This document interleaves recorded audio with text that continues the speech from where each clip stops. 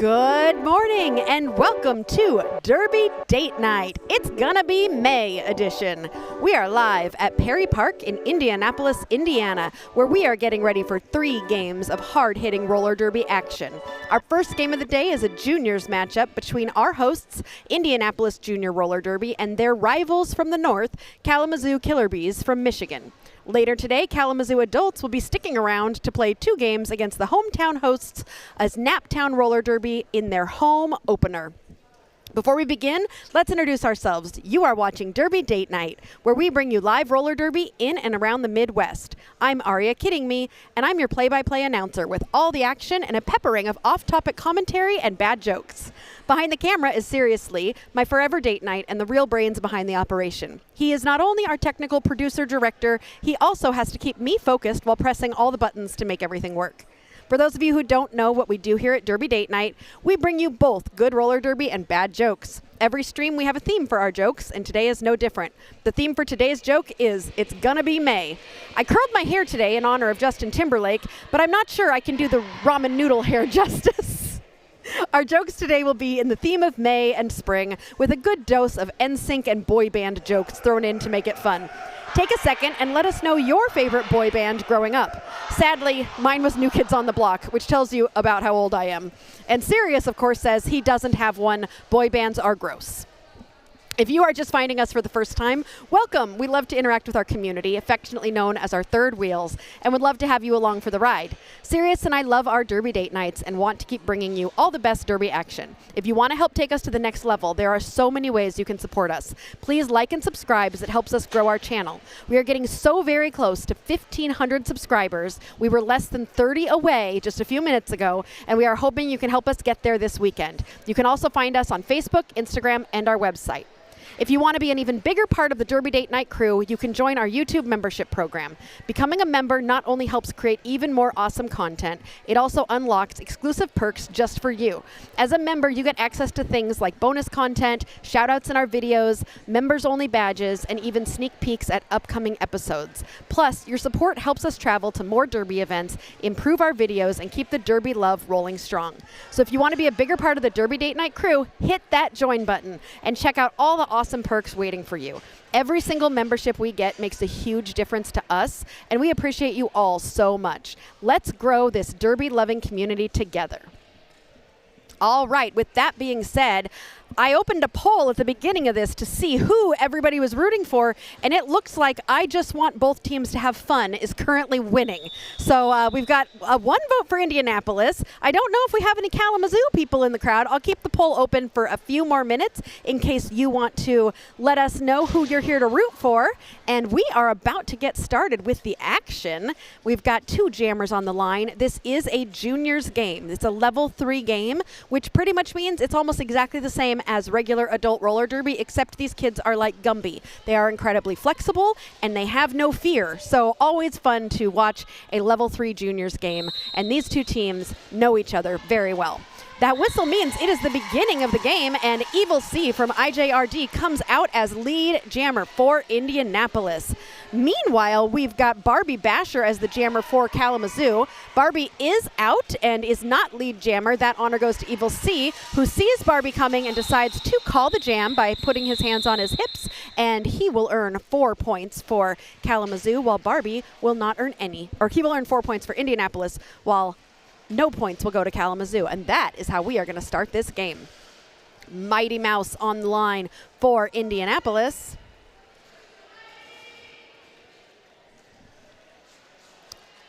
And Fierce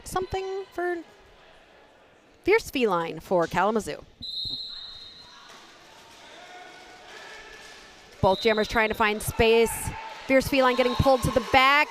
And that opportunity to get lead is taken by Mighty Mouse. Mighty Mouse will now be lead jammer and will come around and be eligible to score points. Meanwhile, Fierce Feline getting pulled to the back by Soul Crusher has that star off and in hand. Mighty Mouse Mighty Mouse not through for 4 points. Mighty Mouse getting a track cut, and so this will be a power jam now for Kalamazoo, and they will have an opportunity to score some points. Never mind, it was a low block, not a track cut.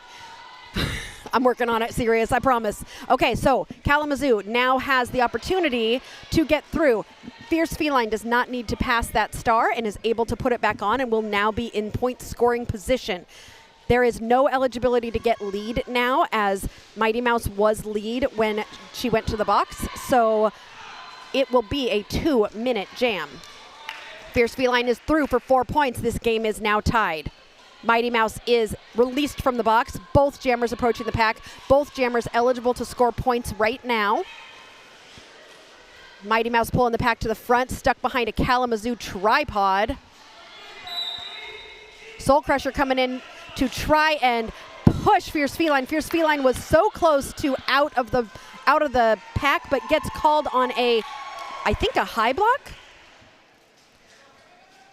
Forearm. Called on a forearm. And this will be another power jam, but this time it's a power jam for Indianapolis.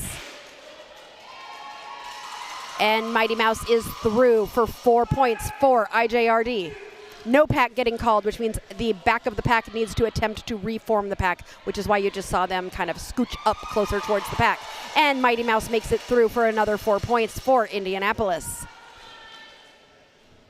Mighty Mouse coming through. Fierce Feline released from the box as the jam comes to an end. No more points will be scored for Kalamazoo. IJRD was lucky to be able to turn that unfortunate power jam around and be able to outscore Kalamazoo by 4 points in that jam. IJRD 16, Kalamazoo 8. Punky Bruiser on the line for IJRD. And Angel of Anger, nope, Princess Leia out for Kalamazoo.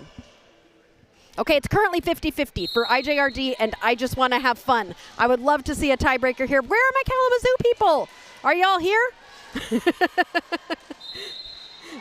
All right, looks like a lead jammer going to Princess Leia out from Kalamazoo, but followed closely by Punky Bruiser. These two jammers are going to race to the pack. They're both in the pack right now. Princess Leia out getting around Angel of Anger to get through. Punky Bruiser taking a hit and unfortunately does not notice that she was getting pulled back by the pivot there and gets a track cut.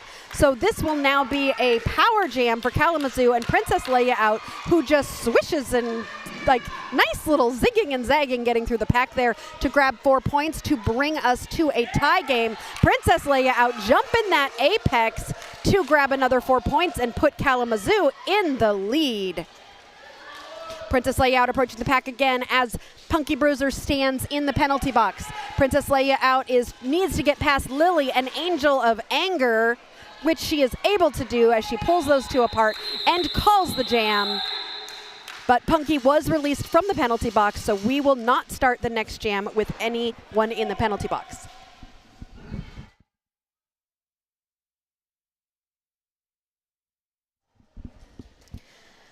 Okay, Kalamazoo 24. They are up by 4.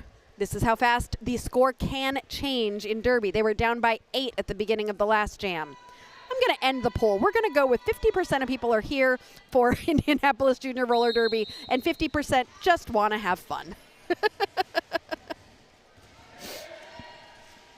All right, we have got Barbie Basher for Kalamazoo and Lil Patience for IJRD. Barbie Basher getting pulled to the back at the beginning of that.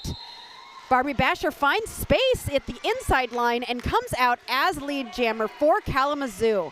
About half a track ahead of Lil Patience, who is also able to get out of the pack.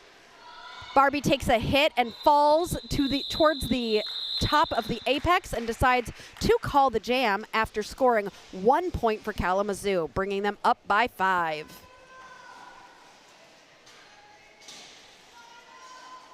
Evil C on the line. Did you see how he just stuck his tongue out at the bench? That was cute.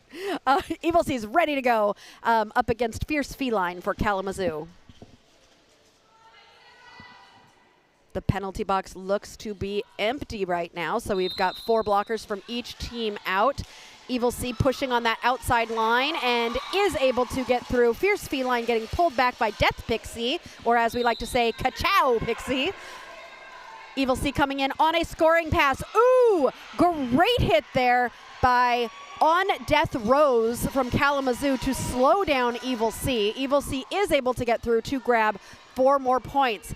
Fierce Feline, meanwhile, taking that star off, I think just passed it to the pivot, who is now the jammer for Kalamazoo. That is Princess Leia out, who we saw doing some successful jamming in the last jam. Evil C just kind of like, almost like he's walking through the wet grass with his legs up high, just kind of step, step, step, gets right through the pack for 4 more points. Princess Leia out was able to get through and is going to force that call off, but not before IJRD takes the lead back from Kalamazoo. We got us another lead change. Cha-ching! That doesn't really sound like loose change. I want it to sound like somebody shaking a cup of change. Like when you used to go to the casinos and you would shake the change, that's the sound. But I'll just say cha-ching because I can't make that sound. I'm not going to try either. I just looked at Sirius like I was legit going to try, and then I was like, no, that's not a good idea. Mighty Mouse on the line waving to her adoring fans for IJRD and is going to be up against Barbie Basher. Barbie getting pulled back by World War Boom.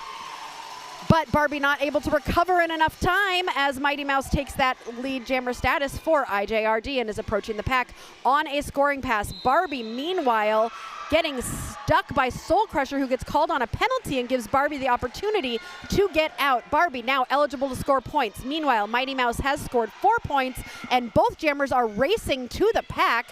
Looks like Mighty Mouse is going to let Barbie Basher score some points. Both jammers out of the pack right now. Mighty Mouse is behind Barbie Basher, looking at the crowd, decides to call, looking at her coach, decides to call the jam. IJRD outscoring Kalamazoo by 4 points in that jam. IJRD retaining the lead. Were they the lead at the beginning? It's changed so many times, I don't even know. I think they're retaining the lead. Sirius is like, I don't know. I'm busy moving the camera around. Oh, a little bit of camaraderie between our jammers that are lining up. Pixie and Fierce Feline will be jamming for us in this next jam. Pixie stuck at the back. Fierce Feline hopping up that inside line to get around Lilyhammer to become lead jammer for Kalamazoo. Pixie attempts to get out, but is stuck around. That's that same blocker, On Death Rows. Aptly named. Try to get past On Death Rows, and that's where you're headed, to the throes of Death Row. It's a hard place to be. Fierce Feline on a scoring pass right now had gotten pushed out by Lilyhammer, who's going to slow down Fierce Feline. Punky Bruiser was able to get out and is now approaching the pack on a scoring pass. Fierce Feline has not been able to get through for those first 4 points, so both jammers currently in the pack trying to find that space. Punky getting hit to the outside. Feline stuck behind a tripod of very strong blockers. Feline busting through that tripod, has to get past Soul Crusher, is able to stay in bounds to get out. Punky was also able to get out, though, and both jammers will score 4 points. I don't think this is a palindrome series, it's just double numbers. 44-33. It's pretty. It's just pretty. Not a palindrome, but pretty. Something that we always like. Pretty numbers here. Oh no, serious. I just went to try and drink my drink, and I don't think I can with the microphone. I need a straw. Oh, I'll get it later. Somebody bring me a straw. Little patience on the line. We are about 10 minutes into this first half, so we are a third of the way through. Little patience on the line against Princess Leia out. Little jammer on jammer action at the beginning there with both jammers doing some blocking. Both jammers stuck at the pack, but Princess Leia out was able to get around on the outside and get lead jammer. That is hard to do as a jammer when you get space on the outside because you have a little bit further to go than when you get by on the end around the outside again. Princess Leia out grabbing 4 more points for Kalamazoo Killer Bees. Lil Patience still stuck in that pack, getting some offensive help from their blockers, but still struggling to get through. Soul Crusher chasing Princess Leia out to try and slow her down. It does not work, and he ends up getting a penalty and will be headed to the penalty box for the, I believe, second time. All right, almost out of the pack is Little Patience. Great one-on-one blocking being done there. by Peekaboo from Kalamazoo. Little Patience was able to swing all the way around Little Peekaboo to get out and be able to, I don't know if she forced the call off or if that went the full 2 minutes. That was a long jam. 45, Kalamazoo has again taken the lead, and we have another lead change. Cha-ching. Jingle, jingle, jingle, jingle.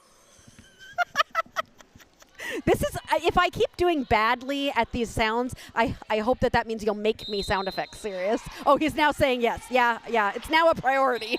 Evil C jamming for Indianapolis and Barbie Basher for Kalamazoo. There was a very quick track cut called on Evil C, who is headed to the box. Barbie Basher is your lead jammer for Kalamazoo and gets into the pack, but also gets called on a penalty and will be headed to the box as well.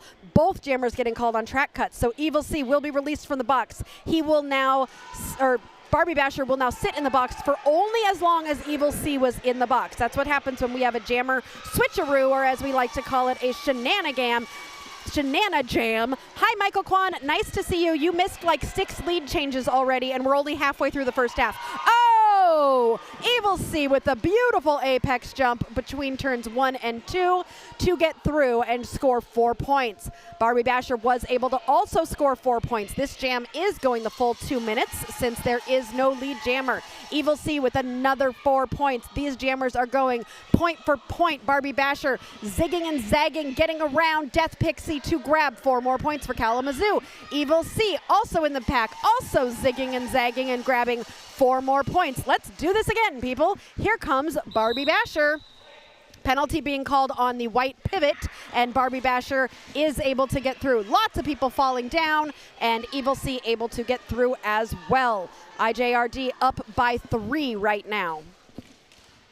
Barbie Basher back in the pack. Barbie Basher trying to stay in bounds, is not able to stay in bounds and gets called on yet another penalty. We will start with a power jam for IJRD in the next jam. Meanwhile, Evil C has scored another 4 points and now has the rest of this jam, which is only 5 more seconds to score a few more points. Did he get all 4 points there? I think he did. Another penalty was called on, I believe, Soul Crusher, a directional at the end of that jam. No, not Soul Crusher. Somebody, it was the pivot for Kalamazoo, getting called on a directional at the end of that jam. Yes, Serious, I'm grabbing my laminated penalty chart, especially since Michael Kwan is in the chat. I got to get my penalty tracker out here. All right, I got my penalties. I'm ready to go. Mighty Mouse is going to take this power jam for IJRD while Barbie Basher waits in the penalty box on a track cut. Barbie is standing, so only 10 seconds left in that penalty.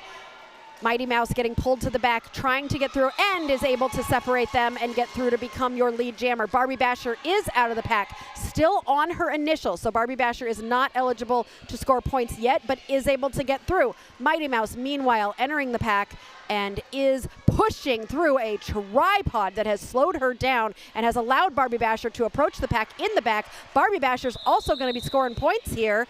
And looks like this is going to be another 2-minute jam because Mighty Mouse is headed to the penalty box. So Barbie Basher will now have her own power jam, and Kalamazoo will have the opportunity to try and nick into this lead that has been established by IJRD. Kalamazoo currently 10 points behind. Never mind, because Barbie Basher's going to go to the box again, and we have another jam while Mighty Mouse goes back into the pack. Barbie Basher will only sit for as long as Mighty Mouse sat, so Barbie is already standing. Mighty Mouse able to get through the pack to grab 4 more points for IJRD. Barbie Basher is coming around. Both jammers eligible to score points right now. 47 seconds left in this jam. Both jammers in the pack. Mighty Mouse thought she got through, but another track cut, and Mighty Mouse will be in the box. Looks like she will be released before the end of this jam, but not in enough time to score points. So the only point scorer looks like for the next 26 seconds is going to be Barbie Basher if she can get through this pack. IJRD doing a great job, or Kalamazoo doing a great job holding her. Lilyhammer pulling her all the way to the back. And Barbie is almost through, takes a hit from I think that was Mad Max pulling her all the way to the back, and looks like she will be able to only get whatever points she had in the pocket there. So that looks like 3 points, and Eric calling for an official review. Those of you can see Eric up on the chat. He is a co-host and one of our, I think the original, not the original third wheel, but one of the original third wheels, and such a big supporter of our channel, and usually letting us know what he is official reviewing. Wondering if he's going to look over here and try and do sign language to tell me what he's official reviewing. He may even type it in the chat. You never know. Serious? You're complaining that it's cold? We're in Perry Park. It's always so hot. But this is the first game in Perry Park, and it was literally an ice rink yesterday. That's why you're cold. And that's also why we didn't have a lot of time to set up, because they had to get rid of the ice rink yesterday. So that's why. But look, we're set up. We did it. We're here. Barely. We have internet. Somehow Sirius is getting internet from our car, I think. Our car is plugged into something. That's all I know. I don't know the technicalities around it. But somehow we are plugged into our car, and I hope that he taped up the windows enough that rain won't go into the car. We're a very professional organization here. We at Derby Date Night. We don't do any silly shenanigans like draping cords that come out of our car to get us internet. You know what? It's because you all are so important to us, and we know having a good stream that you can watch is so important to you, and so that is why we do things like this. Also, Sirius, you're just a man who likes to do, whatever you need to do to make things work. So you've been spending the past few weeks cutting things and putting holes in things to have cords come through, and using the what's that thing called that cuts plastic? Dremel. Yeah, that's it. That thing. My technical expertise is really showing here. Well, while we're in this official review, I better tell you some band boy jokes, Sirius. You want to hear some good jokes about NSYNC? I know you do. Why did the Backstreet Boys break up? They weren't NSYNC.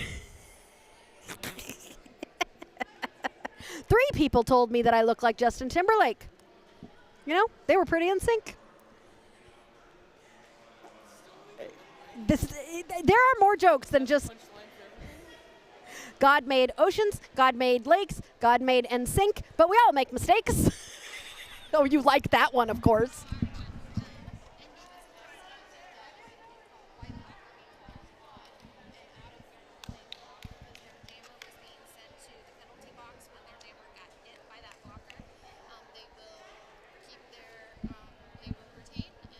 They will get a penalty.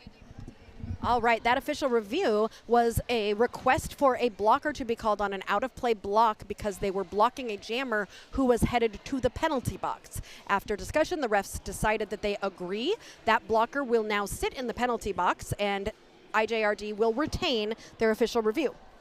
And I need my pencil, because that's how I take notes when they tell me things on official reviews. Woohoo! I found a pencil very quickly. Giving Eric a thumbs up. Good job on using your official review. He looks stressed, doesn't he? He just looks a little stressed. Probably because we've had about 6 lead changes. I would be stressed too. These two teams are very similarly matched, and definitely a hard game, I would guess, for both coaches. I've seen both these coaches a lot over the past few years, and I know that these two teams are both very talented. They've got a lot of great skills, and a lot of these kids have been playing for a long time. Princess Layout is on the line for Kalamazoo, and Punky Bruiser is lined up for IJRD. I'm going to use my calculator that I have to tell you that we have oh, that didn't work. I tried to do 74 minus 61, and I think I divided it. I don't even know how to use my calculator. 13-point game. Using my calculator is just going to take more time. We'll have to see how this works. Thanks, Bloomington Roller Derby, for my new calculator. I appreciate it. Oh, Michael Quan, it would be so fun if you came out and we could you could work a game that we were streaming. That would be so fun. Princess Layout is lead jam. Punky Bruiser is lead jammer. Princess Layout chasing Punky Bruiser down. Punky getting through and grabbing 4 points. That's how you do it. Keeping the other team, I think, scoreless. Grabbing 4 more points for IJRD.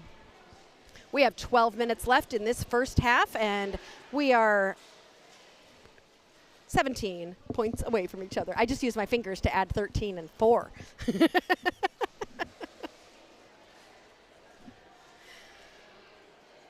Little Patience lining up for IJRD and Barbie Basher for Kalamazoo. The whistle blew and nobody moved for a second, but then Barbie decided to just physically push everybody forward. Little Patience going back and forth a little bit, trying to find a hole. Barbie Basher pulling the pack a little bit to the front while Little Patience continues to try and get around. Looks like Crazy K doing some great one-on-one blocking there, but Kalamazoo able to get out. Barbie Basher will be your lead jammer for Kalamazoo, who is trying to cut into this lead that Indianapolis has established. That's going to help as Barbie Basher sails through the pack and grabs 4 points. Meanwhile, Little Patience getting pulled to the back by Crazy K. Crazy K has got Little Patience's number, I feel like. These two and the way that Crazy K is doing this one-on-one blocking is very difficult for Little Patience to get around. If I were the coach, I would be putting those two up against each other because definitely helping keep Little Patience back. Meanwhile, Barbie Basher in the pack got slowed down that time, but did grab another 4 points. IJRD still on their initial, not currently scoring points. Barbie Basher coming around for a 3rd scoring pass. Okay, that star was passed. Soul Crusher now the jammer for IJRD as Barbie comes through for another 4 points for Kalamazoo and calls the jam, I think bringing them within 2 points of IJRD with 11 minutes left in this first half. You think we're going to have another lead change, Sirius? You do? Well, we'll see. Evil C's not going to make it easy, though, for On Death Rose. Oh, nice. My new favorite blocker, I get to see jam. This will be fun. I really like watching On Death Rose block so far, and they've definitely noticed them out here, so I'm so curious to see how they're going to do as a jammer. Oh, beautiful straight pecs jump by Evil C, but he was not able to stay in bounds and gets called on a track cut, but then, ooh, both jammers are going to go have a very short time in the penalty box, but that means that there is no lead jammer for this entire jam. Evil C released. On Death Rose also released. And this is going to be a 2-minute jam. Currently, nobody's scoring points because both jammers are still on their initial. So this is going to be a very interesting jam. I'm looking at the penalties because I feel like there's been a lot, but there really hasn't. The most anybody has on either team is 3. So it's really not as many as it might feel like. They've been pretty well drawn out. Evil C was able to finally get some purchase with getting through and does a little tiny apex jump to grab 4 points for IJRD. Kalamazoo, meantime, On Death Rose is continuing to push forward, getting stuck behind Lilyhammer. Lilyhammer pushing On Death Rose out to the outside and pulling On Death Rose back. Meanwhile, Evil C has made it through the pack again. Oh, beautiful. He pulled that tripod to the inside and immediately zagged to the outside to grab 4 more points. On Death Rose was able to get out of the pack and will now be eligible to score. Evil C sees the apex. So I asked somebody a while ago, how do you stop people from jumping the apex? And the answer a coach gave me was, don't stop on the apex. If you're in a pack and you are trying to figure out how to stop an apex jumper, get your pack to move forward or back so you are not on the apex. That's the best way to stop an apex jumper, which Evil C is. Both jammers scoring points. On Death Rose has 3. Evil C, with the biggest jam of the day so far, now has 24 points with 8 seconds left. On Death Rose getting 4 more points, 24-7. I think that might be it as this jam comes to a close.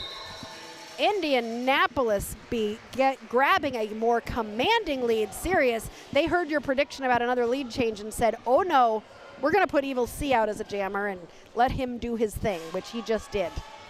He's so fun to watch, really. Truly very fun to watch. All right, 8 minutes left in this first half. IJRD 102, Kalamazoo 83. Using my handy dandy calculator, that is a difference of 19 points. I love this calculator. This is awesome. Mighty Mouse up against Princess Layout. Princess Leia out for Kalamazoo, but Mighty Mouse is not going to make this easy and is going to be chasing down Princess Leia out as both jammers are approaching the pack on the apex between turns 1 and 2. Princess Leia out takes a little bit of a fall. Mad Max able to slow Princess Leia down a little bit, but she is through, and these two jammers are going to race together to the pack. Princess Leia out still lead, still controlling this jam. Both jammers currently scoring points. Mighty Mouse through for another 4 points. Princess Leia out decides to call the jam, and unfortunately for Kalamazoo, even though they had lead, they were not able to outscore IJRD in that jam. That's a hard decision to make sometimes when you have lead and you want to score points. You got to quickly assess who is that other jammer and do I have a better chance of getting through and scoring points than them. That's a tough one, and it's, you know, you never know what the right decision is until the jam is over. Everybody can, what's the word, backseat quarterback all day long. Or what's the word when you say it afterwards? Like Monday quarterbacking? Yeah. So you can look at it and be like, oh, they shoulda, coulda, woulda, but you never know in the moment. Afterwards, you're always like, oh yeah, totally should have done that. You don't know. You don't know until you're actually in the moment, and you just have to take a chance.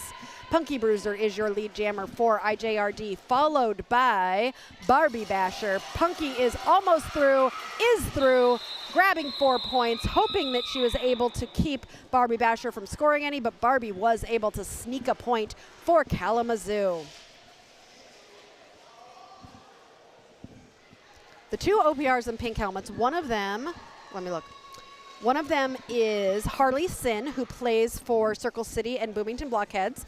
And the other one in a pink helmet, that is Huntress, who you will see later as on Naptown, is a member of the Naptown Sirens. So, Michael, that equals you are just feeling old because both of them are adult skaters who skate for teams in the area. I will tell them, though, that you think that they look young. I think they will appreciate that. Princess Leia out, lead jammer, but followed too closely behind Evil C for comfort, and Princess Leia out will call the jam after scoring 1 point, bringing Kalamazoo to 93. Michael Kwan, that wheel looks really nice next to your name, you know, after you were gifted a membership. You might want to keep that going after a month and continue to be a member and have pretty colors. You know, when you are a member, your name looks different. It has a color to it, and you've got a wheel, and your wheel changes color, and you also get access to special emojis, all sorts of cool things that we try to do for our members. Mighty Mouse jamming against Sparkles of Doom. Mighty Mouse is out as lead jammer for IJRD. Meanwhile, Sparkles of Doom trying to push forward as much as she can, pushing along that inside line, trying to stay in bounds. Mighty Mouse getting stuck in the pack. Sparkles of Doom able to pull apart the pack and get through, and is racing around to try and score points. Mighty Mouse taking a look, sees Sparkles of Doom coming, and calls the jam. Sparkles of Doom there in that in the helmet you might recognize from our South Bend games, because that is the daughter of Unraveled Chaos, number 807. Unraveled Chaos also number 807. I think it's cute that mom and daughter share a number. And Chaos currently is reffing, actually, and just you saw her kind of go by on the screen. Just coasted through on the screen. So I love it when it becomes a family affair, and there are a lot of skaters out here whose parents are actually adult skaters in the adult leagues. All right, lead jammer going to Princess Leia out. Oh my gosh, a 40th high school reunion. No, that's not old at all. You're not old until it's a 90th high school reunion. I don't even know if they're, what do you think the highest high school reunion there is? 75th maybe? Oh, probably not a lot of people. We are going to stop real quickly to check on that jammer, make sure she's okay.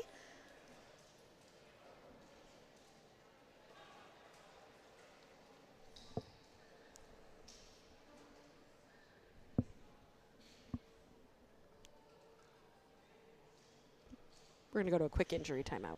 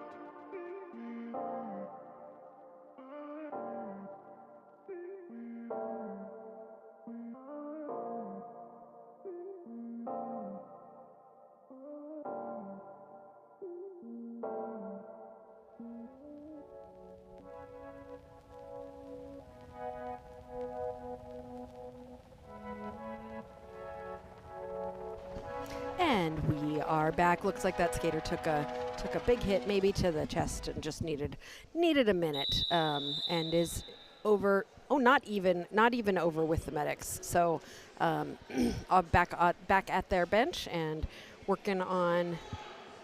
Wait, is she lining up again to jam? That's not her. Okay. It's like, I don't know if I would go out to jam immediately after that. So wishing. I don't know what the juniors rules are for that.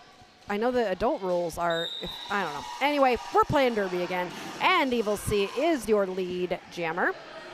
While Barbie Basher, oh, that is Barbie Basher, is going to sit in the penalty box. So this will be a power jam for IJRD and Evil C. While Barbie Basher waits in the penalty box, Evil C has scored 4 points and is coming around to try and score more. IJRD doing a passive offense right now and letting Evil C get through. They're like, we think you can do it on your own. And he did. So they were correct with that. There was a blocker in the penalty box for Kalamazoo, so now Evil C has 4 to get past. Attempts an apex jump, was not able to complete it. Barbie Basher coming into the pack is still on her initial, so not currently scoring points. Evil C busting his way through the pack to get out, and Barbie Basher, using the same space as Evil C found, is also through. These jammers are gonna race to the pack. Evil C calls it before scoring any more points, but he was able to put 12 points on the board for IJRD. 2 minutes and 36 seconds left in this first half, and then we will take a, let me find the schedule for how long, oh, it doesn't tell me how long half times are. 15 minutes. We'll see if it's really 15 minutes, because sometimes they joke with us, but they do what's on the schedule. So I have the official schedule here that says 15 minutes. Also, for those of you that want to stick around, we're going to be here all day doing Derby. So we've got 2 more games coming up after this at 2:30 Eastern Time and 4:50? Approximately 4:50 Eastern Time, which I'm going to round up and say 5 o'clock. Soul Crusher pulling the Kalamazoo jammer back. Mighty Mouse scored 4 points for IJRD. Fierce Feline. Everybody falling down. Fierce Feline has that star off. Might be handing it to the pivot. Mighty Mouse getting stuck in the pack and is able to get through for 4 more points for IJRD.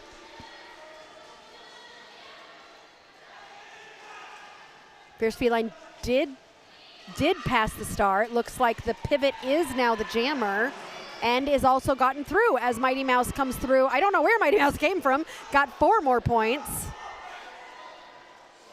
Okay, thanks, Michael. You were correct, Sirius. JRDA, an injured skater whose injury causes a game stoppage, sits out 3 jams. So that is, we were correct. And that was Princess Leia out. So it was Barbie Basher who had come out. It was not Princess Leia out. So Princess Leia out does need to sit for at least 3 jams.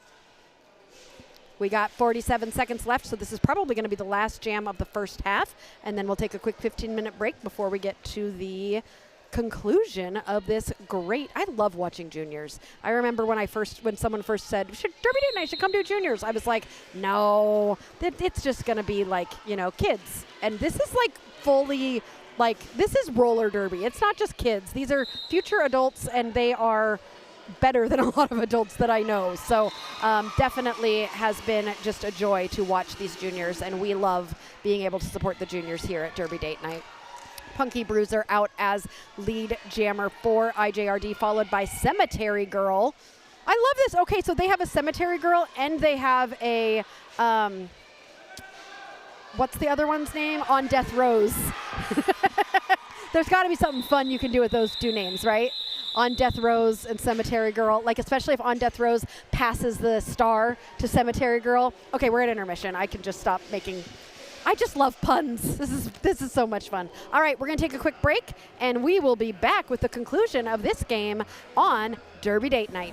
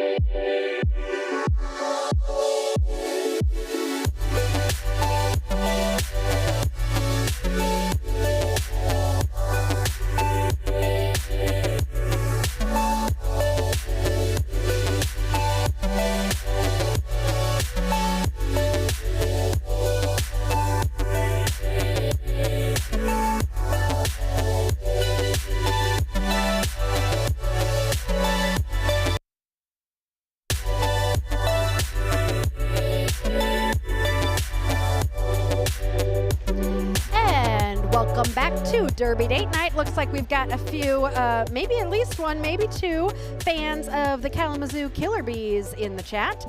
We are halfway through our game between Indianapolis Junior Roller Derby and Kalamazoo Killer Bees out of Michigan, about to get started with our second half. We are here for a whole day of Derby, so we will be streaming, I guess filming, because you can see it tomorrow, but we'll be streaming Naptown's home opener at 2:30, and according to the schedule series, it says 4:50, but I'm guessing that just means 5 o'clock, right? What did you put on the thing? Did you say 5 o'clock? Oh, I don't know. Just turn this channel on and leave it on for the rest of the day. I think just hang out with us. I love our music in between the games and on halftime, so you can just turn us on and leave us on all day. Why not? Excited to see you all here. As a reminder, today is It's Gonna Be May, so my jokes are all Backstreet Boys, NSYNC, New Kids on the Block, boy bands. Those of you who yeah, I don't know what generation, like what boy bands are with what generation. So if you have a second in the chat, let us know what boy band was your favorite growing up, or if you're still growing up, what is your favorite boy band? And I just talked through an entire jam. 2 points for Indianapolis and 1 point for Kalamazoo. We are off to a blaring start. We had a lot of 2-minute jams in the first half, a lot of penalties, sending jammers to the penalty box. Right now, Barbie Basher on Kalamazoo is sitting at 4 penalties, but other than that, nobody has more than 3. I will keep an eye on them because you can get 6 penalties for free and do anything you want with those 6 penalties. Well, not anything, because you can get kicked out of a game if you do something bad enough. But once you get 7, you foul out and you have to go sit down for the rest of the game. So we will keep an eye on anybody getting close to 7, but right now that doesn't seem to be too much of a risk. Barbie Basher is your lead jammer for Kalamazoo, going to be trying to bring Kalamazoo above the century mark, trying to get past that 100 number, but first going to have to get past Soul Crusher, and does so, bringing Kalamazoo to 102. Meanwhile, Mighty Mouse got out of the pack and is approaching the pack on a scoring pass. Barbie Basher also approaching the pack on a scoring pass. Barbie controls this game but is not calling it. Mighty Mouse was able to get through there for 4 points. Barbie still stuck in the pack, decides to call it, having gotten 2 points, so getting outscoring IJRD by 6-4. All right, everybody back lined up. Looks like we have the pivot from IJRD, Soul Crusher sitting in the box. So we will start with a 4-3 Kalamazoo advantage, while Punky Bruiser and Fierce Feline line up for their respective teams.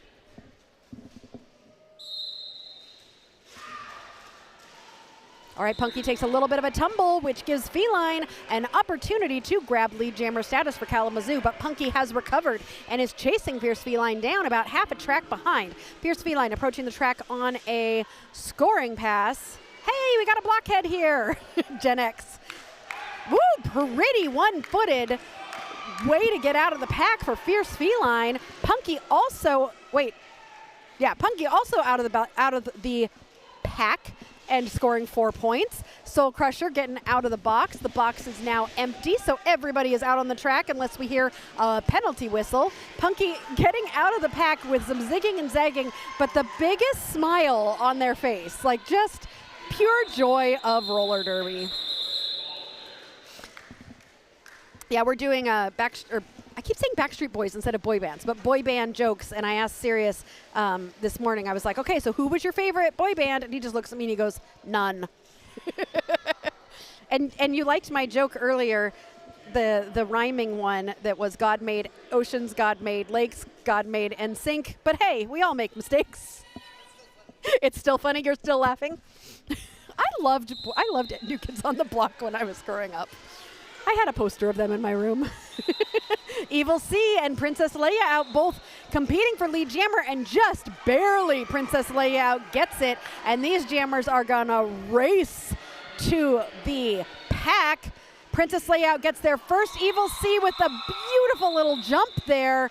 He only was able, I think, to get 3 of the 4 points, and Punky was not able to get any. No, Kalamazoo got 3. He did not get any. It was a pretty little jump, but I think he did not land completely in the way that would get you points. I'm not going to try to be technical serious. Yes, Sunny, you can donate for shout-outs. Actually, let me check with Sirius. Are you able to put... Okay, he said, because we had a very quick setup today, so I wasn't sure if we were able to put your shout-outs on the screen, but we are. If you click that little $ down by chat, that is where you can donate and put your words in that you want to say, and we will put your shout-outs for those skaters up on the screen, so when they're watching this later, they can see your shout-outs. Barbie Basher is in the penalty box. So this is a power jam for IJRD and Mighty Mouse.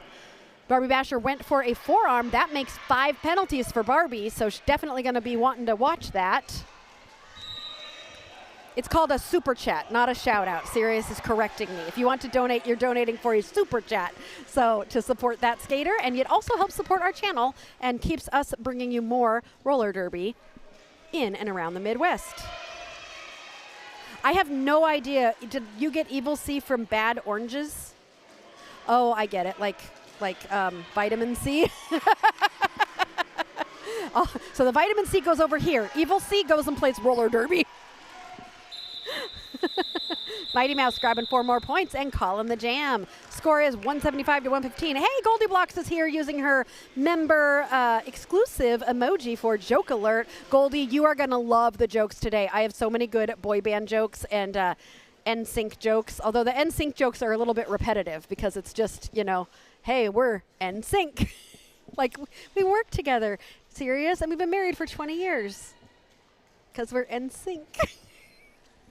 He doesn't want any more jokes like that.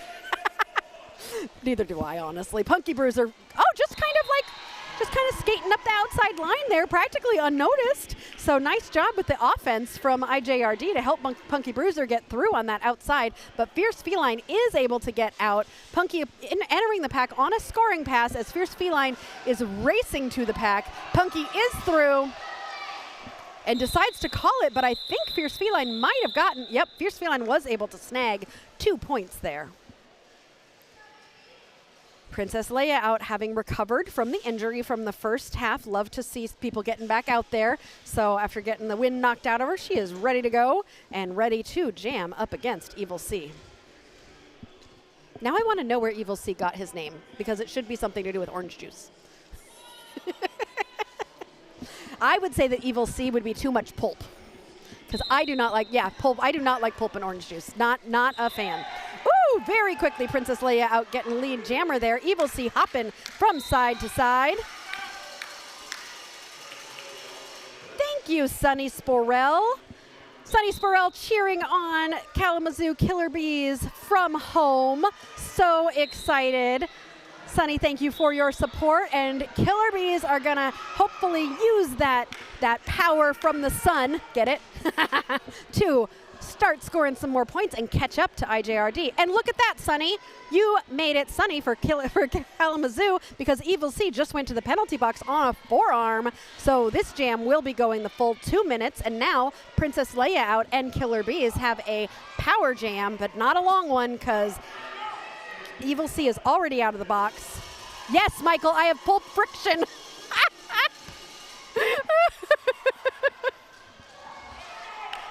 All right, and through for 4 points. Princess Leia out. Look at that turnaround. Sunny Sporell brought to the team. Evil C back out with 4 more points for IJRD. Princess Leia out took a little tumble at the back of the pack. Is back up, but stuck behind a tough tripod. Beautiful apex jump there by Evil C to grab 4 points. How do these juniors get so high in the air when they do these apex jumps? Like, ridiculous. Princess Leia out also was able to get out and has scored 4 more points. These jammers have almost gone point for point. 21 seconds left. Princess Leia out, getting stuck at the back of the pack as Evil C comes around to try and bring his total to 20. What was his biggest one so far? I think it was 24. So he would, I don't know. I don't think he's going to beat it, because he needs to get through, which he does, but he only has 2 seconds left. So he's not going to get any higher than 20, and 199 for IJRD. Princess Leia out doing the work to grab 14 points for her team to bring them to 132. And using my calculator, I'm just having fun with my, Hey, this is solar powered. It's not working. I don't have any light in here. All right, it is a difference of 67 points between these two teams. Now I can sound smart. Although if I announce that I'm using my calculator every single time, that is not helping with the illusion that I'm smart. Mighty Mouse and Barbie Basher lined up for their teams. Lots of whistles happening, and I don't know. Okay, Barbie Basher getting pulled to the back of the pack while Mighty Mouse has gotten out of the pack to become lead jammer. Barbie Basher sweeping around the outside while Mighty Mouse coming through the inside. Both jammers getting through, but only IJRD will be scoring points as Barbie Basher has just left the pack and will not be allowed to score any points in this jam because Mighty Mouse called it.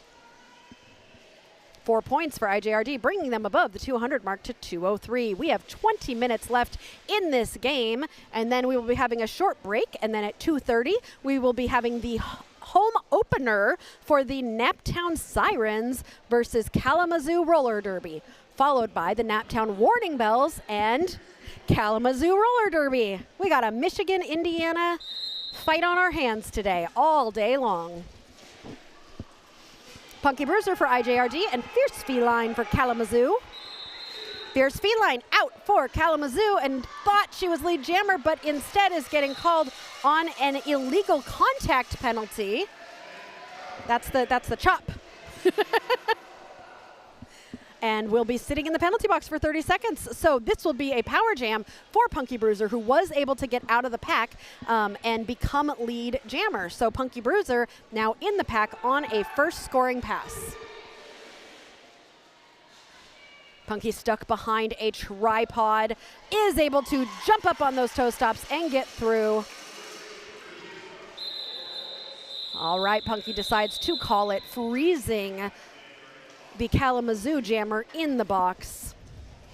So Fierce Feline will start this next jam in the box while Evil C will be lead jammer. Not necessarily. I am getting ahead of myself because Fierce Feline could come out of the penalty box and become lead jammer if Evil C has not yet established lead jammer status by the time Fierce Feline comes out of the box, as long as Fierce Feline doesn't take that star off. So Fierce Feline has less than 10 seconds in the box because she is standing. Evil C zooming around. IJRD is ready for Fierce Feline as she's coming out of the box. Evil C is lead jammer for IJRD. Fierce Feline trying to sweep from side to side. Has to get past Mad Max up at the front and gets through. But Evil C has already come. Oh no, Fierce Feline getting another penalty. Will be headed to the box. So this is a second power jam for Evil C and IJRD. Evil C calling it, so Fierce Feline is about to have her third jam as jammer. Oh, okay, you're gonna have to, from Olive, is that Olive? Put him in the dirt, Cemetery Girl. Love you, Mom, watching from Alabama. I love Cemetery Girl's name, Mom. Oh, fabulous.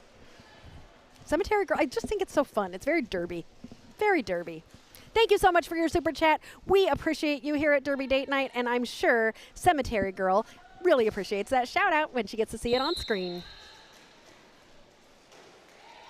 Fierce Feline starting in the box, and this is going to be a longer one. So Mighty Mouse has got about 30 seconds to try and establish lead jammer, but is also getting a penalty. So she will sit down and Fierce Feline will stand up. Mighty Mouse will now stay in the penalty box for as long as Fierce Feline sat in the penalty box. And Fierce Feline coming out of the box and gets lead jammer. The reason why she's able to do that is because no lead jammer had been established by the time Mighty Mouse went to the box. So when Fierce Feline came out of the box, lead jammer was open and Fierce Feline grabbed it. Also grabbing 4 points. Okay, every time we get a super chat for Kalamazoo, Kalamazoo is like, okay, we got it. We're going to score a lot more points. And that's what's happening. Immediate lead jammer for Kalamazoo and points on the board. Mighty Mouse is through. No scoring yet, though. Feline through for another 4, bringing Kalamazoo's total in this jam to 8 points. Both jammers approaching the pack. Mighty Mouse with a spin on the inside line gets through for 4 points. Fierce Feline just pushing through. Some offense coming around from the blockers there, including Cemetery Girl, who got a shout out.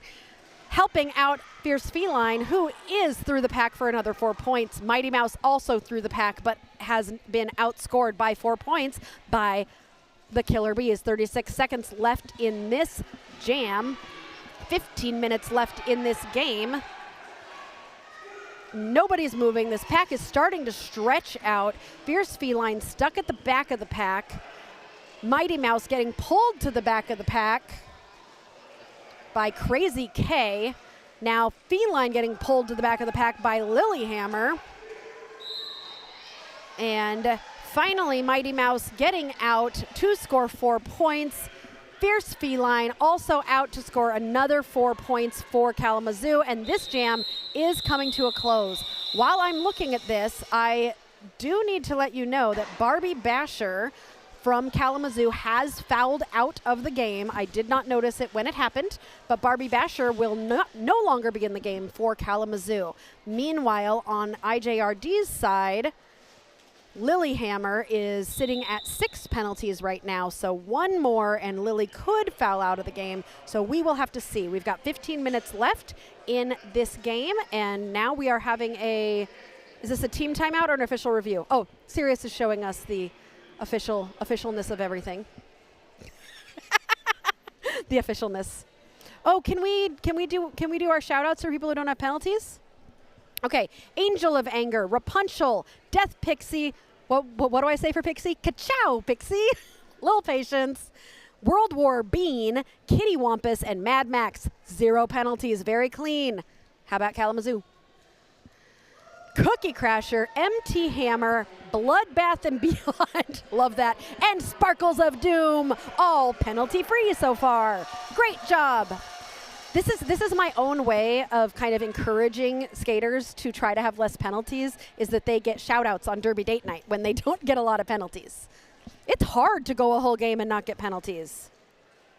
I do not know if Lilyhammer is Norwegian, but I will tell you, Lilyhammer has the most beautiful curls I have ever seen, and I need to know Lilyhammer's hair routine because her hair is in these perfect curls that just, like, they just are amazing. So maybe that's a Norwegian thing. I don't know. Oh, 15 minutes left. You're right, Sirius. Oh my gosh, I totally forgot. We just started doing a new thing that's called Skater of the Game. So I am going to take a second and look at this roster and choose a few people to nominate for Skater of the Game, and then you all get to choose, and then that skater is going to get some extra special stickers from Derby Date Night. Princess Leia out getting called on a track cut, so Punky Bruiser will be lead jammer for this jam. So this is, another 2-minute jam. This is the game of 2-minute jams. Punky Bruiser getting a forearm, so Princess Leia out, coming back out into the pack. Punky also coming back out into the pack because it was not a long penalty. And Princess Leia out is back in the box again? Wait, what's a G? G? Oh, misconduct. Okay. I don't know. Penalties are stacking up over here for, looks like On Death Rose has 5 now. Okay, we need to keep this penalty box empty. But anyway, what I was going to tell y'all, you all get to vote on Skater of the Jam. Punky Bruiser is through. Let me look at the, how do I look for my people, and I need to learn how to multitask is what I need to do. All right, both jammers approaching the pack. Both jammers struggling in the pack right now to get through. Punky is through for 4 points.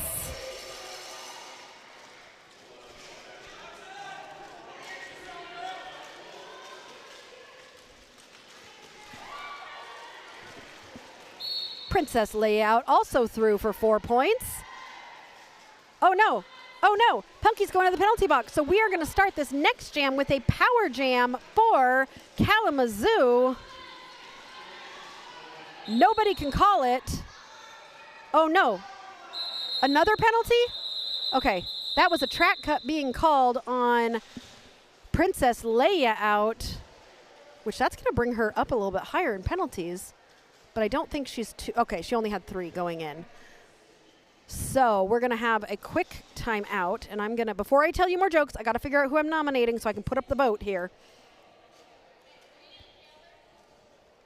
All right, I got it. Sirius, you talk to the chat for a minute while I set up this poll.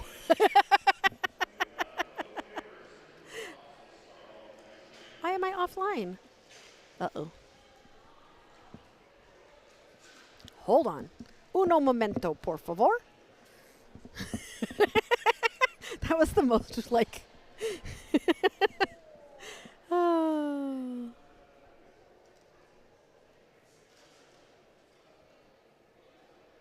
Oh, dear. Okay, we're good. I think. Oh, no.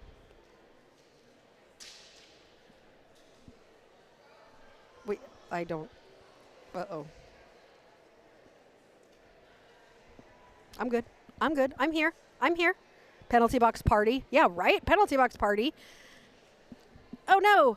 You can't. Now, you can watch before your appointment and after your appointment, but depending upon what your appointment is, you probably don't want to watch during the appointment. Not a great idea. All right, I'm going to try to do this poll again, and hopefully my screen doesn't go all crazy like it did. So, skater of the game, and they will get special stickers from Derby Date Night for being skater of the game. And I will put their names in.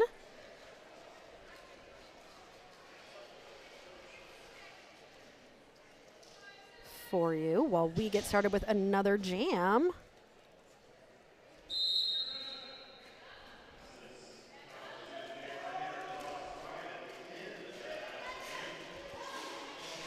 I wish I had somebody who just automatically put it in. All right, here we go. Skater of the game. You guys get to vote between, I chose one jammer and one blocker from each team, so you all can vote for who you think is skater of the game. This poll will close with about 5 minutes left in the game, 4 minutes left in the game, something like that.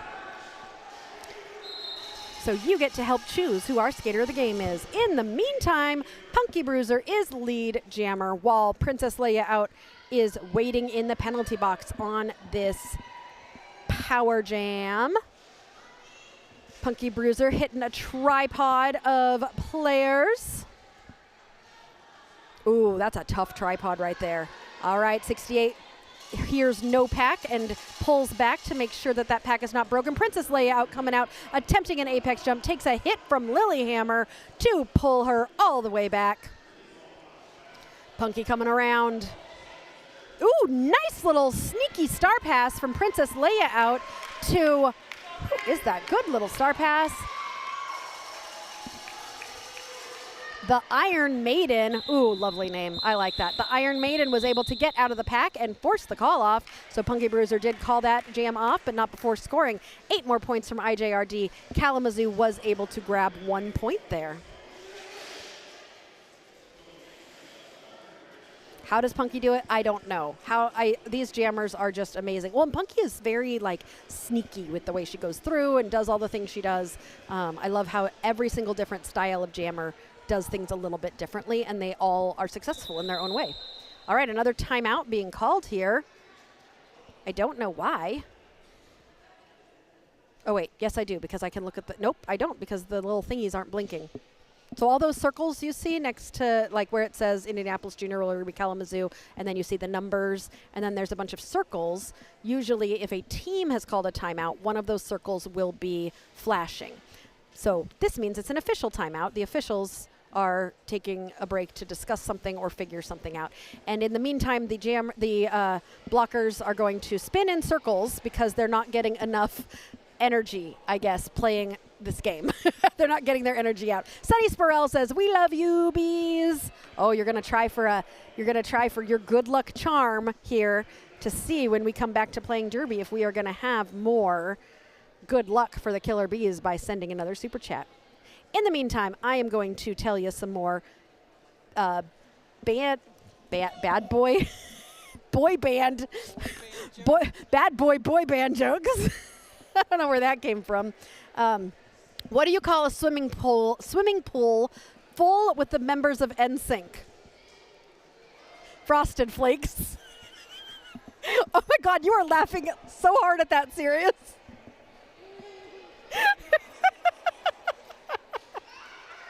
Why did the dad refuse to join the boy band reunion tour? Well, he's already in a dad bod band and didn't think he'd have time for rehearsals. You liked the Frosted Flakes one, serious. At 10 minutes left in the game, the officials circle up to decide post-game pizza toppings, Derby fact. So somebody walked by earlier because we have Eric and Angel brought us a charcuterie board, which sometimes happen, and we've got it all laid out. We always share with the refs and the officials. And one of the officials walked by, and he's like, "That's the fanciest announcer live stream setup I've ever seen. You have a literal charcuterie board." And I said, yes, we do. Because that's how bougie we are here at Derby Date Night. All right, we are back to the action. Evil C is your lead jammer for IJRD, but Fierce Feline is not going to take this one. Oh, a star pass happening from Fierce Feline to Crazy K, one of our skaters nominated for Skater of the Game. Crazy K takes the star and is able to force that call off. Ooh, looks like we've got everybody has votes. Oh, I love seeing that everybody has votes. Punky currently in the lead for Skater of the Game, followed by Lilyhammer, Princess Leia out, and Crazy K. We're going to keep that poll open for a little while longer. Mighty Mouse up on the line, and Cemetery Girl. Mom, your daughter's out there going to be doing some things with that, with the jammer hat on. Oh, Cemetery Girl just running up that inside line. I do not know how she got through, but she did and was pretty much untouched. Just saw the hole and was like, "I'll take that, thank you very much." And Mighty Mouse getting a penalty, so this is going to be a power jam. You did it, Sunny Spurrell. Seriously. Another super chat for Kalamazoo, and Kalamazoo gets lead jam, and IJRD goes to the penalty box. So Cemetery Girl has scored 4 points. Oh no, Lilyhammer's headed to the box. Does that make 7? Oh no, I was really hoping she wasn't going to foul out of this game. That's a foul out. Okay. Cemetery Girl is through. But you know what? There's only 8 minutes left. Lily's been really working on the penalties, so she's been doing good. Okay, Cemetery Girl is in the pack. So is Mighty Mouse.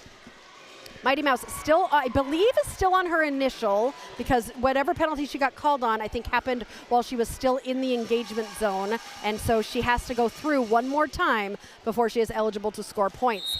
Mighty Mouse is through.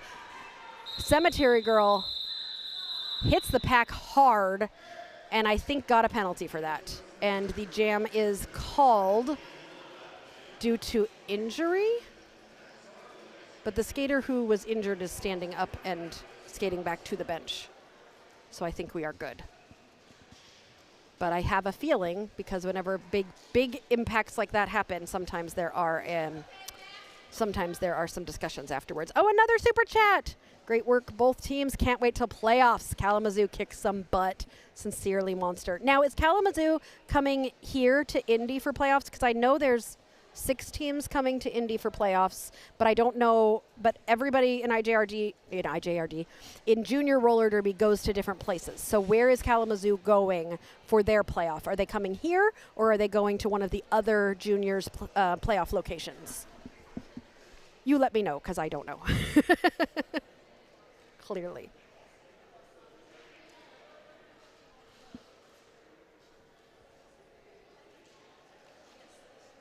Okay, I guess I should tell some jokes, because it's getting too quiet in here.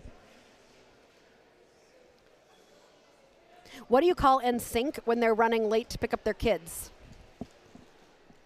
N stuck in traffic. I know it's not funny. Okay, I'm going to find out what that official... The jammer.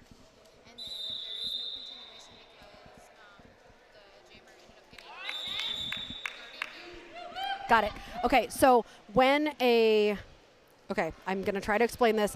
When a penalty happens and a jam gets called for injury, when a jam gets called for injury, the team that was leading, so Kalamazoo had more points than Indianapolis, they get a choice on whether or not to do a continuation of the jam from where it stopped, or they can just start the jam over. Because the jammer got a penalty at right at the end of that, and they're going to be sitting in the box, Kalamazoo did not want to do a continuation, which is very smart because you wouldn't want to continue a jam when your jammer has to sit there for 30 seconds. So they're just going to start a new jam. So this is going to be a new jam and a power jam for IJRD, and the refs are continuing to discuss. So, oh, out of sync. You know, Goldie, that would have been better if I said they were out of sync, but yeah, that would have been a much funnier way to say that. Oh, black and blue grit. What's Sirius pointing at? Okay. Why did the boy band, oh, there's a joke in here. Meg, why did the boy band start a vegetable garden? They want to have some fresh beets. That one's good, Meg. I like that one. Okay, so Munster says yes. So you will be here in Indy.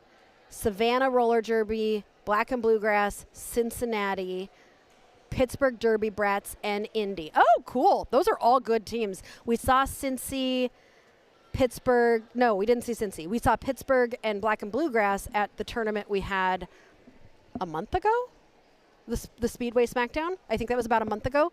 So that'll be fun.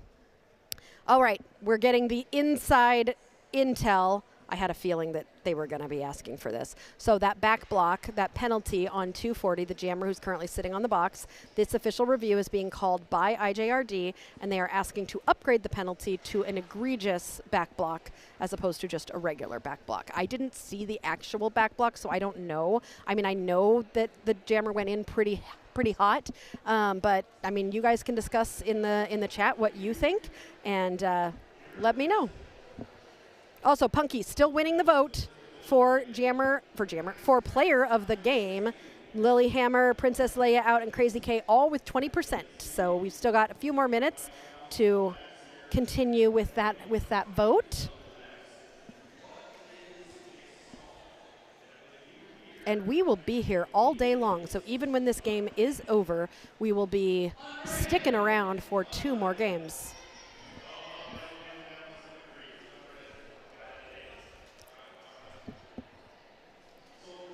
Anybody excited to see Naptown in their home opener later? Naptown is one of the teams we have not seen yet this season. They start their season a little bit later than some of the other teams, and I'm excited. I was looking at the rosters last night for both Naptown and Kalamazoo. A lot of familiar faces going to be playing. The first game is going to be a sanctioned game, which means it will count for rankings and points. Sirius, you missed the cartwheel. Juniors, I mean, seriously, cartwheels on skates? Like, really? And then she held up her hands like, ta-da! Just easy. I can't do a cartwheel not on skates, much less on skates. Goodness. Oh, goodness. All right. Look at those refs seriously discussing whether or not they think that back block was egregious. There's like 4 of them talking. Oh, no, 5 of them are talking. Everybody's talking. Croc is looking very seriously at Tough Tone. Tough Tone's the head ref, the one holding the red whistle. And so he's being very official. Should we just say what they're talking about? So, after this game, pepperoni or sausage? And here comes Harley to tell us what's going to happen. Nope, she's not going to tell us what she's going to tell. She can tell scoreboard first. I appreciate that she went to Derby Date Night before the scoreboard, although I do agree, scoreboard is a little bit more important for them to know than us to know. Again, they're done with the back block. This is serious pizza topping stuff. Okay, I know what the penalty was. I know what he was asking for, so I just need to know whether or not you are upgrading. Got it. Thank you very much. All right, so the unsafe, yeah. Okay. So after discussion, the referees did decide that that was a egregious back block, so the skater will be expelled for unsafe skating, and the captain for Kalamazoo will now sit the rest of that penalty, I believe, as the jammer. Oh, no, wait, not the captain. Oh, yes, the captain, who happens to be Princess Leia out, so nice that they happen to be a jammer. Oh, wait, I just realized I was the captain so many flippin' times. If the jammer had fouled out, I would have had to sit as the jammer? Luckily, I was a pivot, so I think I could have handled it. So this is a power jam for Mad Max, who we spent a lot of time last weekend watching. They play so many games. Soul Crusher doing some offense to clear out the line for Mad Max. Mad Max getting a little bit stuck in there, but is making forward progress. The pack is starting to stretch out. Mad Max trying to pull that pack to the front. Oh yes, Monster Chicken Bacon Ranch, you're my favorite person. I always love to get Chicken Bacon Ranch. It is my favorite. You know what else is good is, what's that, not caprese, but like margarita pizzas. Those are good too. Okay, you all got me hungry. Princess Leia out, coming out of the box and getting lead jammer. Max still struggling between third and fourth turns. Princess Leia out, coming in and sweeping around and getting through on the inside line to get 4 more points for Kalamazoo. Princess Leia out, coming in again. Mad Max getting pulled to the back, has the star off. Crazy K doing that one-on-one blocking that we've been seeing Crazy K do all day long. Wait, Sunny, what do you mean what? Sunny, do you not like Chicken Bacon Ranch? What's your favorite kind of pizza? How can you not like Chicken Bacon Ranch? It's the best. It's chicken and bacon and the best topping ever made, ranch. You know, I wasn't born in the Midwest, but because I love ranch so much, I think I've always been Midwest at heart. Okay, Derby happened, and Princess Leia out scored 12 points for Kalamazoo Killer Bees in that jam with 6 minutes left in this game and only like 1 minute left until we close our poll for Skater of the Game. Punky Bruiser continuing to be in the lead. Oh, Monster also loves margarita pizza. Monster's after my heart. Like, we like the same stuff. We would go to the pizza place and we would jam out. We could go to Chuck E. Cheese. They actually have really good pizza, like surprisingly good pizza. All right, Fierce Feline is, oh my gosh, look at that tripod. Evil C zigging and zagging and getting around on Death Rose, who has been doing a fabulous job today to get through and become lead jammer for IJRD. Fierce Feline almost through and is through, but is not lead jammer. Evil C has scored 4 points, passes Fierce Feline, and calls the jam. Okay, I'm about to close the poll. Last minute votes, last minute votes. And 8 seconds left. 5, 4, 3. All right, and the poll is closed. Punky Bruiser, your Skater of the Game. Thanks for voting. We love this new Skater of the Game thing. So we will make sure to let Punky Bruiser know that the chat has voted her as the Skater of the Game. All right, Mighty Mouse coming out with lead jammer for IJRD. Peekaboo jamming, I think for the first time for Kalamazoo. Love seeing people start to jam who haven't jammed before. Oh no, Peekaboo getting a penalty. I think a track cut, and so this will be a power jam for Mighty Mouse and IJRD. Oh my gosh, Monster, you're right. I said we'd jam out, and that's a derby pun. Spaghetti and meatball pizza. That's interesting. What's the weirdest pizza you've ever had? Because spaghetti and meatball is an odd one. Have we ever had any weird pizza, Sirius, that you can think of? I do like, what's the one with prosciutto and arugula? I don't know if that's weird, but it's good. But I don't think it's weird. Have you ever had a cheeseburger pizza? Those are kind of weird. Or a taco pizza? Mighty Mouse is lead jammer, but has kind of gotten stuck in the pack on this scoring pass. Peekaboo passed the star to the pivot, I believe, who currently has the star, and that is maybe the Iron Maiden, who now has the star for Kalamazoo. Oh, gross, Teeny. Pickles and banana pepper? You know, One Hit Wanda, if you're watching, One Hit Wanda would be your friend, Teeny, because One Hit Wanda loves anything with pickles on it. Broccoli pizza? 20 seconds left in this jam, 3 minutes left in this game as Mighty Mouse comes in and, oh, geez, is not, I don't know if she's laughing or crying. She's laughing. But we're still going to take a second and make sure she's okay. So we're going to go on a quick break.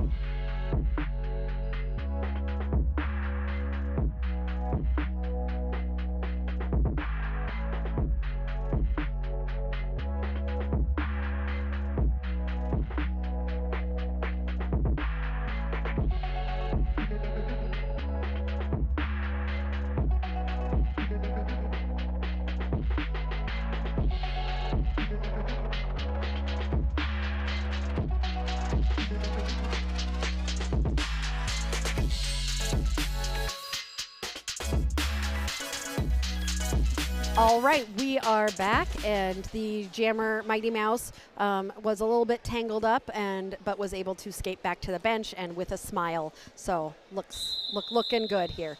Okay, there's a lot of weird pizzas that you guys are talking about. Bananas and curry. Ooh. I do like pickles as well, but not on pizza. I would agree, Monster. All right, we are going to get started with. We might have one. I think we might have 2 more jams left. Maybe 3 if one of them goes real short. Princess Layout jamming for Kalamazoo, and Death Pixie Ka-chow for IJRD. The ka-chow, anytime I say ka-chow, that's Death Pixie's mom saying, I love you to them. Princess Layout getting a penalty, so this is now a power jam for Death Pixie and IJRD. Death Pixie trying to pull that pack to the front. IJRD blockers doing a little bit of passive offense. What happens with passive offense during a power jam is they're going to stay so that as the front pack pulls forward, they keep having to drop a skater so that we can keep that 10-foot bridge. Because if the pack gets too far away from each other, then a no pack is called, and then people start getting penalties. So Death Pixie was able to get through, and they are in the pack on a scoring pass right now. Princess Leia out coming out of the box, already has that star in hand. We got less than 2 minutes left in this game. Princess Leia out got through. That was an initial, so putting that star on, because you can't score points without a star on your head. Coming around to score points, but Death Pixie sees it coming, and they call the jam, and that was fabulous. I'm sure your mom is very proud of you, Death Pixie. Ka-chow. How many penalties Princess Leia has? Let me look. I'm sure they love the fact that I have access to these penalties. 1, 2, 3, 4, 5. 5 penalties. Ooh, I think another foul out happened. No, Barbie. Yeah, Barbie fouled out. Lilyhammer fouled out. And then there was the cemetery girl, unfortunately, is no longer playing. And we got a couple people at 5, but with only probably one more jam. This might be the last jam. Crazy K taking that star. We've seen Crazy K do some pretty crazy blocking, and look at that, jumping around to get a lead blocker status for Kalamazoo. Invited to the penalty box party. I like that. It makes it sound not so, I mean, I'm having a penalty box party right now. Punky Bruiser is jamming for IJRD. We have 34 seconds left in this game. So if Crazy K does not call it, this will be the last jam of the game. Punky Bruiser was able to get out of the pack, puts the star on. 20 seconds left. Crazy K has not called it. Crazy K getting around Max. And Max had that push and pushed Crazy K out of bounds, so Crazy K is going to get recycled to the back. Punky was able to get through. Our skater of the game was able to get through to grab 4 more points for IJRD. Punky in the pack on a scoring pass, jumps around, and gets 4 more points. Crazy K also able to get out. Both jammers are going to finish. So period clock has run out. 42 seconds left in this jam, so this will be the last jam. Congratulations to all these amazing junior skaters. It's so cool to me that they still have so much time to play roller derby because they are going to be amazing. I would not be surprised to see some of these skaters on the national stage at some point. So amazing by both teams. That means that's the end of the game. We have got one last super chat. Sunny Sporell says, win or lose, we love you, Beez. And that is the kind of spirit we like to see here in roller derby. I really like your emojis too. They're adorable. You all have been so much fun chatting with us. We are going to take a quick break in between this game and the Naptown Sirens versus Kalamazoo Roller Derby is going to be coming up here in a little bit less than an hour. We'll put a countdown clock up when we can, and you can stick around and listen to our beautiful music here on Derby Date Night.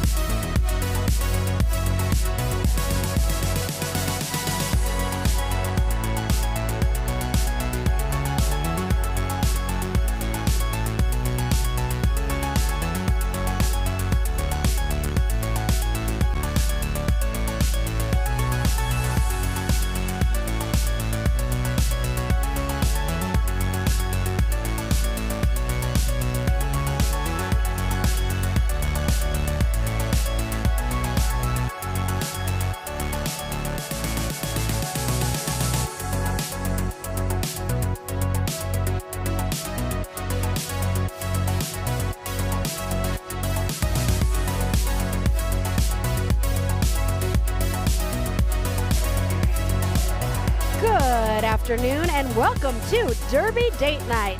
It's gonna be May edition. We are live at Perry Park in Indianapolis, Indiana, where we are getting ready for 2 games of hard-hitting roller derby action. We have the Kalamazoo roller derby team who has traveled all the way from Michigan to play in 2 games against Naptown roller derby. This is Naptown's home opener, and we will be starting with a game between the Naptown Sirens and Kalamazoo roller derby's A team. Before we begin, let's introduce ourselves. You are watching Derby Date Night, where we bring you live roller derby in and around the Midwest. I'm Aria Kidding Me, and I'll be your play-by-play announcer with all the action and a peppering of off-topic commentary and silly jokes. Behind the cameras is Seriously, my forever date night, and the real brains behind the operation. Not only is he our technical producer-director, but he also has to try and keep me focused while also hitting the buttons he's supposed to hit. For those of you who don't know what we do here at Derby Date Night, we bring you both good roller derby and bad jokes. Every stream we have a theme for our jokes. The theme for today is It's Gonna Be May. I curled my hair today in honor of Justin Timberlake, but I am not sure I am doing the ramen noodle look justice. Our jokes today will be in the theme of May and spring, with a good dose of NSYNC jokes thrown in to make it fun. Take a second and let us know who your favorite boy band is, or your favorite boy band while you were growing up. Sadly, mine was New Kids on the Block, so that might tell you a little bit about how old I am. And Sirius, of course, said, I don't have one, boy bands are gross. If you are just finding us for the first time, welcome. We love to interact with our community, who we call our third wheels, and we would love to have you along for the ride. Sirius and I love our Derby Date Nights and want to keep bringing you all the best derby action. If you want to take us to the next level, there are so many ways you can support us. You can like and subscribe to help us grow our channel. We are so very close to 1,500 subscribers. We only needed 30 more this morning. You can also find us on Facebook, Instagram, and our website. If you want to be an even bigger part of Derby Date Night, you can join our YouTube membership program. Just scan that little QR code or hit that little $ at the bottom. Becoming a member not only helps create even more awesome content, it also unlocks exclusive perks just for you. As a member, you get access to things like bonus content, shoutouts in our videos, members-only badges, and even sneak peeks at upcoming episodes. Plus, your support helps us travel to more Derby events, improve our videos, and keep the Derby love rolling strong. So if you want to be a bigger part of the Derby Date Night crew, hit that join button and check out all the awesome perks waiting for you. Every membership we get makes a huge difference, and we appreciate you all so much. Let's grow this derby-loving community together. And with that, we are ready to get started. And I've got my poll open to see who are you rooting for? Naptown, Kalamazoo, Team Zebra, or Pizza? When we went live and I started talking, Pizza was winning. But Naptown has come out strong and is the winner of our poll. So most people in the chat, it looks like, are rooting for Naptown. We're so glad to have you all here. Please root for your teams. If you want to root for a specific skater, you can also send a super chat and we'll put it up on the screen so you can let that skater know that you are rooting for them, and the whole world can see it on the screen, and so can that skater when they watch it back tomorrow. So excited to have you all here. I see some of our members in the chat. We've got Michael Kwan, who's been here since our juniors game this morning. Lucid Dreamer, hello, and Goldie Socks. They've got their little wheels, which means they are one of our third wheel members. And we went over 50, didn't we? We have over 50 members now, don't we? So awesome. Oh, he's like, I think it's like 59. So we appreciate all of you, members and non-members. We appreciate all of your support, and we are here to show you some pretty darn good roller derby. That whistle means we are 5 seconds away from starting this game. We have got our jammers out, Will Smith and Death Valley. Will Smith for Naptown, Death Valley for Kalamazoo. This game is sanctioned. These 2 teams have played each other before many times. Will Smith is your lead jammer and will be coming around on a scoring pass. Death Valley has the star off, might be looking for the pivot. Will Smith finds some space on the outside and dashes through to become lead jammer. Death Valley still continuing to Actually, Death Valley did pass the star. Did they pass the star? I can't tell. Will Smith with an attempted apex jump. It was thwarted. That pivot star the jammer star has not been passed to the pivot. Yes, it has. As I said that, it got passed. So the pivot is now the jammer, but Will Smith has gotten through for 4 more points, sees that pivot got out, and calls the jam before any points can be scored by Kalamazoo. And Naptown takes the early lead of 4-0. That was a quick way to get started. Welcome. We are so glad to have you all here. For those who didn't hear, We're looking for what your favorite boy band is or what your favorite boy band was because it's going to be May. Well, it is May. I don't know the better way to say that now. We are telling lots of jokes about NSYNC and boy bands. One of the ones we told this morning that I really liked was, what do the members of NSYNC have for breakfast in the morning? And this made Sirius laugh out loud twice. I'm hoping it'll go 3 times. So what do the members of NSYNC have for breakfast in the morning? Frosted Flakes. Okay, I didn't get him the 3rd time. Hopefully I got one of you, though. I think that's pretty dang funny.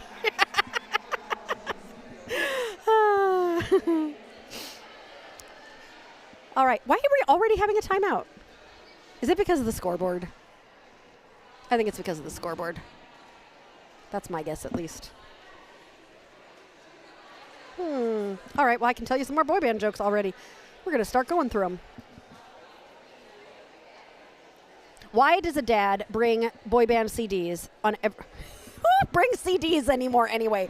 Why does a dad bring boy band CDs for every family road trip? Because he knows it's gonna be May before anybody chooses any music. Look, I'm combining dad jokes with boy band jokes, which is like a special level of joke here happening. Where does Justin wash his socks? Come on. NSYNC. You knew these were NSYNC jokes, Sirius. You should have guessed this punchline. He's like, yep, I should have seen that one coming. Should have seen that one coming. All right, I think we have figured out the technical difficulties, and we are getting ready for our second jam. Ricky Bobby on the line for Naptown up against Machete Lane for Kalamazoo. Machete Lane sweeping to the inside. Ricky Bobby going back and forth. Machete Lane is going to be your lead jammer for Kalamazoo.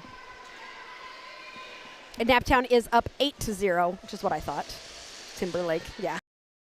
All right, Ricky Bobby getting pulled all the way to the back by Kalamazoo skaters doing a great waterfall. That jam got called off after Kalamazoo grabbed 3 points. This is a 5-point game.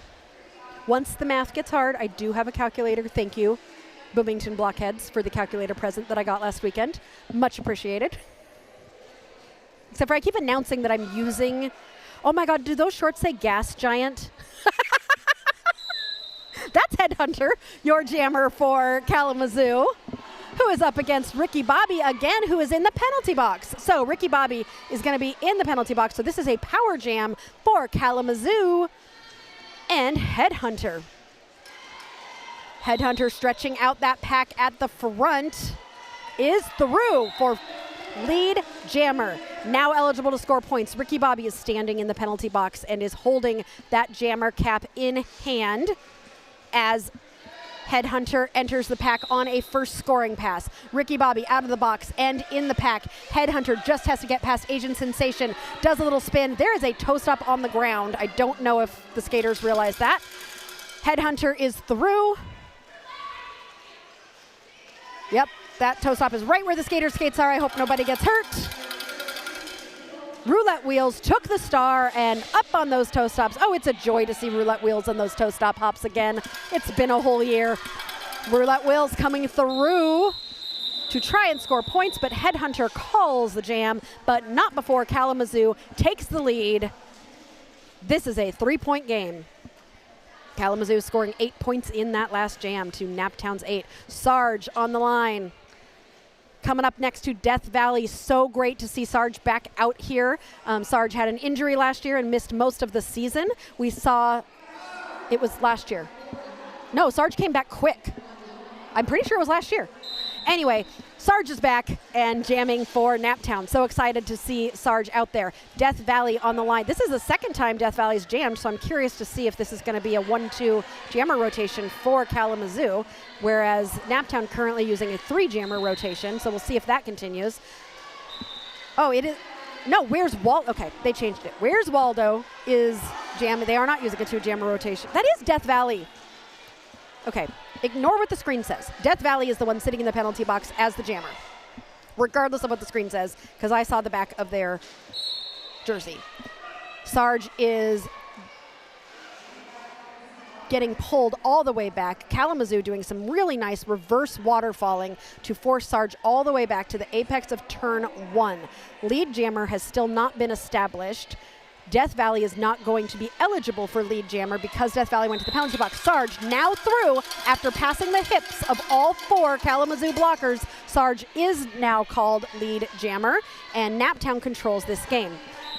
Death Valley is back out of the penalty box, has that star in hand, and is through. That was an initial pass, so not scoring eligible. Now would be scoring eligible if Sarge had not hit his hips to indicate that he's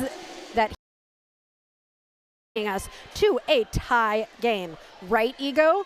And watch Kalamazoo's waterfalling. This is really, I can tell that they've worked on it, because when they're hitting the jammer out, so you have to stay within 10 feet of the pack. But if you as a blocker go back another 10 feet and another blocker goes back another 10 feet, you can really pull a jammer far back. And you can see that Kalamazoo has been working on this, because I've seen it a lot in these first 2 jams. Okay, we've got Machete Lane as the jammer for Kalamazoo and Warp Speed for Naptown. Warp Speed trying to get through on the outside. Machete Lane on the inside, but it was a no pass, no penalty for Machete Lane, which means even though Warp Speed is behind Machete Lane, Warp Speed was lead jammer, so Warp Speed immediately calls the jam because they did not want to give up any points to Kalamazoo. For those who do not know what a no pass, no penalty is, it means that so in order to become lead jammer, you have to pass all 4 blockers legally. Sometimes you can pass a blocker, but it's a legal pass, but it's not a points. So like if they are down, like if you both go out and then you didn't actually pass them and get their points, so you might only get 3 points instead of 4. But it also means you're not eligible for lead jammer, because you can only become lead jammer if you've passed all 4 skaters in a legal way. All right, Kalamazoo is lead, but Will Smith is right behind Kalamazoo, and these 2 skaters are going to, little jammer on jammer action. Will Smith almost had Kalamazoo out, and but Will Smith unfortunately went out as well, and so both jammers are, look at this. This is old school derby now. More jammer on jammer action as these 2 fall to the back, and a penalty getting called on Willie for a low block. So this is now a power jam for Kalamazoo. That pack finally slows down. Did you see that, those packs racing? I feel like it's 2018 again. They started going super fast. But as soon as it became a power jam for Kalamazoo, that was a huge hit on Huntress, and it was a low block, which is going to send Where's Waldo to the penalty box to join Will Smith, who is in there as a jammer, and it looks like, who is that? As a blocker, so there will only be 3 blockers out on the track for both teams, and this will be a power jam for Death Valley. Death Valley is literally going out every other jam. Serious, right? That's what I think I'm noticing. All right, power jam for Kalamazoo. Kalamazoo trying to squeeze Naptown as this pack is speeding up and stretching out enough for Death Valley to be able to get through. Will Smith, that was interesting. As soon as Will Smith heard that whistle for lead jammer, Will Smith just took off the hat, which was very smart, because just in case, you can come out of the box and get lead jammer if it hasn't been established. But as soon as it was established, Will Smith took off that hat and is now in the pack and does not need to pass it, but gets through on the initial, so that is not a scoring pass. But now Will Smith would have been eligible to score points, but Death Valley was very aware of where Will Smith was and called the jam, preventing Naptown from scoring any points. Kalamazoo ahead by 6, having scored 2 points in that last jam. We are almost 1/3 of the way through. I see Smackajawea as a blocker out there. Smackajawea we saw last year at Skate Wars playing for Team Indigenous. I remember Smackajawea doing a lot of great things during that game. Up on the line, we have got Lysis to kill for Naptown and Machete Lane for Kalamazoo. Machete Lane up on those toe stops on the outside line. Almost gets through, does a little stumble around Shady Lane, and then gets through for lead jammer for Kalamazoo. Meanwhile, Lysis trying to pull that pack up to the front and pull them apart at the front. No pack is called, and they must let Lysis go. Lysis chasing down Machete out of the pack. Here's what I remember about Perry Park, and I have not noticed this since I played here, Sirius. Are you hearing it? Yeah, when they're falling, it is a legit, like, crashing to the ground. But I don't remember this from last year. But I remember it from when I skated here, of, like, how big the falls are here. Have we really, I think we've just gone back to 2018. I'm skating again. That's what it feels like.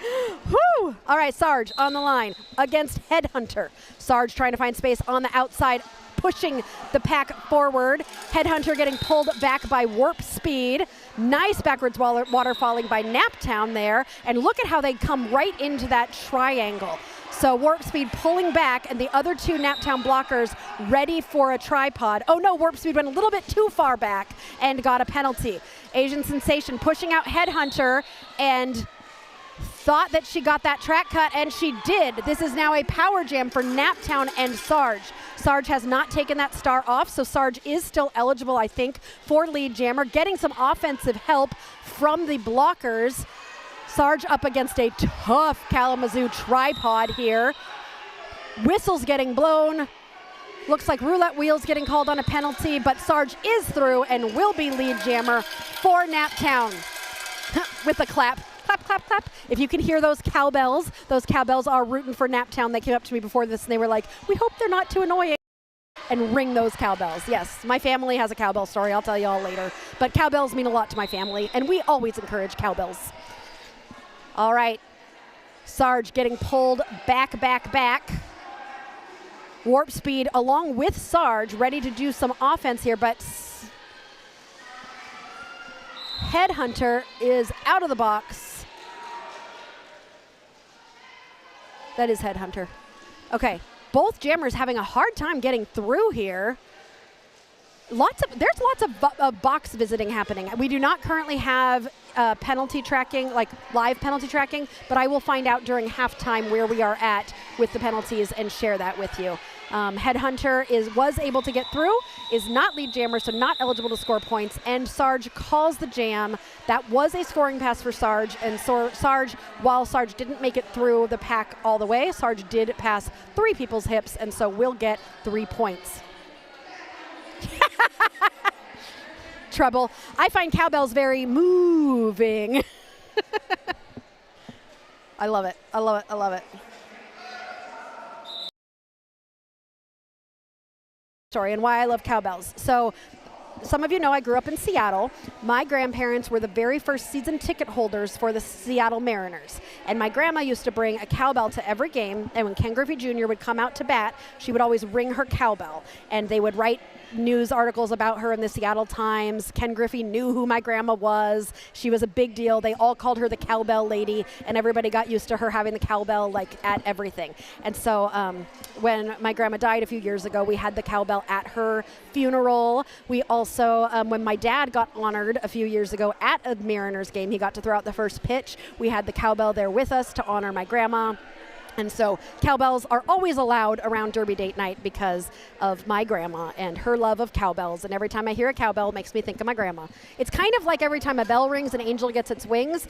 But every time I hear a loud, annoying cowbell, I think of Grandma Jones.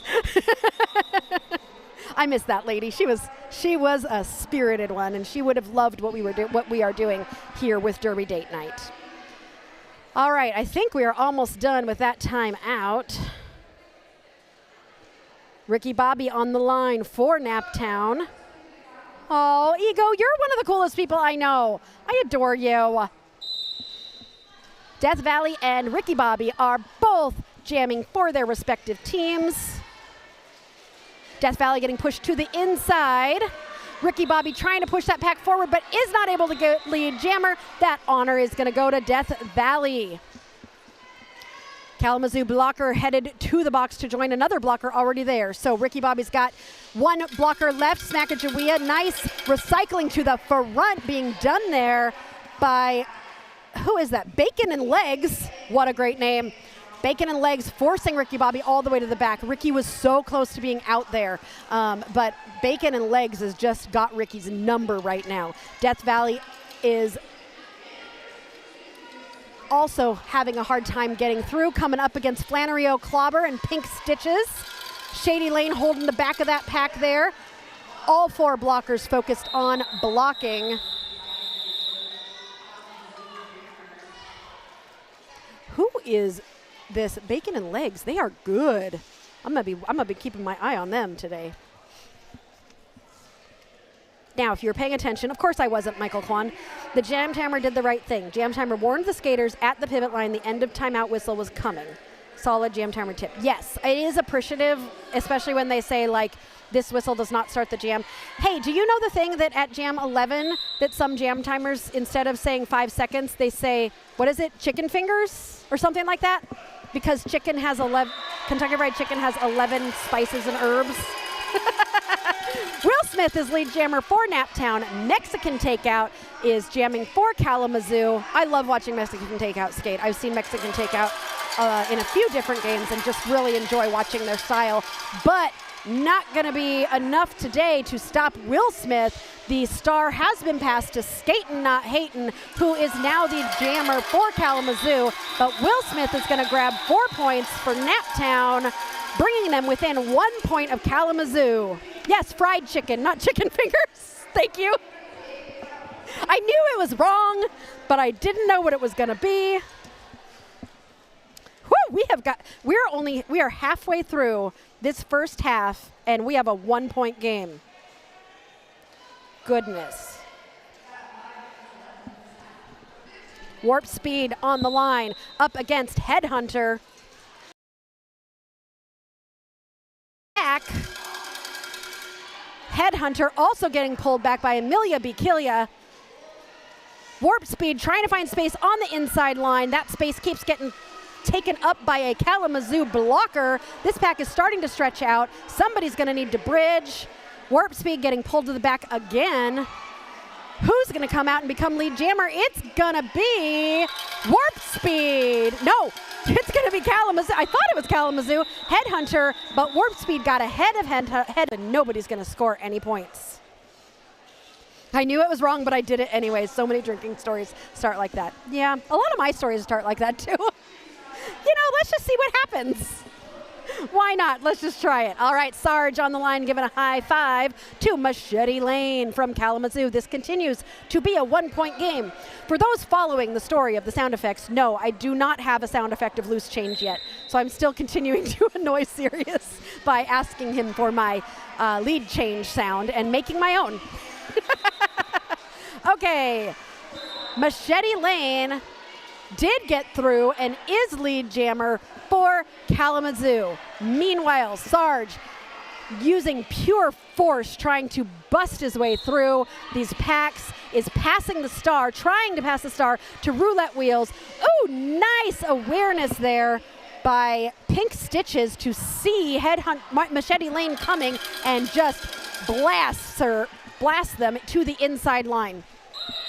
Machete Lane gets through for 4 points and calls the jam before Roulette Wheels can score any, extending their lead to 5. Carl is here. All you had to hear was the word drinking stories, and Carl from Australia shows up. It's too early on Sunday morning for you, Carl. Although if it's Sunday, probably don't work. They have a mimosa. That is how people excuse continuing to drink all day long, is with the creation of mimosa. Death Valley jamming for Kalamazoo. Ricky Bobby for Naptown. Death Valley is through and will be lead jammer. Ricky Bobby taking a hit to the inside. Smackajawea pulling Ricky Bobby back. Whew, big hits happening. Ricky Bobby trying to use those shoulders to figure out a way to get through. Death Valley coming around, having scored 4 points already. Death Valley scoring another 4 points. Huntress has taken the star and will be the jammer for Naptown. Death Valley approaching the pack, has to get past Amelia Bikilia, does so to grab 4 more points for Kalamazoo and calls the jam. That extends Kalamazoo's lead.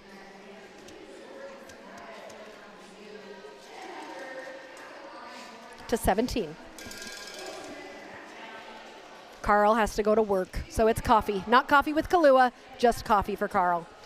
But we're glad to have you here while you get ready for work watching this game, which was within 1 point just a few minutes ago. Naptown 22, Kalamazoo 39. Headhunter on the line for Kalamazoo, and Will Smith for Naptown.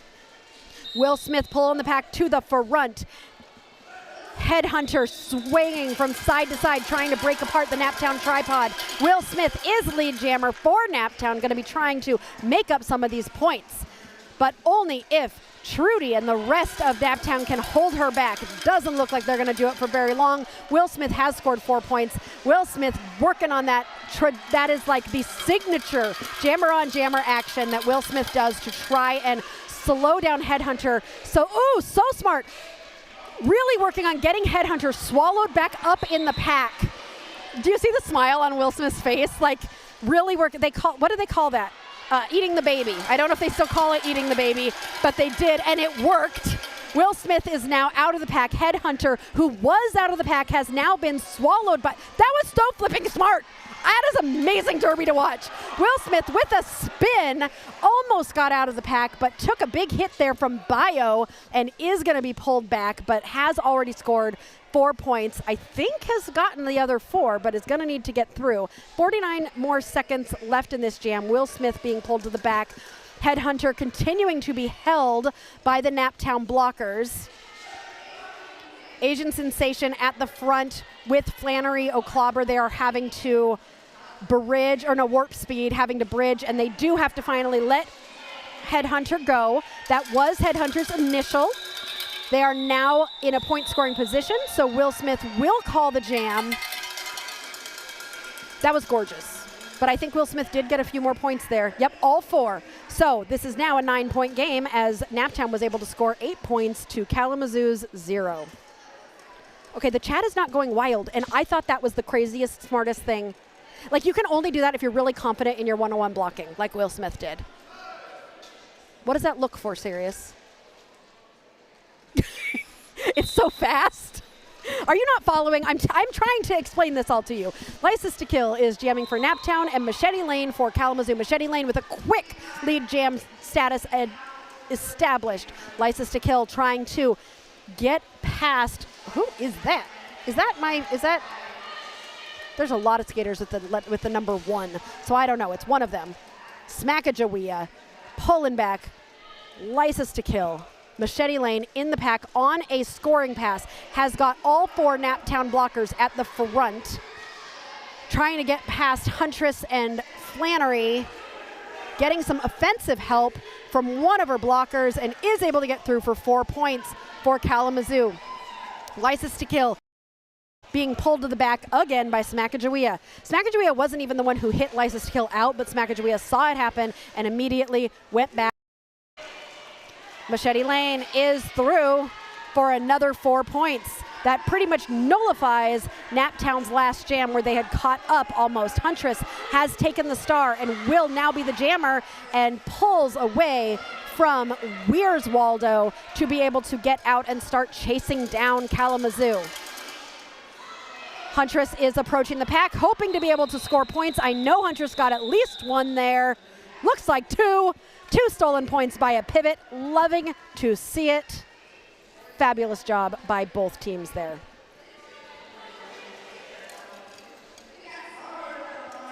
Sarge taking the star for Naptown.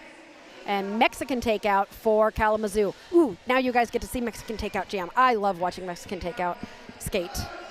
Both of these jammers, very, very different styles. Sarge, very physical, stays very low, very like pushy, whereas Mexican takeout is one of those who gets up on those toe stops and kind of just goes around people, very like bendy. There it was, zig, zag, zig, and Mexican takeout gets lead jammer.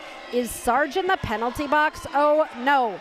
Sarge is in the penalty box, so this will be a power jam for Kalamazoo, and that is not what Naptown wanted to see right now. Mexican takeout, skating backwards like it's as easy as skating forwards.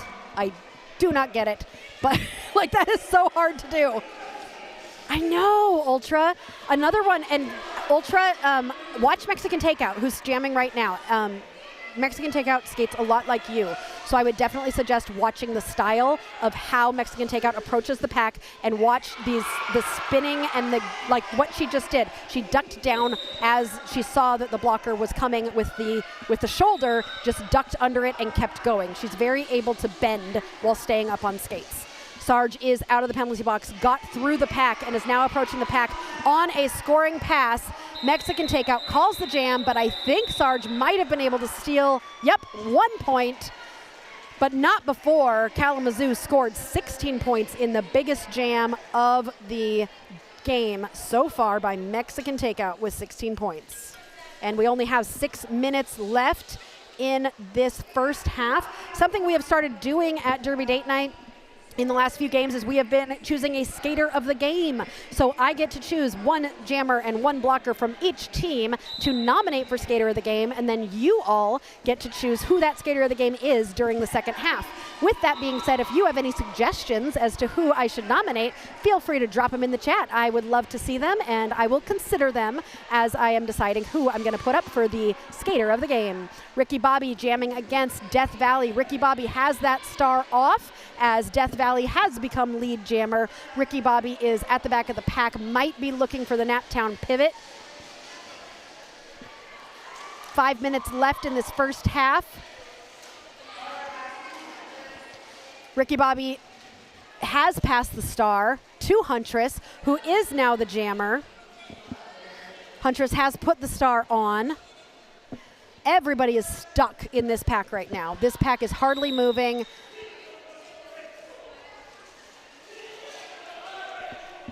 Death Valley getting a push out. Warp Speed and Flannery working together to get that. Huntress asking for some help getting around Smackajawea, and Flannery helps open that inside line, and Huntress is able to avoid the Kalamazoo blockers to get through. Huntress coming around, hoping to score points, but is not going to be able to because Kalamazoo is going to call that. I think we have about two or three more jams left in this first half. This has gone so fast. This is a fast game from both teams. Will Smith on the line for Naptown.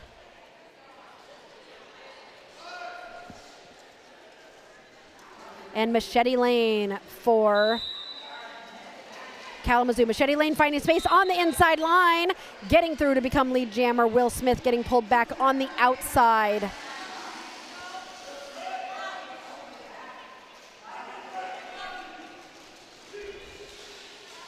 Machete Lane in the pack on a scoring pass.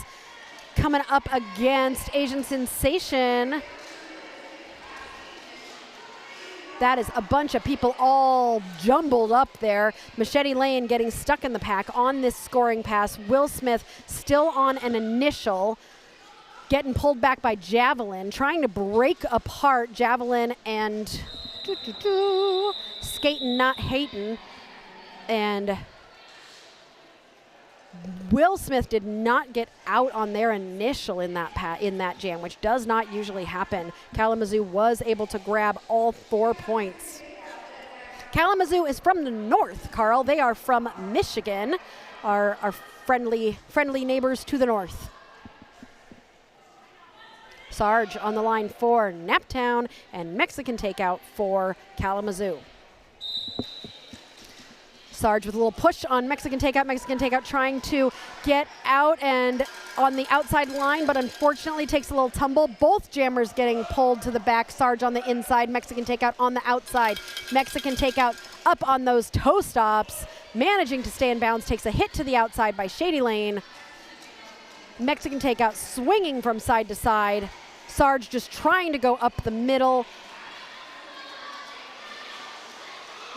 Oh, huge hit from Flannery, but Flannery's going to the penalty box, and Mexican Takeout becomes your lead jammer. Sarge did not need to pass the star, was able to get out, and will be trying to get the call off here. This game was tied for the first 15 minutes, and now all of a sudden Kalamazoo has just pulled away in these last few jams, and Naptown has not figured out an answer for it. I am sure during halftime they will be having conversations about how do we figure this out, because somehow Kalamazoo has unlocked something that they have just figured out how to score points on Naptown. So Naptown is going to be wanting to shut this down during the halftime. Like next half, Naptown's going to have to figure something out to be able to catch up at this point to Kalamazoo. Death Valley on the line for Kalamazoo. Warp Speed for Naptown. Warp Speed stuck behind a tripod of doom. Really difficult to get through. Warp Speed almost through. Beautiful work there by Javelin and the tip of the tripod. I can't see who that is, but they did a great job with a double hit to make sure that Warp Speed got all the way out. Warp Speed continuing to spin at the back. Death Valley is pushing at the front. Death Valley finally able to get through and becomes lead jammer. Warp Speed has that star off. Whistles getting blown, penalties getting delivered, and Warp Speed takes that opportunity to get out of the pack and force that call off. Death Valley will call off that jam. We will line up for, I believe, one more jam. Some of the Kazu sisters came down to play with the World against South Bend. All of the players did so well. Yes, Kalamazoo is an incredibly rough team to go against. I completely agree, and I always enjoy watching them skate. Many of these skaters I saw on Team Michigan last year, but also many of these skaters from Naptown I saw on Team Indiana last year. So there's a lot of very talented skaters on both sides, and skaters who have been around for a while. But there's some new ones who I don't know as well, and they're doing a great job. So Ricky Bobby and Machete Lane. Machete Lane sees the open space on the inside and jukes over to take it and grab lead jammer. Ricky Bobby getting pulled back by Smackajawea.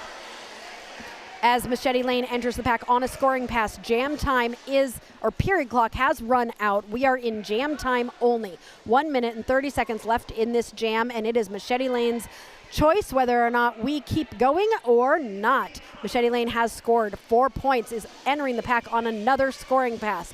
Ricky Bobby has not found a way out of the pack yet and is still on their initial. Machete Lane finding space, grabbing that 4th point. Huntress, the pivot who has become the jammer a billion times and has done a great job of getting out of the pack, does it again and is chasing down Machete Lane. And a little jammer on jammer action. 1 minute left in this. Oh, Huntress getting the juke on Machete Lane and entering the pack on a scoring pass. Machete Lane not calling it. Huntress taking a hit to the outside. Was that JG? That was a good one. Whew. Huntress getting pulled to the back. Machete Lane is using those toe stops, trying to get through. Both jammers struggling. Machete Lane looking for some help from Smackajawea. Huntress gets through for 4 points for Naptown.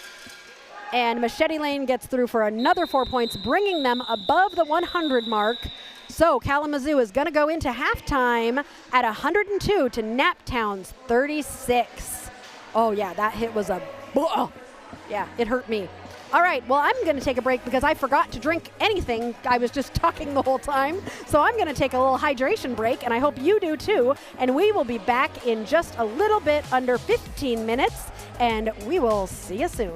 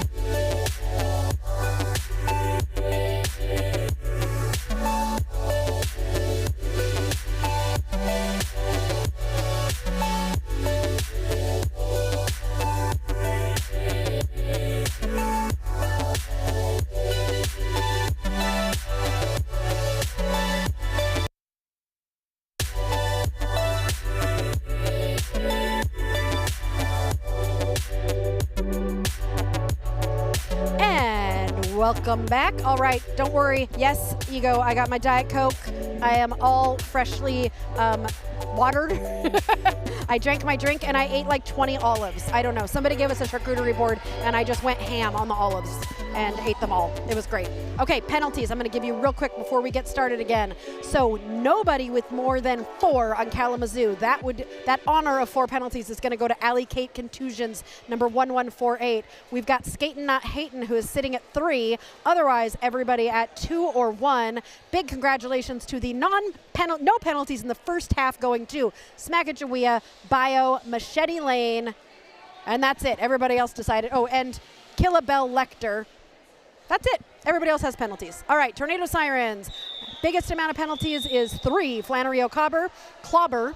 Bunch of other people with 2 and 1. With 0 penalties, we have Garbage Witch, Shady Lane, Trudy Botchery, Huntress, License to Kill, and Rolly Go Fighty. Good job for those of you with no penalties. All right, back at it with the second half. Let's see if Naptown has figured Kalamazoo out and can start cutting into this lead that Kalamazoo has established. Our 2 jammers with the most points for each team in the first half are up against each other. Mexican Takeout and Willie. Willie finding space on the outside, getting lead jammer for Naptown. That's what Naptown wants to see at the beginning of this game, of this half. Mexican Takeout trying to get space. Will Smith coming through to grab 4 points for Naptown. The pack is starting to speed up. Mexican Takeout is up against 2 blockers at the front for Naptown. Will Smith through again for another 4 points. Mexican Takeout has the star off, might be looking for the pivot, who just re-entered the pack after a penalty. Will Smith in the pack again. That star has been passed to Skatin' Not Hatin' with some backwards skating to put that star. That's beautiful. A huge hit on Skatin' Not Hatin' from Will Smith, and it looks like we might be taking a quick penalty timeout after that hit.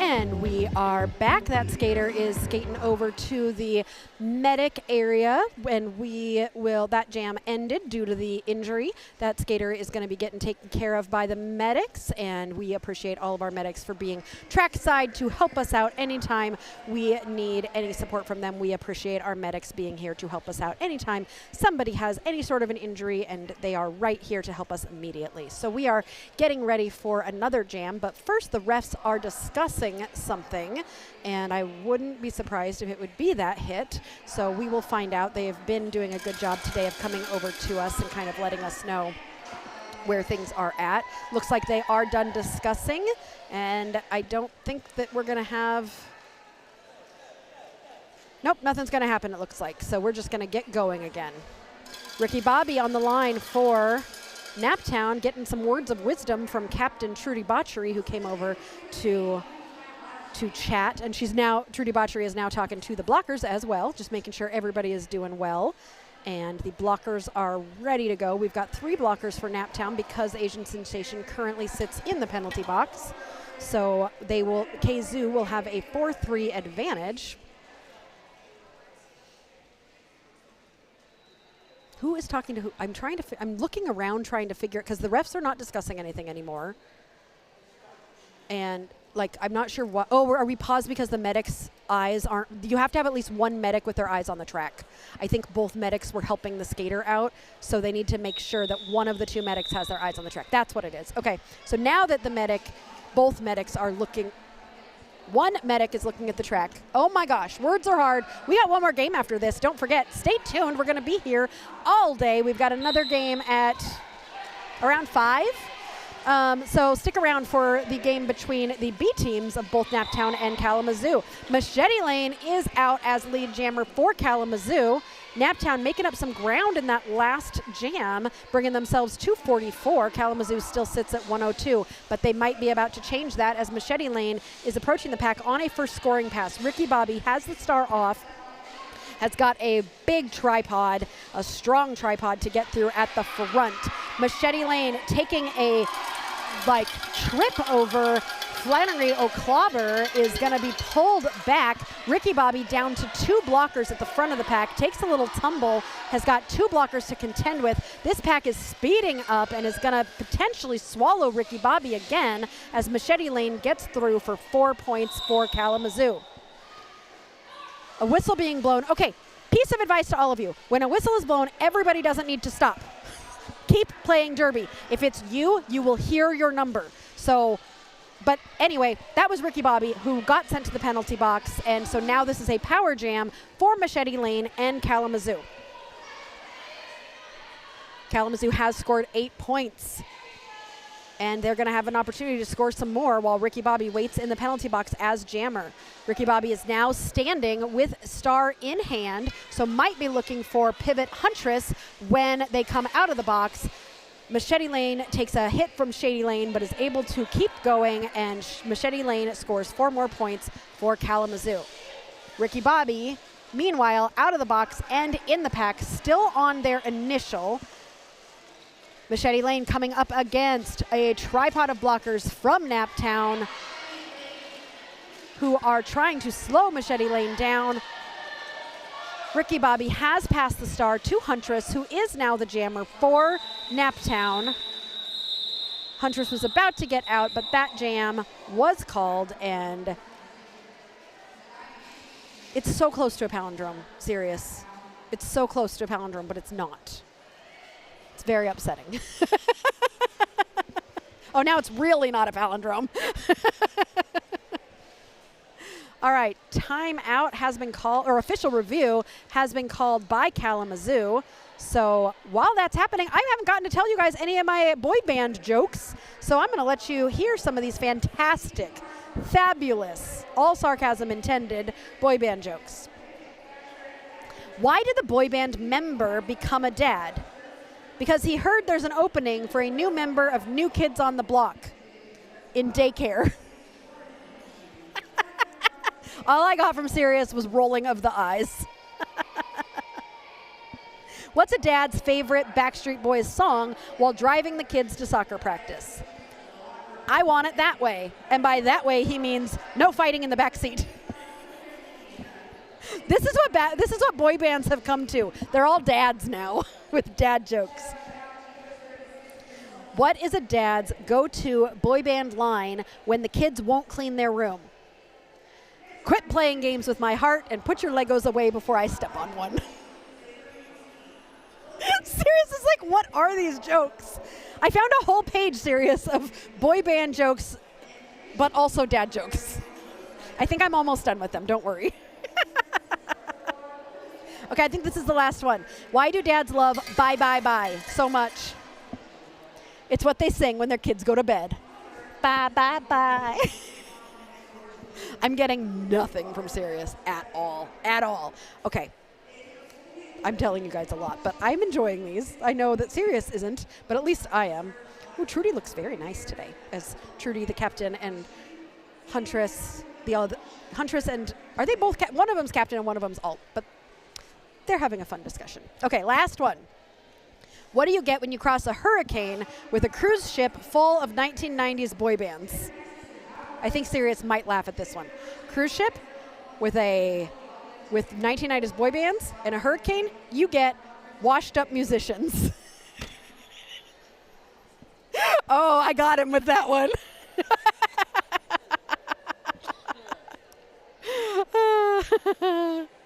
All right, Carl, patient, doctor. I have a terrible phobia of the Backstreet Boys. Doctor, tell me why.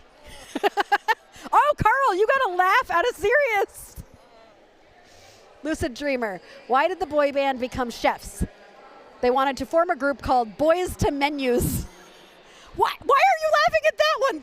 You just got a clap from Sirius. Is Trudy her full derby name? No, her full derby name is Trudy Botchery. Trudy Botchery. That's such a good derby name. Such a good one.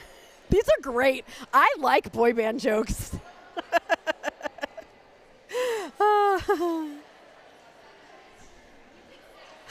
Eric can't tell me what this is about because he's an NSO right now. Usually he's able to tell me, but he's busy being the jam timer, and he is having to say official review, being called by Kalamazoo, and that's the only thing he can say. He can't pull out his phone and text me to tell me what the official review is about. You had a relative with a derby named Trudy Cups. There's so many good derby names in the world. Okay, I think a decision might have been made because people are going to the score table. I'm going to try to get somebody's attention. Maybe somebody will tell me. I think Polly is going to tell me. Nope.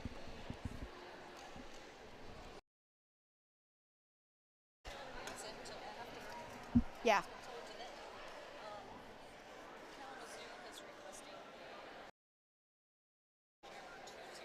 Yeah. Yeah.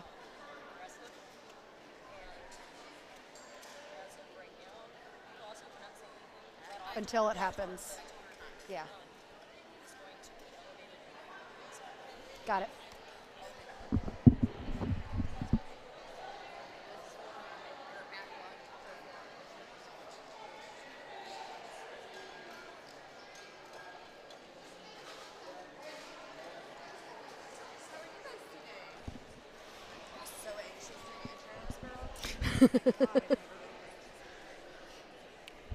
Oh, Sirius is telling me to keep talking. Sorry, there's things happening, but I can't tell you what they are until it is announced what is happening. So I got information, and you all just waited. But give me a second, and I will tell you.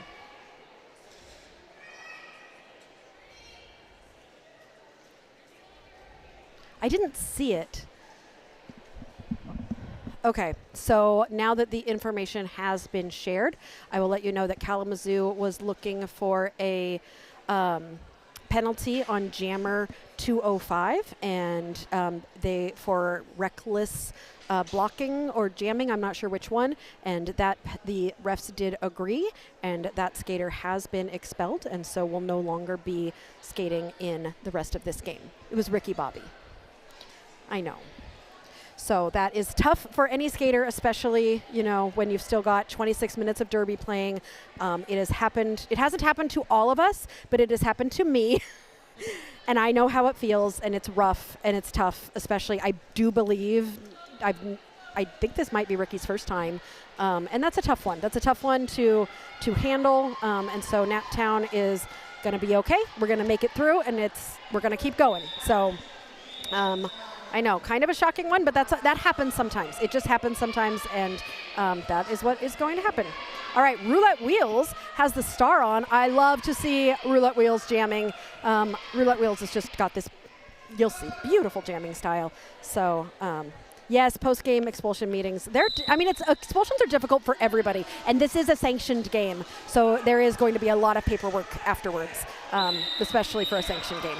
So Roulette Wheels getting through as lead jammer for Naptown. Mexican takeout currently at the back of the pack, trying to get past Trudy and Asian.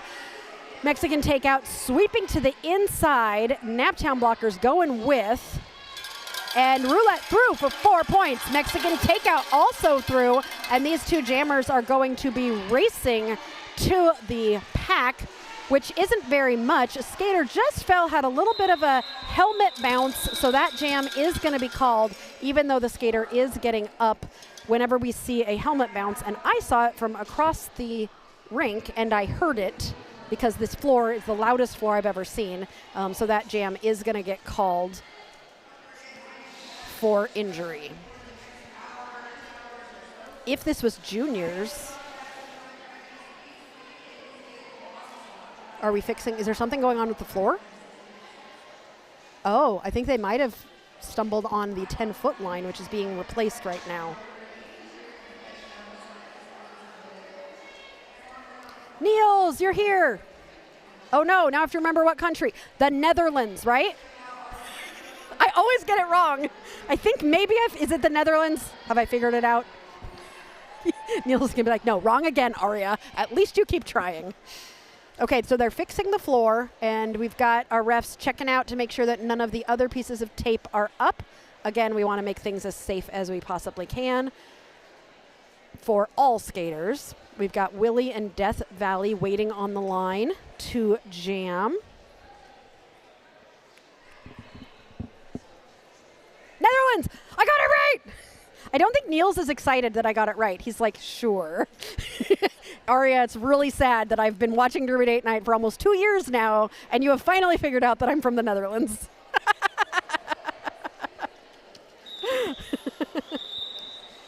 Well, I think means, okay, there's like a lot of people in the penalty box right now. So we've got 2 blockers from each team out there. So Death Valley and Willie both have it easier than usual, because if you're out there with only one other blocker, it's not easy. It is not easy to block. Willie trying to do some spinning, getting some offensive help, but it is not enough because Death Valley is already out as lead jammer for Kalamazoo, but Willie was able to get out as well and will be chasing Death Valley down.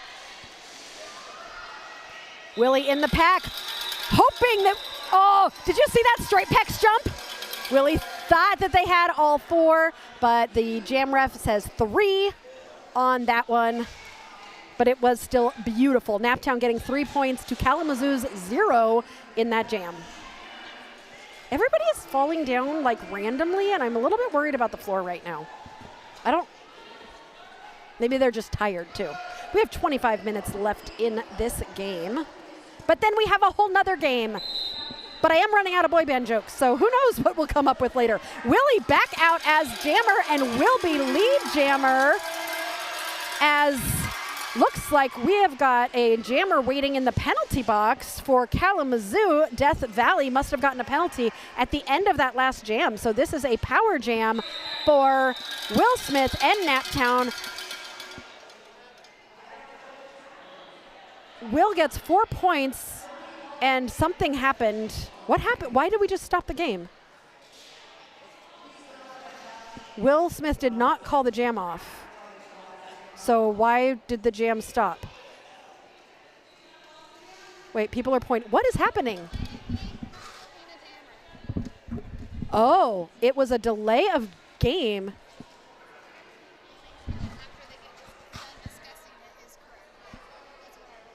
The jammer thought they were in the penalty box? In the penalty box? Got it. Okay.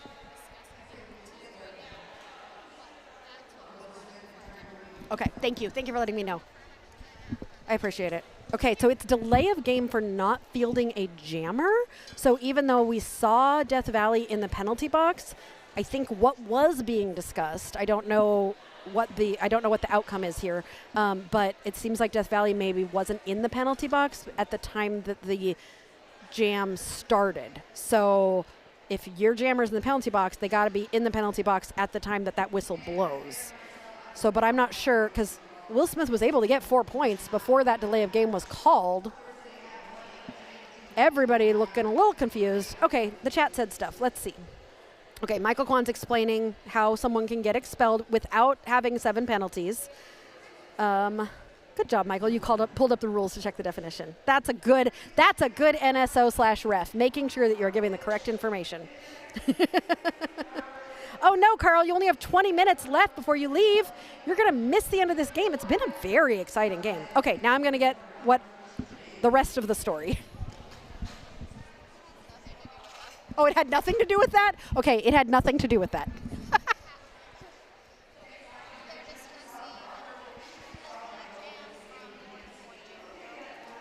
They're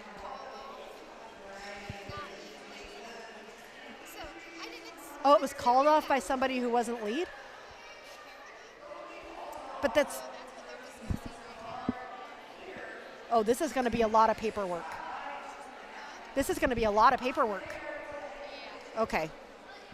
Okay, well, when you find out... Yeah.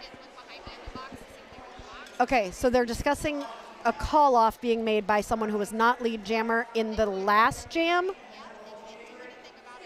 No, there's nothing they can do about it. So you can't go back more than one jam. And why did the jam get called off when the jam was in progress? Okay, well, this is going to be interesting. Cool, me too. I'll see if the chat has anything to say about it. They might have ideas. No, I can't text Eric. I looked at him earlier and he just looked at me and was like, all I can do is this? Huh. I am most confused because, what, Sirius? I'm trying to, I said everything that I know to the chat already.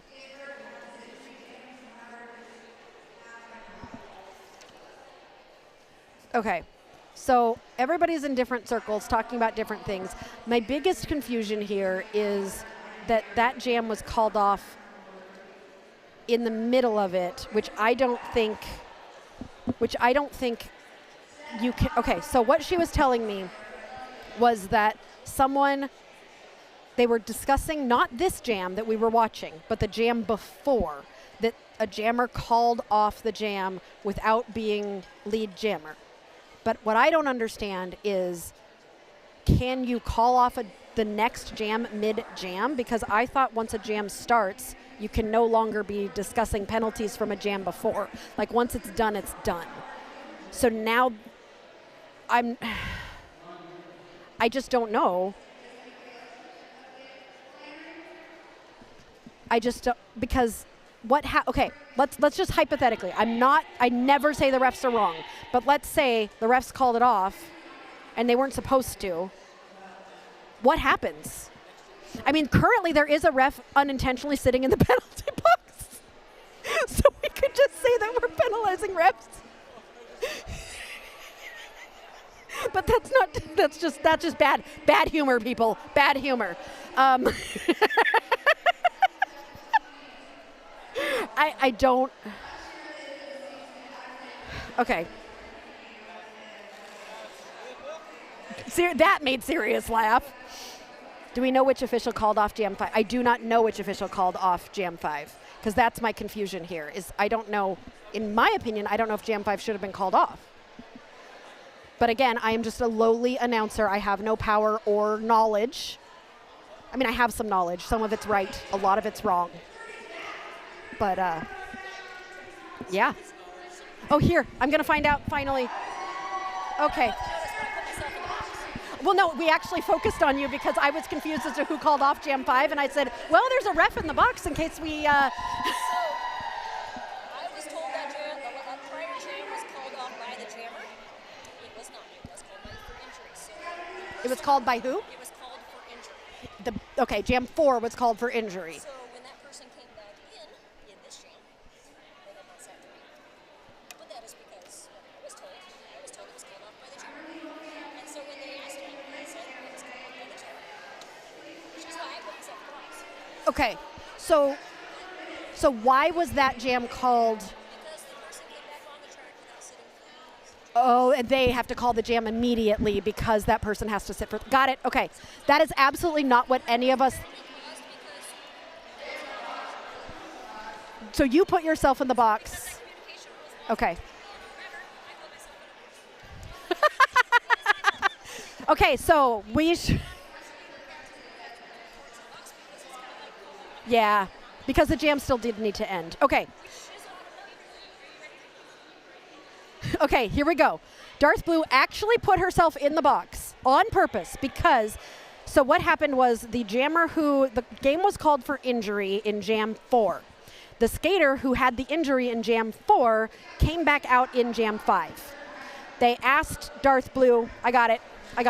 They asked Darth Blue, how was the last jam, Jam 4, called off? And Darth Blue said, oh, Darth Blue's making a sad face. And Darth Blue said, the jammer called it off, not realizing it was called off due to injury. But then another ref, as the jam is going, realized that the skater who had the injury is back out on the track, immediately called the jam because that skater cannot be skating because they legally have to sit for 3 jams if they are the reason a jam was called for injury.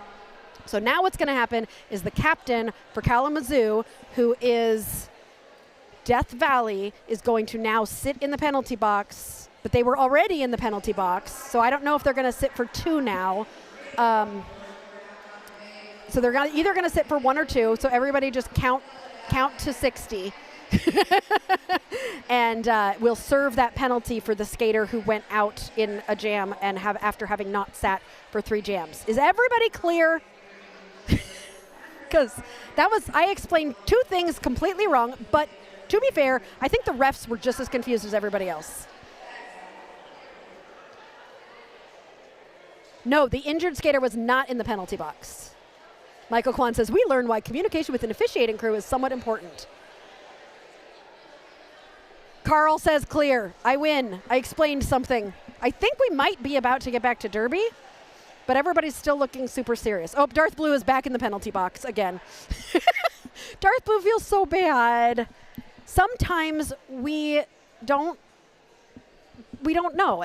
And you know, as much as I appreciate Darth Blue for being like, I take all responsibility for this. Truthfully, Derby is like skaters, refs, NSOs, we don't get paid for this. Like, this is not something that anybody is making money off of. We do this for the love of the game.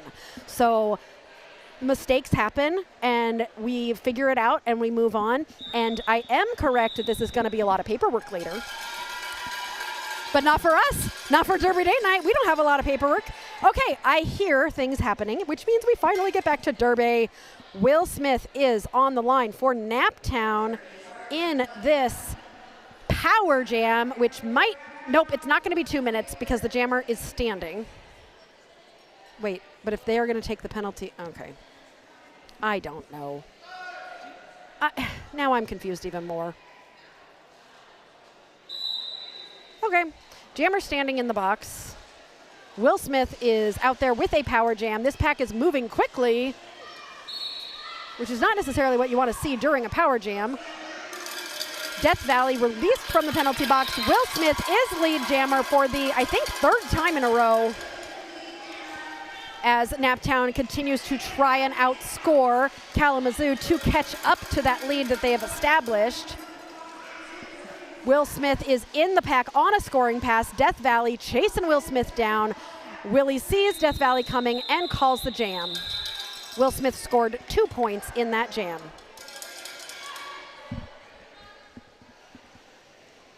Okay, Warp Speed on the line for Naptown, and Machete Lane. What is that a play off of? Do you know, Sirius?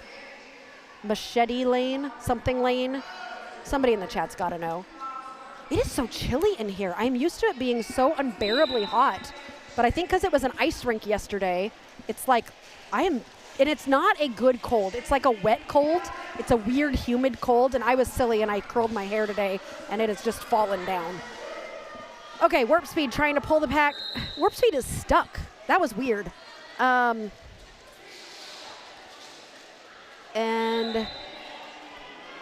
Will Smith thought they got a cut on the jammer, and they did, I believe. Warp Speed is through. But Machete Lane was lead when they went to the box. Penny Lane from the Beatles. Machete, Penny. Oh, that makes sense. Woo! Warp Speed through for 4 points for Naptown. Okay, I usually do a really good job at being neutral. And I was like, woo! Okay, I'm being neutral because I really do love Kalamazoo too. Oh, beautiful Apex jump from Warp Speed to get 4 points for Naptown to bring them up to 70. Machete Lane is out of the box and ready to come in. I'm still confused as to why Machete Lane was lead jammer. Is this their initial or not? Yeah, it's damp and cold outside, and so it's like cold in here, but it's wet cold, which is a weird sensation. Wasn't that beautiful? Okay, Warp Speed now stuck at the back of the pack. She's trying to call it. Oh, but they're saying that Warp Speed is not lead jammer. Machete Lane headed to the back of the pack.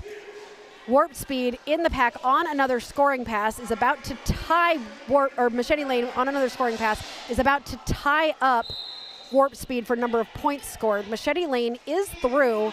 We have 20 minutes left, and that jam comes to an end. Naptown outscoring Kalamazoo 11-4 as they continue to chip away at the lead that Kalamazoo has established. Naptown has outscored Kalamazoo the last 3 jams in a row, and Sarge and Naptown are hoping they can keep it going, but it's gonna be hard to do. Oh, nope, Roulette Wheels and Naptown are hoping they can keep it going as they are starting with a power jam, but it looks like we have one Naptown blocker in the box, so we have more Kalamazoo blockers than Naptown as Roulette Wheels is going to try and become lead jammer in this power jam for Naptown.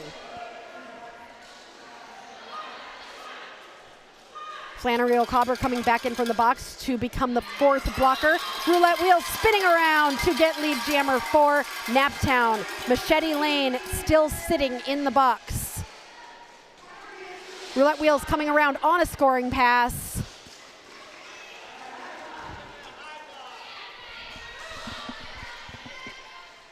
Roulette Wheels stuck at turn 3, getting pulled to the back.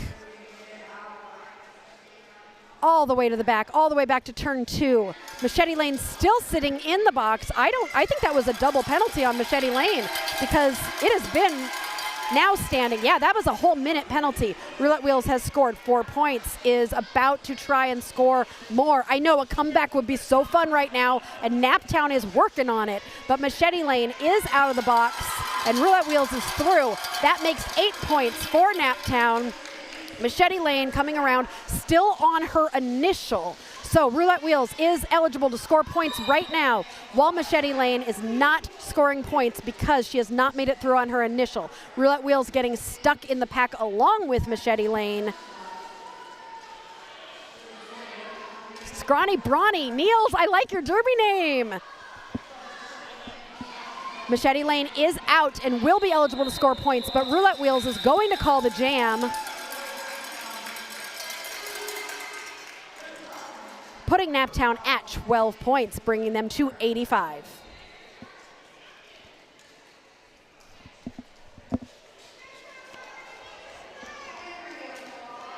We have one more game, Niels. So this is the second game. We had a juniors game earlier with IJRD and Kalamazoo that Kalamazoo won. No, IJRD won. Indianapolis Junior Roller Derby won. Now we are in the A-team game between Naptown and Kalamazoo. And then right after this, probably like half an hour after this, we have one more game against the B teams of Naptown and Kalamazoo. So it is an Indiana versus Michigan day. Okay, first lead jammer in a lot of jams going to Kalamazoo's Death Valley. Sarge is trying to get through the pack using every single bit of force that he has. He takes the star off and hands it to Willie, who is the pivot right now. Death Valley able to get through on a scoring pass for 4 points. Willie getting held, doing some spins to the outside, takes a hit by Javelin, but Javelin falls down and out of bounds, so Willie is able to re-enter onto the track and put that star on. Willie coming up on the pack, hoping that they will be able to score some points. Sarge thinking that he had the cut, but the jammer, I think, was coming back anyway and called the jam. 7 points for Kalamazoo. They said, I see you, Naptown, chipping away at our lead, and we're not gonna let you. Oh, the vote. Oh, my gosh. 17 minutes left. I got to put the vote up for my skaters of the day, which means I have to try and talk and watch Derby and type all at the same time, and that does not go well, people. We are all learning this. So we're gonna be okay with the fact that Aria doesn't know how to do all three things at the same time. While Warp Speed and Mexican Takeout jam against each other. Mexican Takeout gets lead jammer.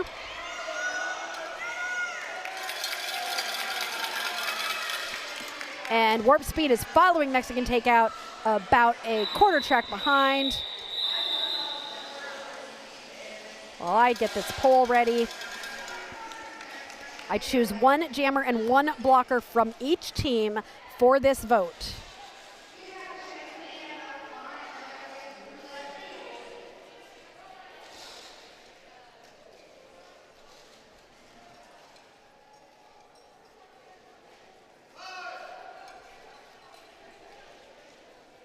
All right, I know you're all entertaining yourself while I'm typing.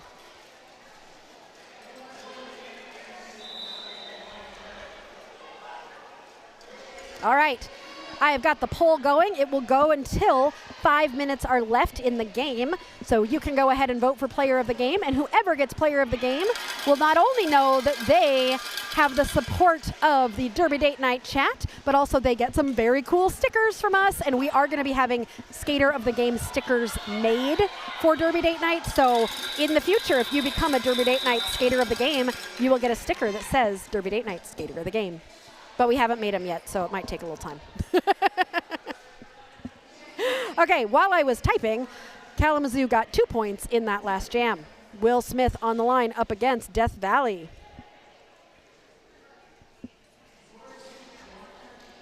"15 minutes left in this game. Death Valley, Will Smith, ready to go. Penalty box finally empty.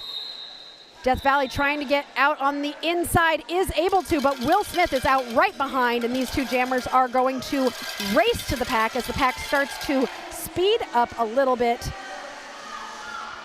Will Smith trying to hopefully score some points, chasing down Death Valley, and both skaters, oh, somebody got 3 and somebody got 2. Kalamazoo got 2, and I think Naptown got 3. Always fun when you're not lead to score more points than the other team. Sarge on the line up against Mexican Takeout.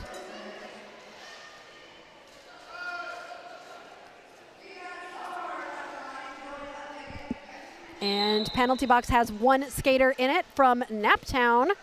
So Mexican Takeout has the blocker advantage and uses it to get lead jammer for Kalamazoo. Sarge, meanwhile, hoping to get some help from his blockers as Mexican Takeout comes around on a scoring pass. Sarge finding that space on the outside, comes around, is not lead jammer.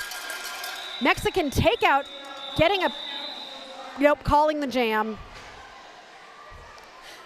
You know, when calling the jam and getting a penalty looks exactly the same. I couldn't tell. All I knew was that she was skating back to her bench, and so it was also skating towards the penalty box.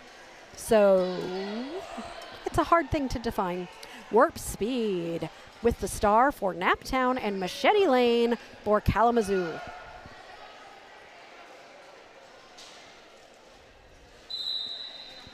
All right, here we go. Warp Speed getting pushed to the inside. Machete Lane taking that same spot that Warp Speed was going for, but finding that space and getting through to become lead jammer. Machete Lane just weaving through the pack, does get stuck a little bit behind Asian Sensation, but is able to get through to grab 4 points. Warp Speed finding space as that pack is spread apart and it gets out. Machete Lane in the pack on a second scoring pass decides to call the jam before Warp Speed can score any points, but not before grabbing another 3 points for Kalamazoo, bringing them to 149. Yes, I don't know how they're doing it either, Ego. They're opening up that inside line, but also like Naptown is trying to take it, and it's not working for Naptown, but it's working for Kalamazoo. And so they're not only opening it for their jammer, they're closing it for Naptown's jammer. Willie and Death Valley are on the line, getting ready. Death Valley looking at that inside line, juking around to the outside line. Willie getting pushed to the inside, having to pull back by Headhunter as Death Valley comes out victorious with that lead jammer status. A huge fall. I did not see the hit, but that was a big fall. Will Smith, I think, passed the star. The pivot now has the hat. This jam is going to go 2 minutes because Death Valley got called on a penalty and will be sitting in the penalty box. That's like the third time this. Death Valley only went into after halftime with 1 penalty, so I think they should be still okay. But they've been in the box a few times in the second half. Okay. License to Kill took the star from Will Smith. Will Smith now trying to help with blocking as License to Kill tries to take advantage of this power jam. We are going to go the full 2 minutes here as Death Valley waits in the penalty box. License to Kill probably was not expecting to take a star pass here and is having to jam. I mean, when you're a pivot, you should always expect to take a star pass, but if you have a jammer like Will Smith who doesn't pass very often, you probably aren't thinking, I'm going to be jamming. And so if you're not in the mentality of like, I'm going to jam, and now it's a power jam, that's tough. So License to Kill is trying to figure out any way possible to get through so that they can score points as Death Valley is waiting in the box, standing in the box, and released from the box. So Death Valley coming in. Death Valley is in scoring position. I'm not sure if License to Kill, if Will Smith had finished their initial yet. So I don't know if License to Kill is eligible to score at this point. 4 seconds left, 3 seconds left. Death Valley getting pushed to the outside. So not very many points going to be scored by either team in this power jam that went for 2 full minutes, but Naptown did get 3 points. I just saw License to Kill look over at family and friends and did the look of like, and you all know what that look looks like. You know what that sound is. That's the, I can't believe I did that, and it felt gross. Mexican takeout on the line against Roulette Wheels. Roulette Wheels trying to go to the front. Ooh, finding space. Ooh, missing the hit. Oh, beautiful. Missed 3 people contacted Roulette Wheels. Roulette Wheels staying upright and in bounds. Gets lead jammer. Mexican takeout, meanwhile, takes a hit out to the back and is still on their initial. Huntress pulling Mexican takeout back almost to the jammer line. Roulette Wheels is through for 4 points for Naptown. This crowd is going wild. Star has been passed to number 1 on Kalamazoo. That is Weerswaldo, who is through. Roulette Wheels scoring another 4 points to bring Naptown to 99 and decides to call the jam, keeping Kalamazoo scoreless. Woo-hoo! That was fun. That was super fun. All right, we have more Derby after this. We are under 10 minutes. If you want to vote for Skater of the Day, up at the top of the screen. Well, I don't know if it's the top. I don't know what it looks like for you.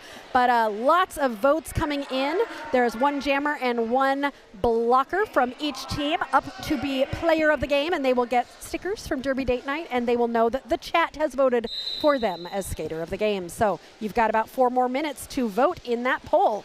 Sarge on the line up against Machete Lane. Machete Lane through for lead jammer for Kalamazoo. Sarge taking a hit to the outside, but the skater who hit Sarge is going out of bounds, or is going to the penalty box. No, Sarge is going to the penalty box on a forearm. So this is a power jam now for Machete Lane, and yes, the chat has voted. I love it. See, you guys get to vote now. I love it. You guys get a say in who the player of the game is. Woo, lots of hitting and shoving, but Machete Lane comes out of the chaos to grab 4 points for Kalamazoo while Sarge waits in the penalty box. Sarge is now standing. I can't believe we got a whole nother game of Derby after this. Machete Lane trying to get through. Sarge out of the box, trying to be sneaky. Sneaks around a couple blockers.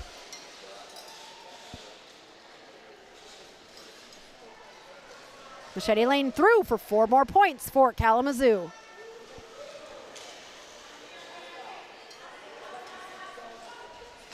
Sarge also through. Gonna try to force that call off. I think Machete Lane might try to grab a couple more points before calling it. Machete Lane through, sees Sarge coming and calls the jam. And that was a clinic on how to grab those 4 points and call the jam before the other jammer can score any points. We are down to 7.5 minutes left in this game. This has been such a back and forth game, and even though Naptown is not caught up necessarily to Kalamazoo, they have done a wonderful job at, I mean, if you didn't see the score, I don't think you would know who was winning. Like, it is an interesting game, and this is one that I would want to go back and watch again because there's been so much strategy happening. Will Smith with the jammer on jammer action that they are known for is going to be trying to stop Mexican takeout. Will Smith getting hit to the outside and pulled back in a waterfall of Kalamazoo blockers. Mexican takeout is able to get through and becomes lead jammer. Will Smith takes that star off as Mexican takeout comes around on a scoring pass. Will Smith takes a hit to the outside. Mexican takeout standing. It happened again. A whistle got blown and everybody stopped playing. That is what I want to teach all of you. When the whistle blows, they'll say your number. Keep playing. Keep playing. Don't stop just wondering, is it me? Because that is how jammers get through. If you are a blocker, if you are a jammer, that's how you can get through. It's because everybody else is stopping. So keep going. All right. Mexican takeout is through for another 4 points for Kalamazoo. Will Smith is able to get through and will hopefully be getting that call off for Mexican takeout. But, oh, beautiful. Mexican takeout started calling the jam as she was going through the pack, grabs those 4 points, keeps Will Smith from grabbing any points, and that's how you do it, people. 8 points scored in that jam for Kalamazoo. Pretty. Okay, we have got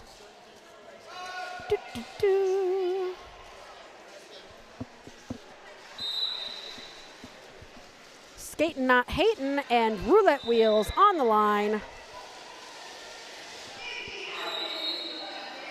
Get that call out for Mexican takeout. It's time for some Mexican takeout. Oh my gosh, I have been missing some opportunities with Mexican takeout's name. Dial the phone and call for some Mexican takeout.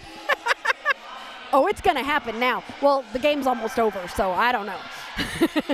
I'll see Mexican takeout again. Skatin' Not Hatin' is your lead jammer for Kalamazoo. They have scored 4 points, and Roulette Wheels. Did Roulette Wheels pass the star? Is that Amelia? No, Roulette Wheels is in the box. Okay, Aria, pay attention. Roulette Wheels is out of the box now and chasing down Skatin' Not Hatin', who has scored 8 points, is on a third scoring pass. Roulette Wheels gets out of the box and through on her initial. Oh, penalty being called on Skatin' Not Hatin', and this is a power jam for Naptown and Roulette Wheels, who has gone through to score 4 points. There is 47 seconds left in this jam and 4 minutes left in the game as Roulette Wheels comes around on this scoring pass. Ego loves when blockers stop playing, right? You hear the whistles and just as a jammer, go, because they do. The whistle blows and they're like, I'm just gonna wait and find out if it's me, but you have to keep blocking. Okay, Roulette Wheels is through for another 4 points. 107 to 177. It's not a palindrome, but it is pretty. Is Skatin' Not Hatin' out of the box? I think so. Yep, Skatin' Not Hatin' is out. 10 more seconds in this jam. Skatin' Not Hatin' is almost through for another 4 points for Kalamazoo. Roulette Wheels also through for another 4 points, and that jam ends at an even 12-12. We have 3 minutes left in this game, so I am going to end this poll. And our skater of the game, thank you all for voting, is Huntress. Oh, Huntress will be so happy to know that they are skater of the game. Followed closely by Mexican Takeout and Smack and Julia and Will Smith. Woohoo! They all did such a great job. I love it. Thank you for voting, everyone. I will make sure to give Huntress their stickers, and I'm sure they will be very excited. We have some new stickers this week that no one has ever gotten. So even if they have stickers from us before, we have new ones. Although those of you in the chat who know me, now you're going to come find me and be like, where are these new stickers? Because they're the best ones we've done so far. They're darn good. All right, we have a timeout being called by Naptown. We haven't had a lot of timeouts. Ooh, boy band jokes. All right. Did you hear about the skunks that started a boy band? They're calling themselves the Backstreet Boys. Sirius just gave me a look like, oh, gross. Because a skunk has a streak of white. The Backstreet, never mind. A German boy band that plays some insane classical stuff is called the Backstreet Boys.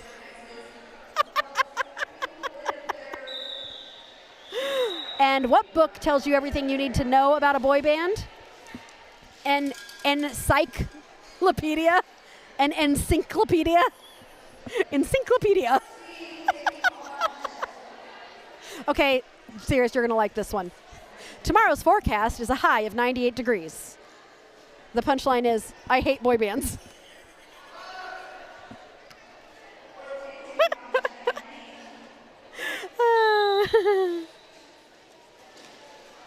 Love it. Okay, we're back to Derby and 2 minutes and 50 seconds left in this game. Baroque Street Boys. I like that one too. Yes, Ego, I got to get you one. Oh, Ego, stop being injured. You can get better. You can break your foot and come back in a week. All right. Good. Oh, that was so cute. Warp Speed smiling at the crowd like, yeah, that's right. I got out, and I'm going to force the call off. Machete Lane does call off the jam for Kalamazoo. I don't think anybody scored any points that time. 2 minutes and 19 seconds left in this game. If you're sad that this game is about to end, don't be, because we've got a whole nother game coming up in about 45 minutes. So stick around. If you have not subscribed to Derby Date Night yet, please do so. This morning we were so close to 1,500 subscribers, and we would love to get past that this weekend.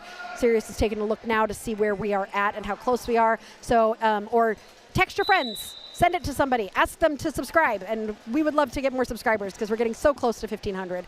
Mexican Takeout up against Will Smith. Will Smith trying to sneak through behind one of their blockers. Mexican Takeout just swinging themselves around. Will Smith comes out as lead jammer. This crowd is going crazy. Mexican Takeout also out. These jammers are racing to the pack. Will Smith calling the jam.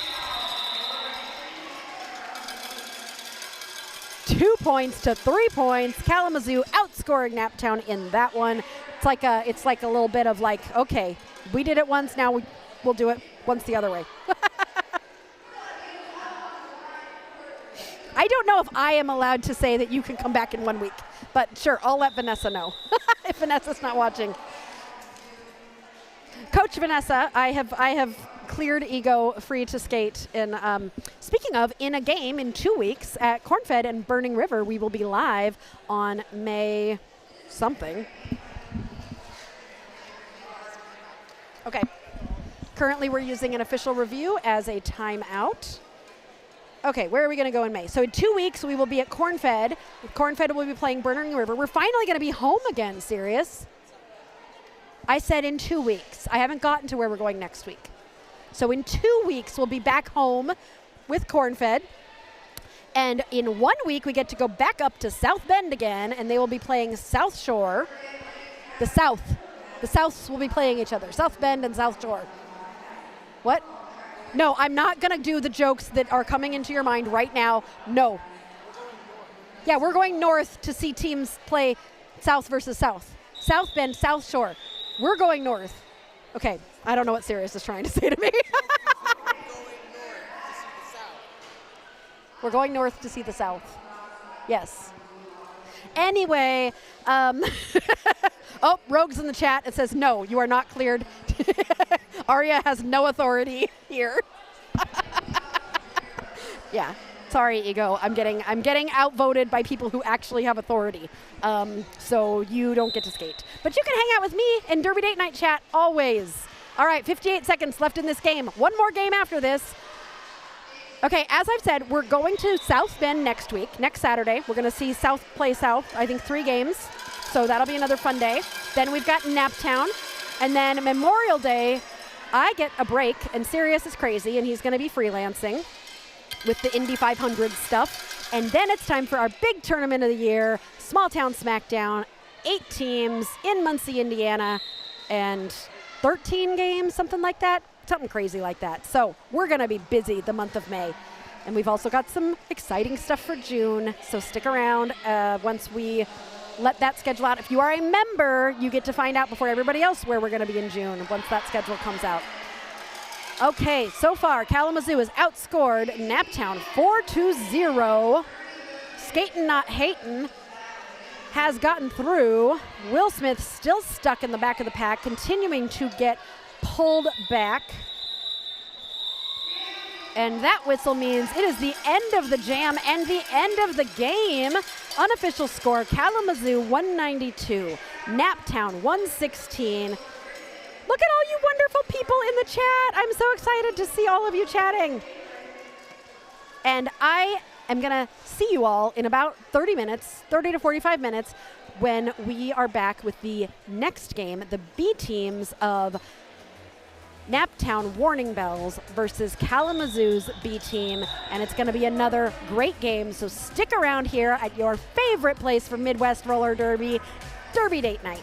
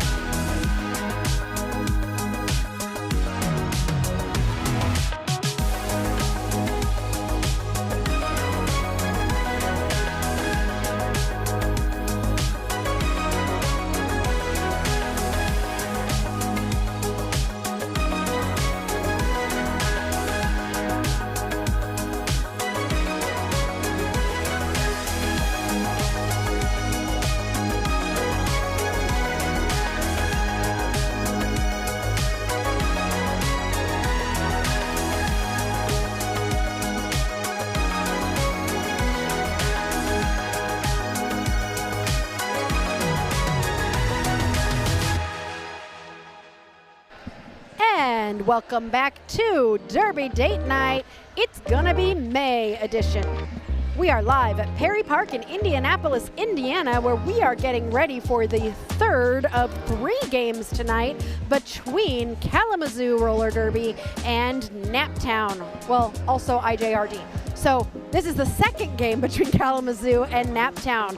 Our first game was oh my gosh, it was a nail biter for like the first 10 minutes. Then Kalamazoo went way ahead, and then in the second half, Naptown was scratching their way back and almost made a comeback, but Kalamazoo came out victorious. So wondering how this game's gonna go? Stick around to find out.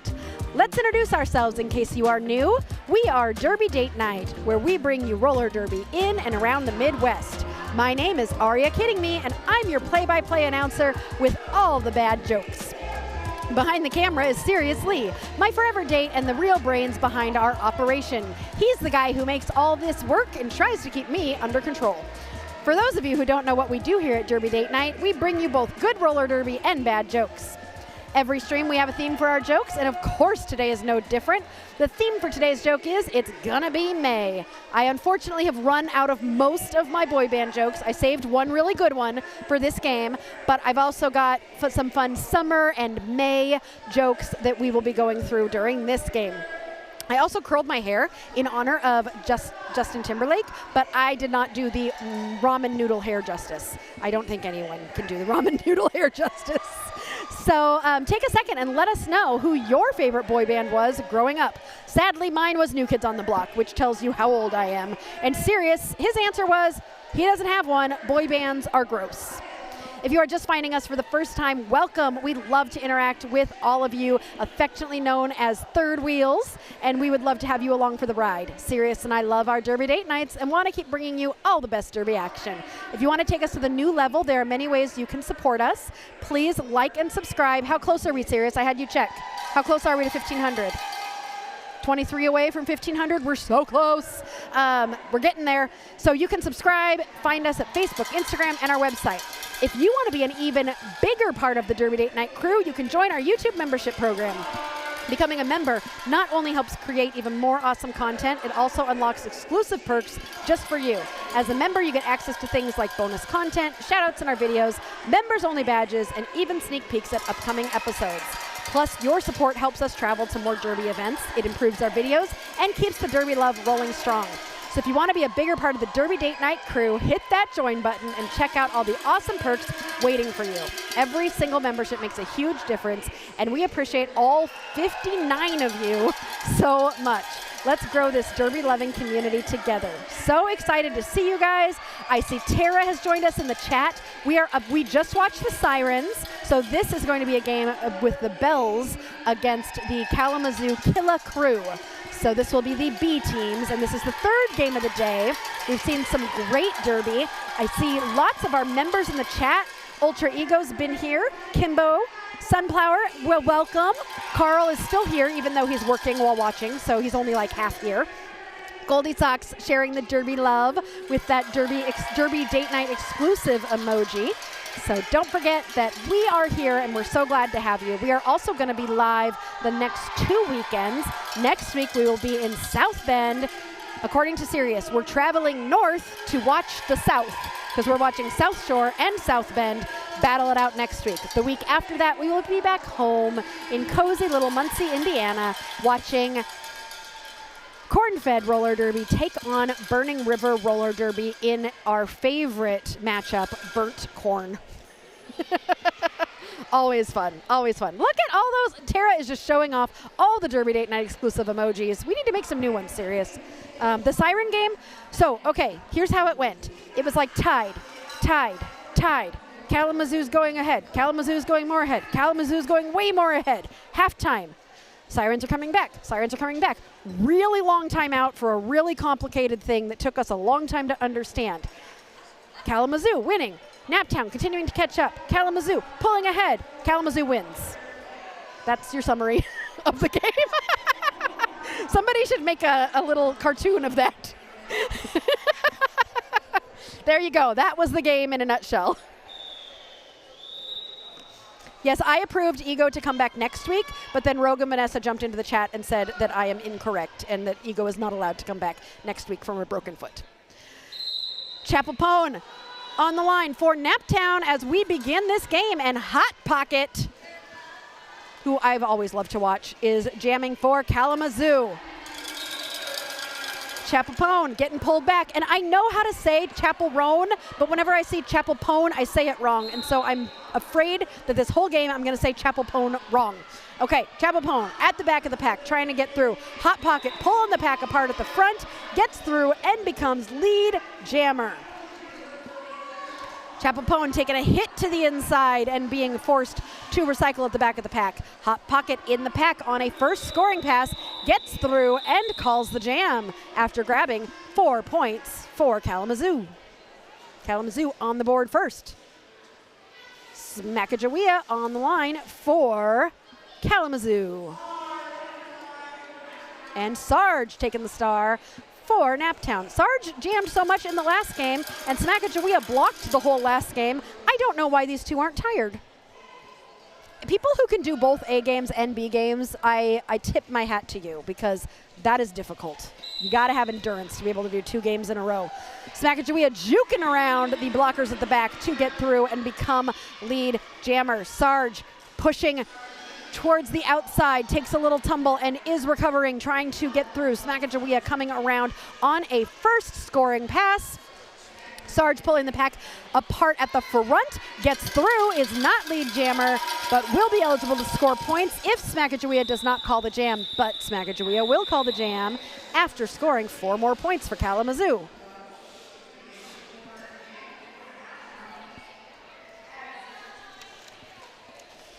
Uh-oh, my papers are making noise. Listen.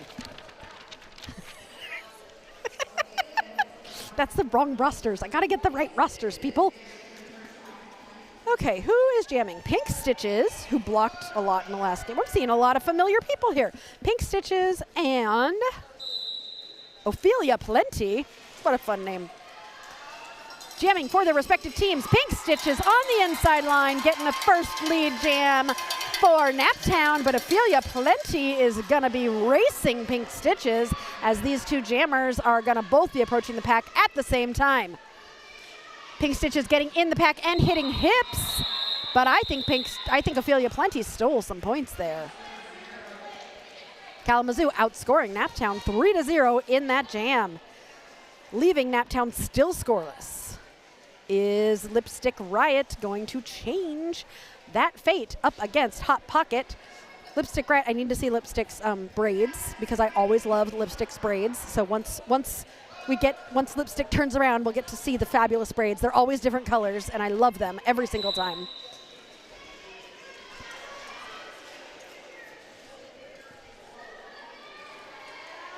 All right, here we go.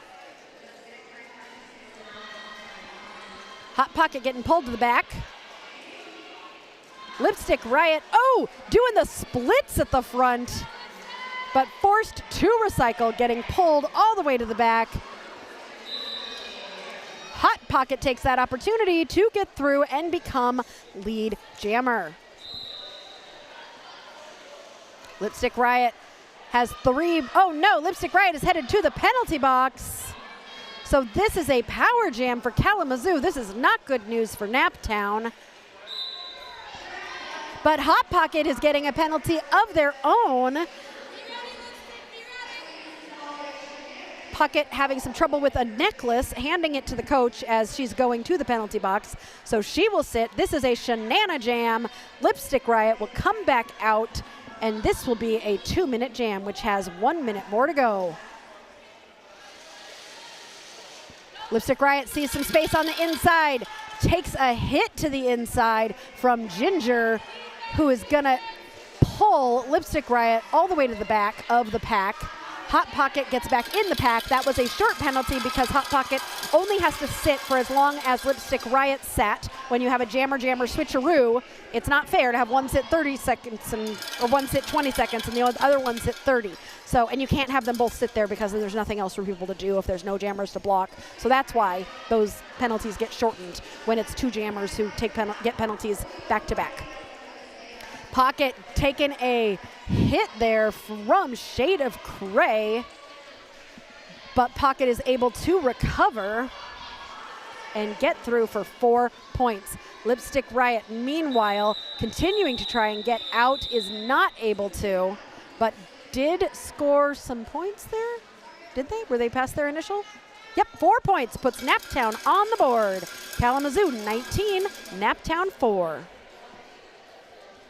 Smackajawea on the line for Kalamazoo and Chapelpone. See, if I say Chapelroan, then I can say Chapelpone. But for some reason, I can't say it right with Chapelpone. I know, serious. This is like me and trying to say St. Louis, or Cape Girardeau. What are the other things I can't say? There's a lot of them. Anyway, Smackajawea, whose name I can say, is through for lead jammer. Chapelpone stuck in the back of the pack, but pulling away and gets through and is going to try and force that call off and does so, but not before Smackajawea grabs 4 points.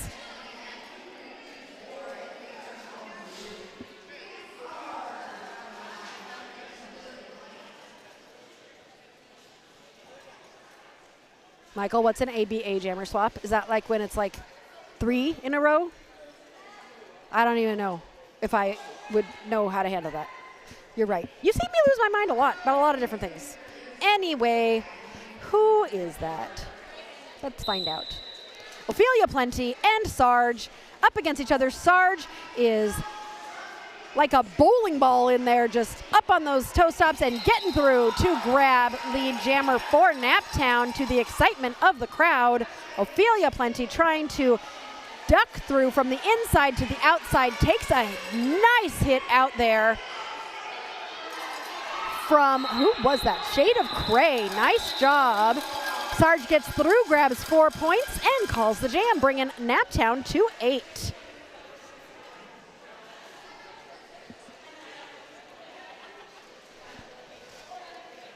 Bobbles. I like that name too. Oh my gosh, they need to play rock, and Bobbles and Bubbles need to go up against each other. That would be so amazing. But it is not Bubbles that Bobbles is going to be skating against. It's Pink Stitches. Bobbles sees some space on the inside, but is blocked. Pink Stitches trying to pull the pack towards the front. That pack is spreading out and speeding up, and Pink Stitches is out as lead jammer. Bobbles takes a hit to the outside and thinks she is clear to keep going, but is not, and gets called on a track cut and will be in the penalty box. So this is a power jam for Pink Stitches and Naptown, who have an opportunity here to cut into the lead that has been established, and those 4 points will help. Let's see how many more Pink Stitches can get while Bobbles waits in the penalty jam.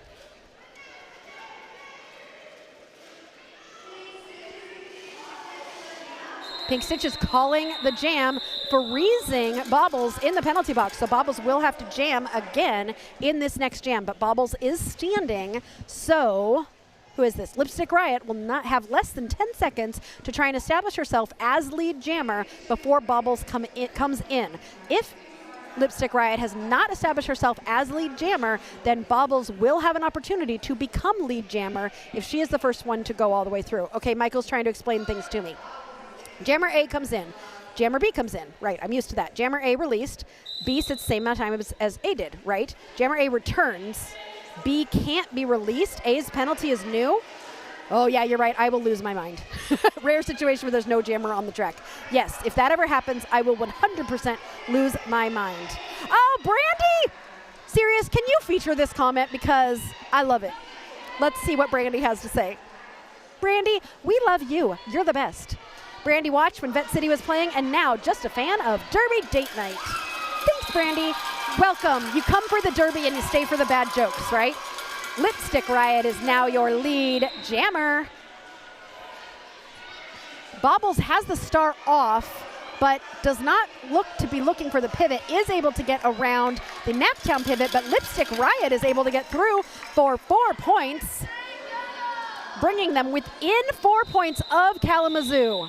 Bobbles, nope, Lipstick Riot calls the jam before Bobbles can score any points.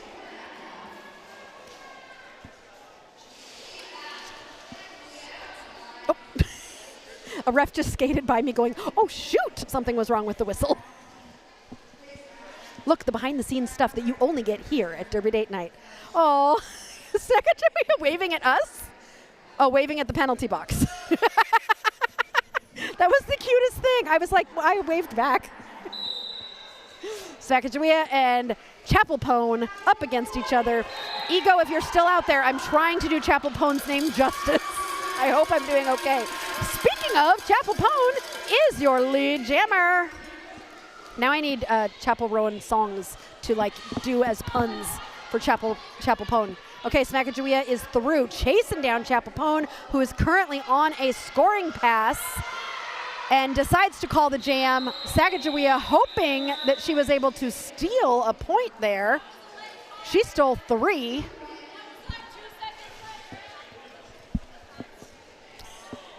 I'm pointing at people when they say good things, but you guys can't see who I'm pointing at.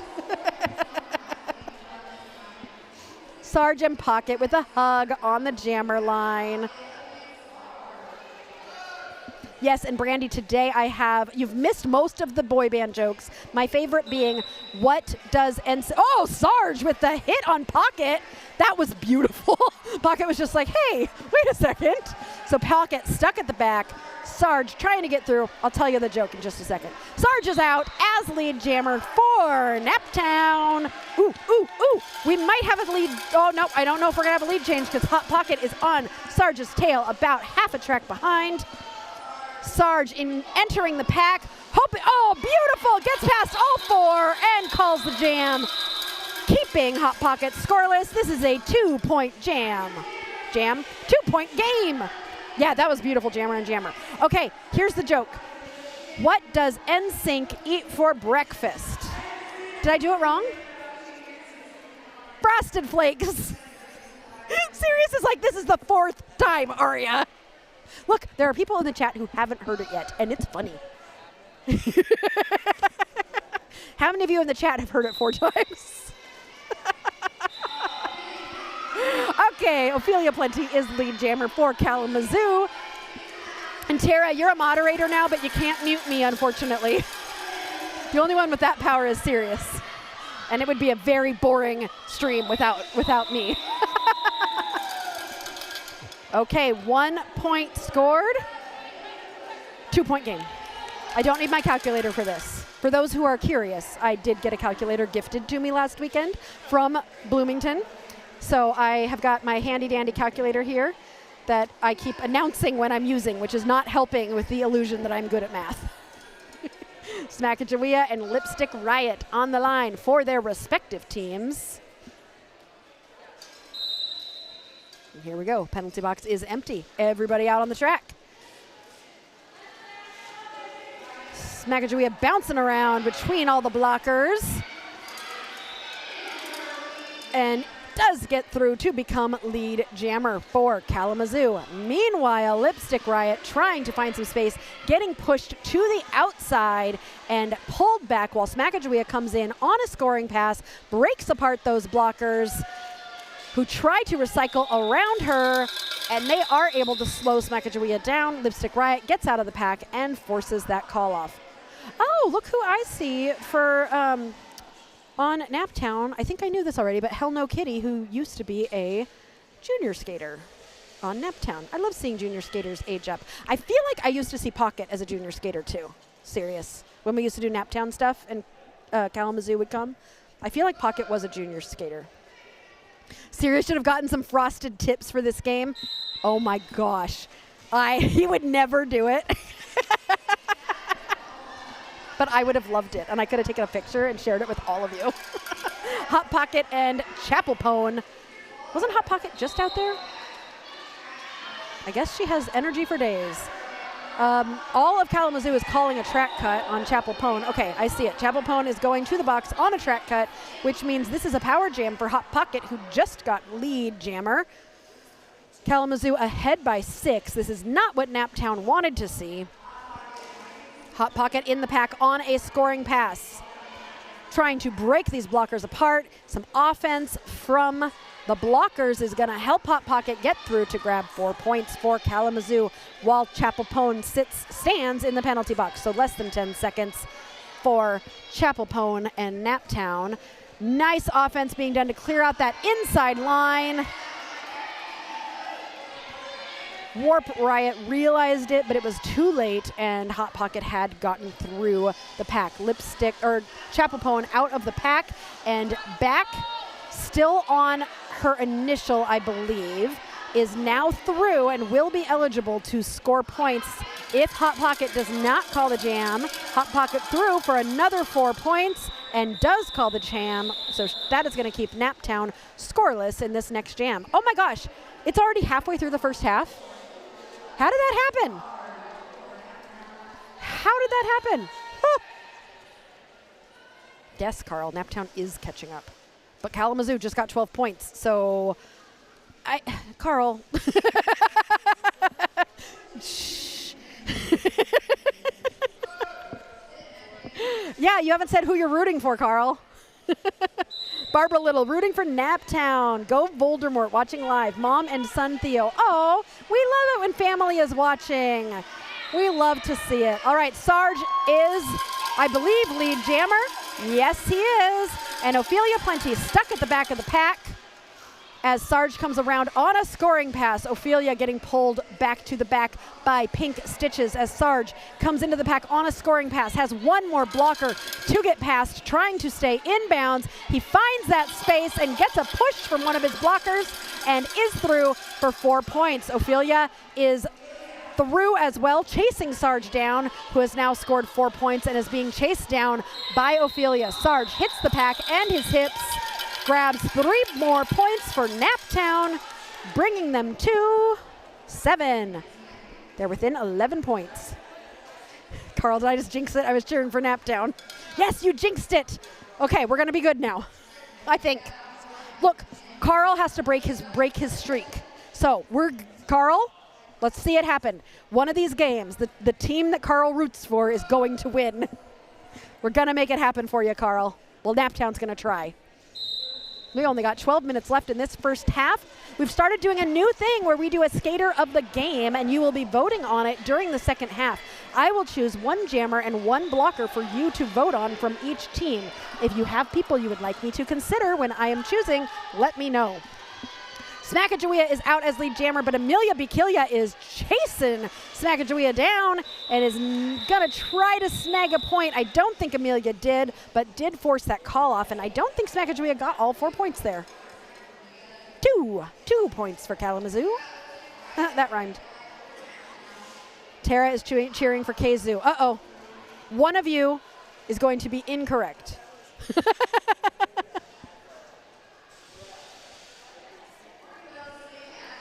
Pocket on the line against Lipstick Riot.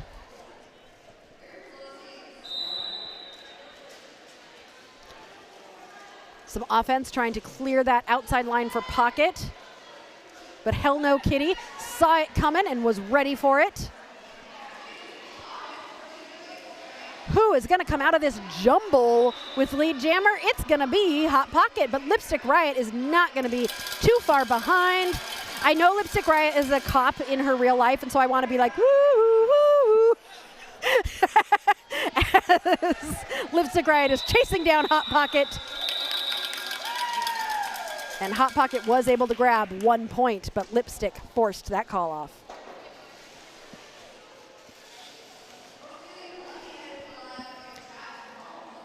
Okay, Chapelpone back out on the line with Ophelia Plenty. We have seen this matchup a few times already. I see some people saying Sarge and Pocket. Number 50 Shades of Cray, good blocking there. Whew. There's been a lot of good people. A lot of good people for me to consider. All right, Ophelia Plenty through as lead jammer for Kalamazoo. Chapelpone trying to make some space on that inside line and does so to get out. Will be chasing Ophelia down, but Ophelia in the meantime is on a scoring pass trying to get some points, and she does. She gets 4 and calls the jam. Michael, you know me well. I got silly. Well, I've only had caffeinated beverages today, which is probably not healthy. I should have some water. But I had a venti pink drink from Starbucks, and then I had a triple shot vanilla latte. I didn't even tell Sirius I got a triple shot. And I am currently drinking a giant Diet Coke, so I should probably drink water. Okay, Sarge and Smackajawea. Sarge finding space on the outside line, but not enough. Smackajawea taking a big smack at the back of the pack and is stuck at the back. Sarge pulling that pack apart at the front, is through and will be lead jammer for Naptown. Smackajawea hitting against the back of that pack, takes a little bit of a tumble as Sarge comes around on a scoring pass. Smackajawea is out. Sarge is in and through for 4 points and chasing Smackajawea down. Sarge is going to try to beat out Smackajawea here, I think. Nope, Sarge is going to call it. A little bit too dangerous. Too dangerous. Vanessa knows me well. Party Ari in the house. And I didn't even have an energy drink, just a lot of caffeine. Naptown down by 14, and I didn't even use my calculator. So proud of me, Sirius is. So proud. 8 minutes left in this first half. Amelia B. Killia on the line up against Hot Pocket. You know, you put a Hot Pocket in the microwave for 2 minutes. There's a joke there somewhere because a Derby Jam is 2 minutes. Amelia is your lead jammer for Naptown, while Hot Pocket has passed the star to number 94 on Kalamazoo. That is Bio, who will now be the jammer for Kalamazoo. Amelia trying to get past one more blocker. Number 1, Weir's Waldo, who is doing a great job of holding Amelia, but Bio also doing a great job getting out of the pack and forcing that call off, but not before Naptown gets 4 more points, which brings them within 10. Yes, we have rosters. I think Sirius can bring them up at the next 30-second break. I'm not going to force him to do it right now. It's the thing that says rosters. It's that button. Oh, he goes, I know, Aria.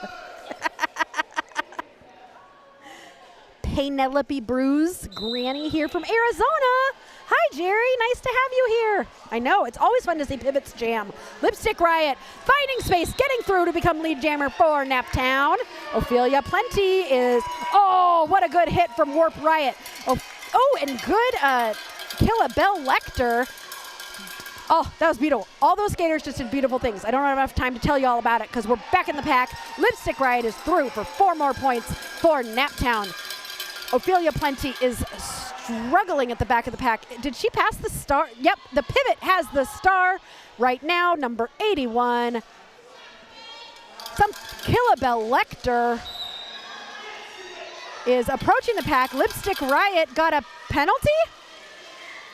No. Okay, both jammers in the pack, both jammers eligible to score points. Lipstick Riot is through and calls the jam, but I do think that Kalamazoo might have gotten a couple points there, so let's wait and see.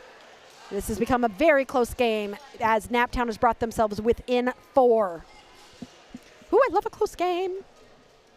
All right, Weir's Waldo, who we have not seen jam yet for Kalamazoo, up against. I found Waldo. Chapel Pone. Hey, there's Waldo. I'm losing my mind. Okay. Chapel Pone trying to find space on the inside. Weir's Waldo trying to find space up the middle. Weir's Waldo taking a little bit of a tumble as Chapel Pone pulls that pack apart at the front, and your lead jammer is going to be Naptown for the 3rd jam in a row. But Weir's Waldo is chasing, saying, I'm right here, Chapel Pone. There's Waldo right behind you. And Chapel Pone has to call the jam. I'm yelling. With 5 minutes left in the first half. Do you remember? Yes, Niels. Sarge was playing for this same team, actually, when he broke his foot during a game on Derby Date Night. You are correct, and it was last year. I think it might have even been the Naptown home opener because Sarge was out almost all of last year. Sarge came back. I think his first game was the, what was that thing called in January?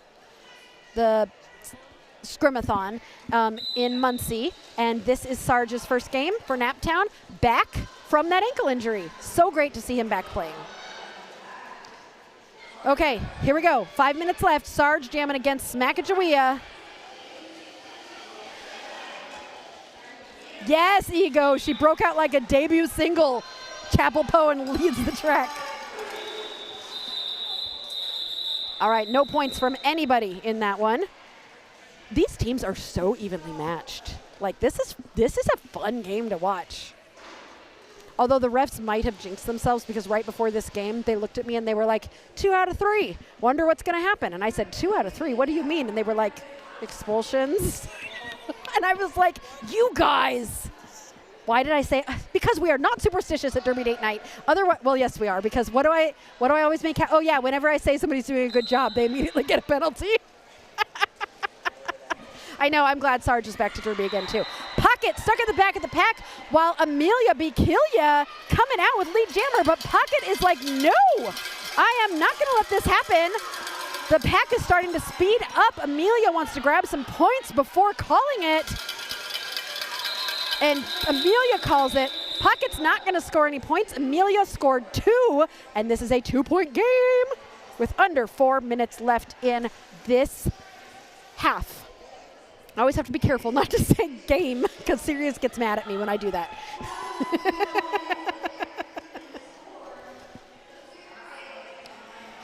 Ophelia up against Lipstick Riot. I think we got maybe 2 more jams in this first half. Ophelia up on those toe stops, trying to just get through the middle of the pack. Lipstick Riot swinging from side to side, goes from the outside to the inside, is not able to get out, takes a push to the inside, and Ophelia Plenty takes that opportunity to get lead jammer for Kalamazoo. Ophelia coming in and sliding through. Great offense there from Killabel Lecter to help Ophelia Plenty get through practically untouched for 4 points. Lipstick Riot is chasing Ophelia Plenty down. Ophelia gets pushed to the outside by Shade of Cray. And Ophelia calls the jam, but not before scoring all 4 points, bringing Kalamazoo to 60. Naptown at 50. 2 minutes, 28 seconds left. 1 to 2 more jams left in this first half. This has been a great game. Great game.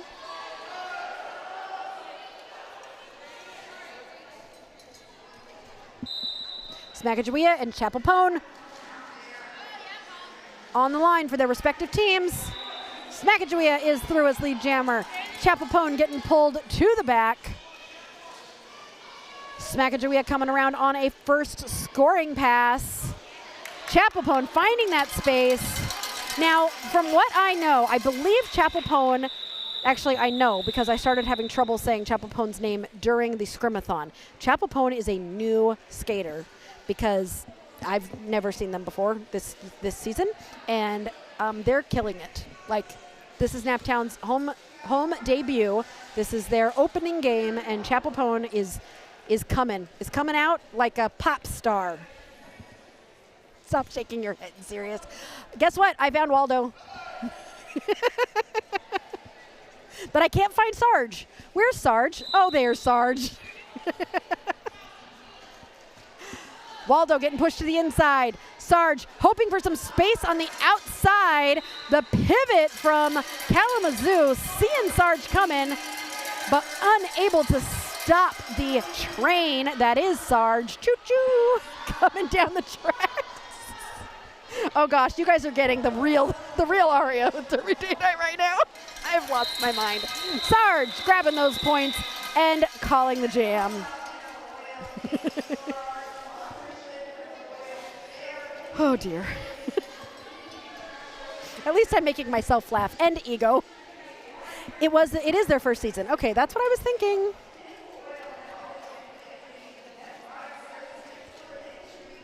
All right, Amelia up against Pocket.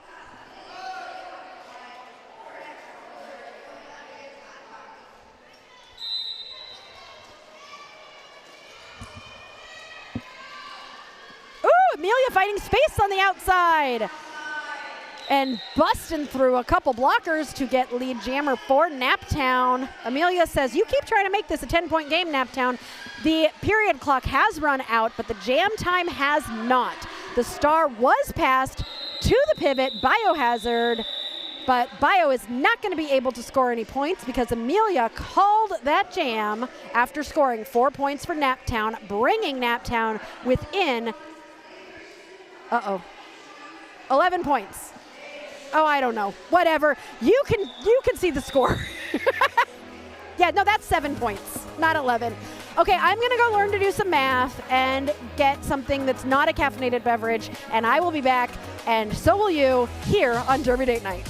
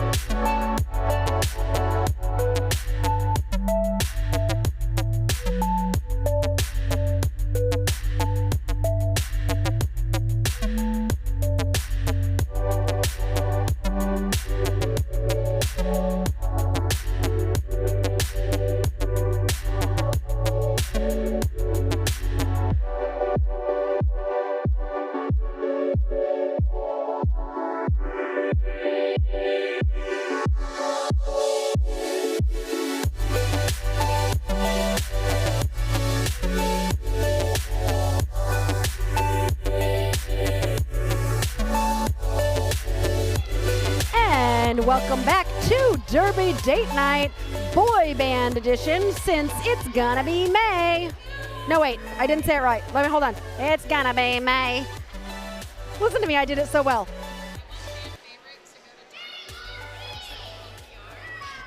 There's only one OPR in this game. Darth Blue. I wish I had a 5th spot for like skater of the game to go to Darth Blue for being the only OPR out there. Everybody, yay for Darth Blue, because Darth Blue is all by, serious, focus on Darth Blue. Darth Blue is getting so much focus today, but Darth Blue is the only OPR. Let's see if we can get her to wave, because I think she just told, oh, Darth Blue's not even going to look at us anymore. Amazing. Amazing OPRing skills as we are getting ready to go back. Okay, I'm putting the poll up. I chose one blocker and one jammer from each team. Yeah, but in order for me to do anything, I have to put the poll up. The poll will stay up until 5 minutes before the game is over. So you don't want to vote too early, because if you're not too sure, then, you know, you don't want to, you know, somebody might do something amazing. Hi, Strader. Oh, we love it when Smooth Criminal is on the camera, and we appreciate her so much. She is our favorite smooth camera operator. Oh, a very quick penalty there for Ophelia Plenty, which means Chapelpone has an opportunity to become lead jammer and takes it. Chapelpone will be lead jammer as Naptown opens this second half. What a fun first half. Also, I did not drink anything that was water. All I drank was caffeine during the break. So you're getting party-ari for the rest of this game, people, whether you want her or not. Chapelpone on a first scoring pass, grabbing all 4 points. And Ophelia is back out of the box and back in the game, but not scoring points right now. That was her initial. So Ophelia is through and will be eligible to score points, but Chapelpone, currently on a scoring pass, would need to call it to keep Ophelia from scoring any points. And Chapel does so, bringing Naptown to 61. This is a 3-point game. I love a good close game. Everybody's okay, Carl. Derby skaters fall all the time, and only when they don't get up do you need to be worried. I have learned that, especially with the juniors. My goodness. Smackajawea and Sarge up against each other for the, like 11th time or something. So both jammers are trying to find space on that inside line. Sarge stuck at the back of the pack. Smackajawea finds space at the front, and they will be your lead jammer for Kalamazoo. Sarge, in the meantime, getting pulled to the back, while Smackajawea comes into the pack on a scoring pass and is currently, has scored 4 points for Kalamazoo. Sarge getting pulled to the back by Hannibal Lecter and decides to do a little jammer on jammer blocking before attempting to jam. Stuck at the back of the pack behind a Blocktopus. Sarge might be looking for the pivot, number 97, Rolly Go Fighty, who Sarge did not pass to but was able to get out. In the meantime, though, Kalamazoo has done some damage, scoring 8 points so far in this jam. Sarge chasing down Smackajawea, hoping to have stolen a point or two. Looks like Sarge got 3 there. Nice job. And Naptown was able to grab 3 to Kalamazoo's 12. Kalamazoo now up by 12. Kalamazoo keeps trying to pull away, and Naptown keeps just snapping at their heels. They're like little snapping turtles. Snap, snap. I've been thinking about turtles a lot lately because it's spring, and you know, box turtles, they hibernate during the winter, and in the spring, people who have box turtles, they dig them up. So when it's about to be winter, they put them in the ground, and then they go to sleep in the ground. And if you don't have a lot of ground, I guess, you can use your freezer. So some of them put the turtles in their freezer, and then when it's spring, they bring them out, and they wake up. Amelia, with a huge smile on her face, is lead jammer for Naptown. While I was distracted telling you a story about turtles that I learned on TikTok, the place where all the information is. Bubbles is out of the pack. Oh no, Amelia got a track cut, and this will be a power jam for Bobbles and Kalamazoo. Bobbles is through for 4 points for Kalamazoo. while Amelia waits in the penalty box. Another Naptown blocker joining her there. So 3 blockers out on the track to block Bobbles, as Bobbles needs to get past. Some nice blocking being done there by Garbage Witch, but unable to stop Bobbles, as Bobbles comes around, having scored 8 points, is going to be eligible to score 4 more, and does so. Amelia, released from the penalty box, is approaching the pack about half a track in front of Bobbles. Amelia in the pack right now, I think still on her initial. Amelia sweeping to the outside, has got one more blocker to get past. Oh, nice hit there. Oh, where's Waldo? I found Waldo. Waldo is hitting out Amelia. Amelia is back at the back of the pack, as Bobbles' biggest jam of the game so far from Bobbles, who might be about to extend this again. Amelia almost all the way through, has to get past Waldo. Amelia wishes Waldo was missing. And Biohazard also coming in to assist, as Bobbles gets through to bring that jam total to 20. And Kalamazoo has run away all of a sudden with this score. Carl likes turtles. Thanks, Carl. I thought you were working and you were only partially paying attention.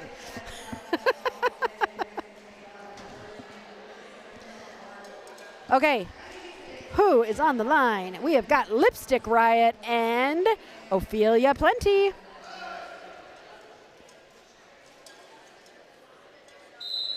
Nobody in the box, so we got 4 blockers out from each team, and everybody falling down. Ophelia is through as lead jammer for Kalamazoo.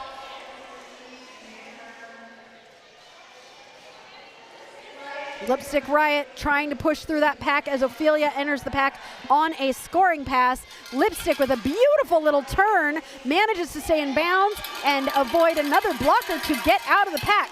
Meanwhile, Ophelia Plenty has gone through the pack to score 4 points for Kalamazoo. Lipstick Riot chasing down Ophelia. Ophelia gets in, I think grabbed a couple points and called the jam. Yep, 2 points. 2 points were grabbed there for Kalamazoo, bringing them to 102. Carl, it's okay. One of these days, you will choose the team that wins. And maybe it's today, because Naptown could still come back. That was just a very big jam for Kalamazoo. We have 23 minutes left in this game. And if it makes you sad to know that this day is almost over, we have 3 games next week at South Bend against South Shore. And we have 2 games the week after that at Cornfed with Burning River. And then we have a break. No, we don't. I have a break, because Sirius is a glutton for punishment and will be freelancing for the entire Memorial Day weekend. So I will have a break, but he is a workaholic. We all know that I'm not. I complain and whine every time he makes me help. Anyway, I have a joke to tell you. It's the last boy band joke before we move into generic band jokes. So my last boy band joke I've got for you. I bought a 2000s boy band online for only 5 cents, but it never came in the mail. I want my nickel back. Come on, serious.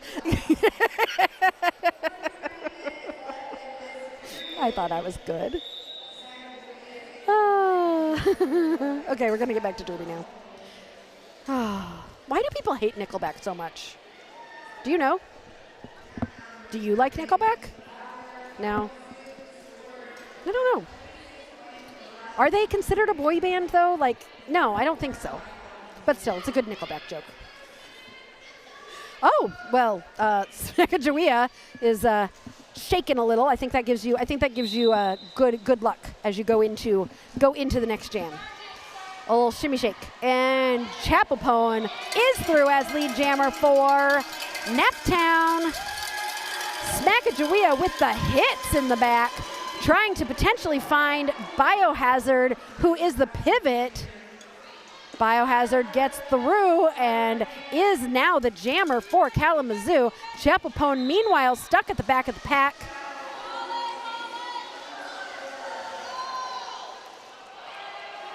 Chapel. Okay, Biohazard is through for 4 points. Chapel decides to call it, and I don't think Chapel got 4 points. Chapel got 2 points.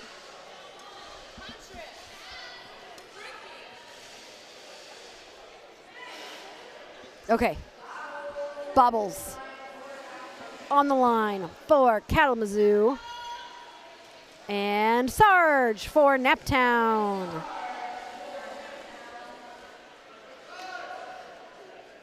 Don't forget, we have got a vote open for Skater of the Game.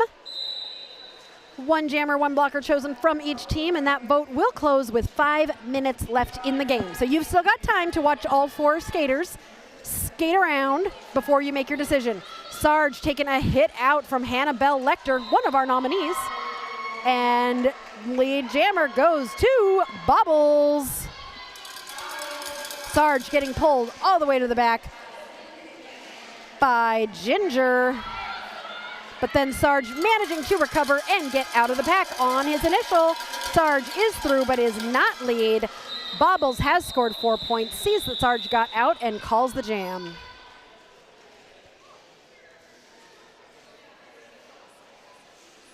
Ophelia Plenty and Amelia B. Killia. Those are similar derby names. Ophelia and Amelia. They sound like twins. Ophelia and Amelia. Oh, talking and see, they look like sisters. Ophelia and Amelia. That's a good, if you were a mom, you could name 2 people Ophelia. No. Well, yes, but not with the last name Plenty. Those aren't real names. Those are derby names. Amelia trying to find space, but it is Ophelia who's going to come out as lead jammer. Amelia is chasing Ophelia down. Okay, now this is just difficult. Ophelia approaching the pack on a scoring pass and calls the jam before Naptown can score any points. But Kalamazoo was able to get 1, bringing them to 111.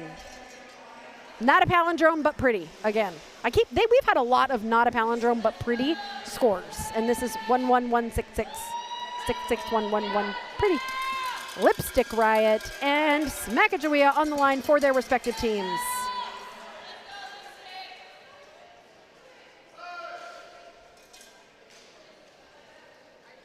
Oh, I love the strategy happening before the jam. It's always fun to see. Smackajawea finding space in the middle of the pack, jumps out of the pack and becomes lead jammer. Lipstick Riot, as that pack is speeding up, trying to pull the pack apart. Needing a minute at the back of the pack. Wait, penalty on Lipstick Riot. That is a forearm? Forearm, and this will be a power jam for Kalamazoo. Smackajawea scoring 4 points for Kalamazoo and coming around to try and take advantage of this power jam while Lipstick Riot waits in the penalty box. Smackajawea is through for another 4 points. Lipstick Riot is standing. Smackajawea in again and grabbing 4 more points. Lipstick Riot is out of the box. Lipstick Riot getting stuck around a tripod of Kalamazoo blockers as Smackajawea takes a little bit of a tumble at the front of the pack as Naptown reforms around Smackajawea. Smackajawea decides to call the jam. Wow, 20-point jam for Smackajawea and Kalamazoo Roller Derby. No, Michael, there is no Derby Date Night tomorrow. If you want to watch serious work, you can watch some sort of rugby game on ESPN because he's freelancing. What rugby game is it? You don't know. Chicago versus Miami rugby. If you go watch it on one of the ESPN channels, that's serious managing something. I don't know. He's freelancing, whatever he does. He pushes buttons, and it has something to do with sound. But next Saturday, we have 3 more games in South Bend, Indiana. Hey, Sarge is lead jammer for Naptown. Bobbles chasing Sarge down about half a track behind. Sarge trying to weave his way through the pack and does so. getting through for 4 points for Naptown. Sarge coming around on another scoring pass and jukes his way through to get 4 more points while Bobbles gets hit to the outside and is trying to find some space. Takes a little bit of a tumble as the blockers reform around. 50 Shades of Cray is on it and right there to hold Bobbles long enough for the rest of the pack to come, and Bobbles still pulling that pack apart at the front. Bobbles is through for 4 points. Meanwhile, Sarge, able to avoid a hit and grab 4 more points. Beautiful work by Sarge. One of our nominees for Skater of the Game, grabbing 12 points for Naptown Roller Derby, bringing them up to 78. Oh, Michael Kwan, we're going to miss you next Saturday. But it's okay. If you're working roller derby, I guess that's a good enough excuse. So we will miss you next Saturday. But maybe tomorrow, Michael, I'll see you in the chat. What's the Denver tournament that is happening? Don't leave and go watch it. But tomorrow you can go watch the Denver tournament. I forget what it's called, but I know they have a live stream. Ophelia Plenty jamming for Kalamazoo, and Amelia Bikilia, this is going to kill me, jamming for Naptown. Ophelia getting pulled all the way to the back. Amelia thought she had lead jammer, but gets called on a track cut. And this will be a power jam for Kalamazoo and Ophelia Plenty, while Amelia Bikilia waits in the penalty box. That pack is starting to speed up. Ophelia only has 1 more blocker to get past and does so, while Amelia waits in the penalty box.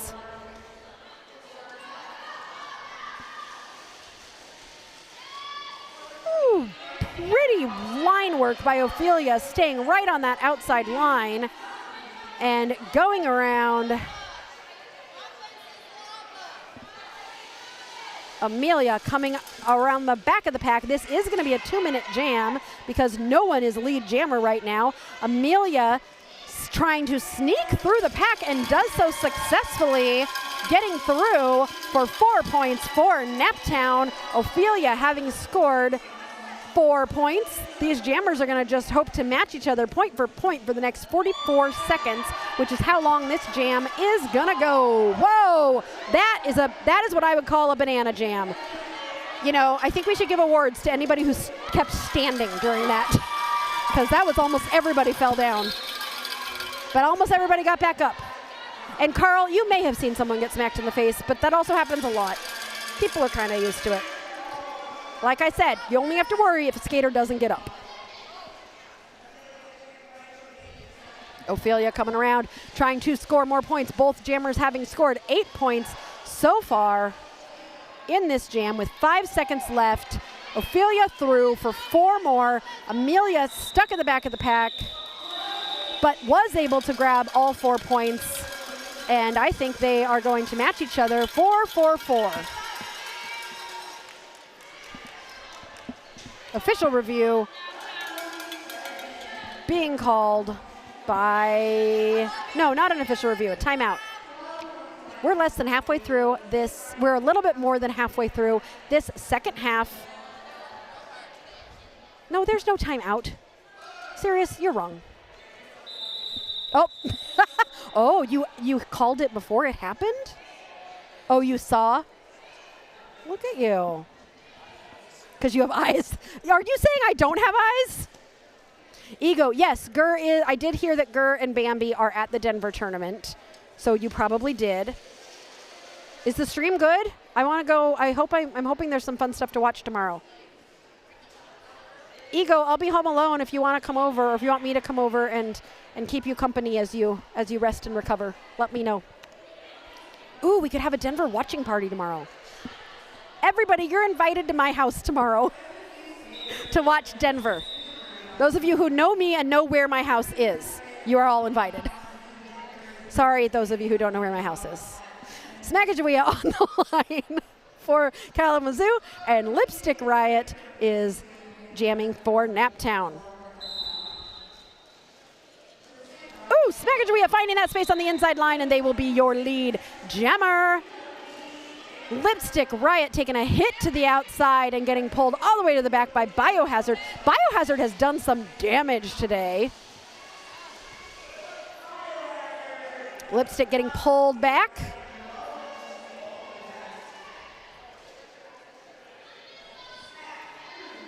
Smagadria is through for 4 points. Lipstick Riot continuing to try and find some space, takes a hit to the inside and is getting pulled back by Wierswaldo.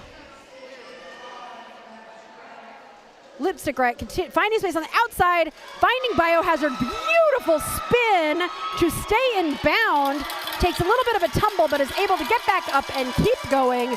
Meanwhile, Smagadria has scored 8 points. And I think was communicating with with their pack, but looked like they were shooting finger guns. I don't know if you got it on the screen, Sirius. Finger guns. Carl, yes, it's in Muncie, Indiana. Just go to Muncie and just shout my name, and maybe you'll find my house.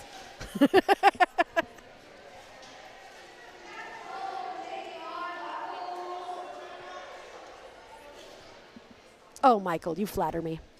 Chapapoan on the line for Naptown and Bobbles. I wonder where the name Bobbles comes from. I wonder if they're like do sewing and it's from bobbins, you know, Bobbles. Or no, if it was jewelry, it would be B-A-U-B, Bobbles, instead of B-O-B-B-L-E-S. What? I am talking to myself and the chat, Sirius. Sorry, would you like me to focus on the Derby? That's not what the chat is here for. Bobbles with a spin around a blocker is through as lead jammer, but that didn't happen until turn 3, which is a long time to fight. Minute and a half left in this jam. Chapapoan able to stay in. No, not able to stay in bounds. Gets a track cut and is being sent to the penalty box. While Bobbles has scored 4 points, and this will be a power jam for Kalamazoo.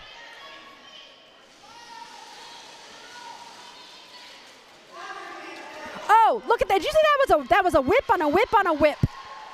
That was so pretty. That was really pretty. Okay, if you're a jammer, here's what you need to be careful of, though, because I've noticed some penalties recently with this. There are a lot more shirt whips happening lately than there were a few years ago. But something I'm noticing, that was beautiful. That was clinic shirt whipping. So as a jammer, you grab the shirt and use that to propel yourself forward. But I'm seeing a lot of jammers lately get called on multiplayers, because if you are grabbing that shirt and someone tries to get through the connection that you have made between you and your own blocker, you could get called on a penalty.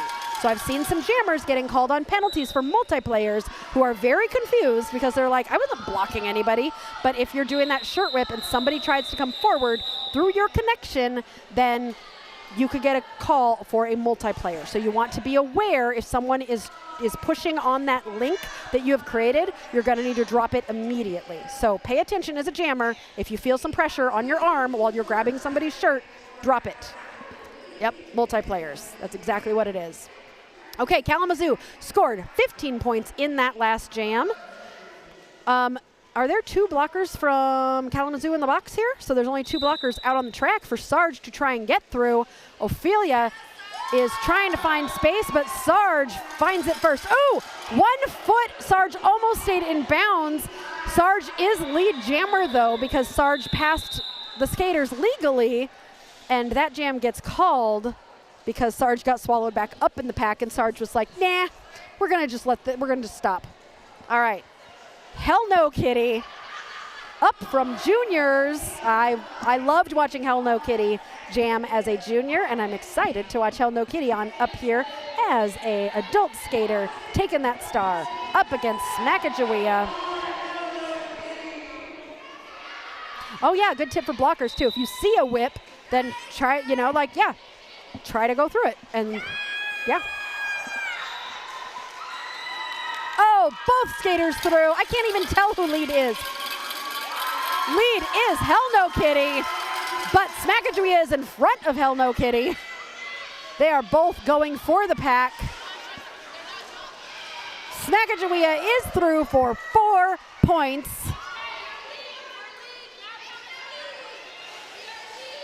Hell No Kitty getting through on 1 foot.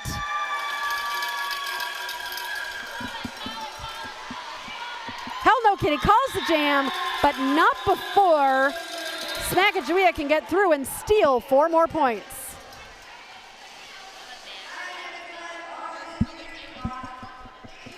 Sacagawea with a smile going back to their bench. Now the house announcer, who is Battison, who some of you have seen many times on Circle City, walked over closely to our table and was just like, I don't know, what was she saying? You don't know. She might have been talking about. It's weird when I am streaming and people start talking about Derby Date Night. I always get kind of like, I have to keep talking to the chat here. Lipstick up against Bobbles. Yes, Teeny, very smart. Yeah, because once you grab onto somebody's shirt, it's hard to let go because you're using them as your momentum. So very, very, see, you get all the smart tips here on Derby Date Night to help you become a better jammer and a better blocker. Except for Sirius says, pay attention, Aria. Is that Bobbles in the box? No, it's not. It's got a cut call. Bobbles still trying to get through. Takes a hit to the inside from, who is that? Was that Amelia? That was beautiful. Who was that? 85, that's Amelia. Okay, lots of fun hitting, lots of fun things happening, except for nobody's lead. Lipstick is not going to be able to be lead. Bobbles still could be lead as long as Bobbles hasn't taken their star off. If Bobbles can get through right here. Nope, Bobbles can't be lead. I don't know why Bobbles can't be lead. They must have taken their hat off or something. Did any of you notice? Anyway, Lipstick Riot back out of the box. I'm getting tired. We've got 7 minutes left. Our poll for player of the game is going to close in 2.5 minutes. So get your votes in now. If you have not voted yet, please vote for Skater of the Game. Skater of the Game will win some stickers from Derby Date Night. We have brand new stickers that we are giving to the Skaters of the Game today, and we are going to be having stickers made for our Skater of the Game that say Derby Date Night Skater of the Game, and then you can put them on your helmet or whatever you want. All right. Is no one scored any points here? Lipstick Riot almost through. Oh, that jam comes to an end. Lipstick Riot did almost finish their initial. That was a tough 2 minutes. And 1 point, oh my gosh, a 2-minute jam that only 1 point was scored. Whoo, hoo, hoo. I'm tired just watching it. Sarge on the line for Naptown. A timeout is going to be called by somebody, I think. A timeout is being called. A timeout has been called. What? Kalamazoo called a timeout. Ooh, jokes. We are out of boy band jokes because unfortunately there weren't very many on the internet, and there were a lot on the internet that were inappropriate. So, why did the drummer bring a ladder to practice? To reach the high notes. Sirius is irritated. Okay, why was the musician so good at baseball? Come on, you got this one. Because he had perfect pitch. All I'm getting is eye rolling. This one I chose for you, Sirius, as a drummer. How do you know if a drummer is at your door? And you're going to be insulted by this one. He never comes in and you can't find the right beat. You're so insulted.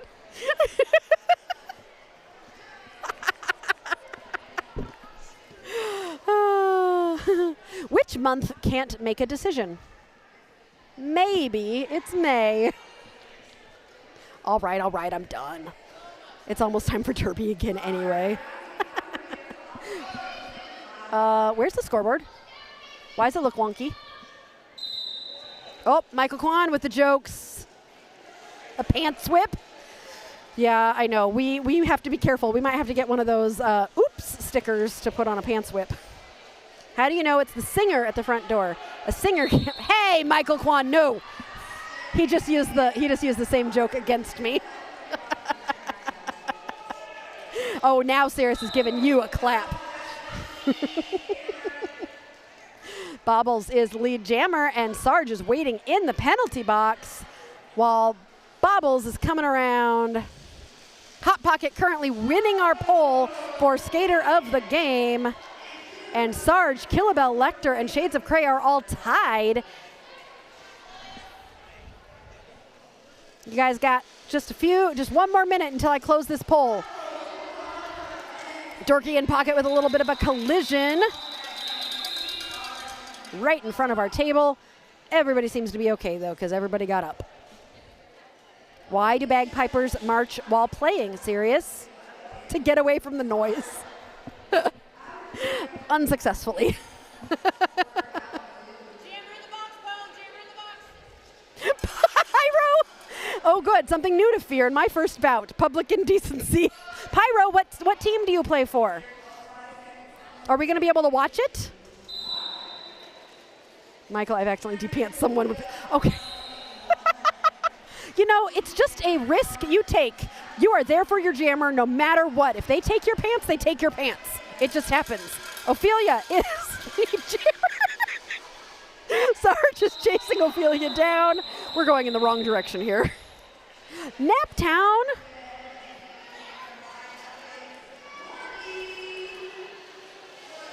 On the 17th, is that an away game?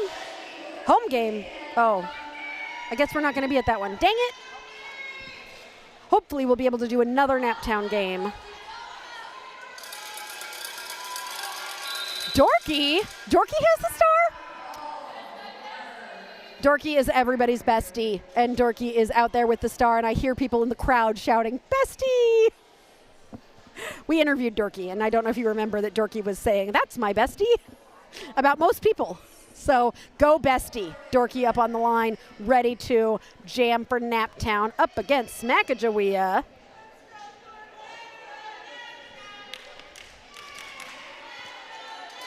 Is that the home game? Okay, so Naptown, oh yeah, Naptown does have a home game on the 17th, but I will be at Cornfed that day, unfortunately.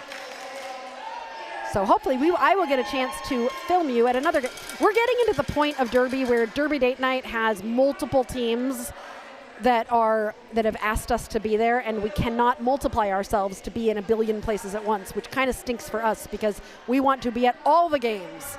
So, well, we try our best to be at as many games as we can. So, yeah, that's it. Okay, 4 minutes left. I don't know. Okay, I heard a whistle. We're getting there. Oh, I gotta close the polls. It looks like our winner for the Derby Date Night Player of the Game, who is going to receive some super cool Derby Date Night stickers, is Hot Pocket. Thanks for voting, everybody. I will present that to Hot Pocket after the game. Oh, everybody is so excited because Dorky just got lead jammer with a huge smile on her face. Smackajawea passes Dorky, and Dorky calls the jam. The crowd goes wild, even though no points were scored. I think, was that Dorky's first jam as a jammer? Good job, Dorky. All right, Hell No Kitty on the line, giving a fist bump to Bobbles as we have 3.5 minutes left in this game. If you are enjoying this and you want to support Derby Date Night, not only can you subscribe to us on all the social medias, you can become a member. We would love to see more members in the chat with their names in a special color and with a wheel next to their name. And you can help us be able to get more equipment, and you get to be a part of our special community where we let you see things before other people, and you get all sorts of cool stuff. Sarge with the blocking on Bobbles, holding Bobbles in the back. Hell No Kitty pushing at the front, stuck behind a very strong tripod.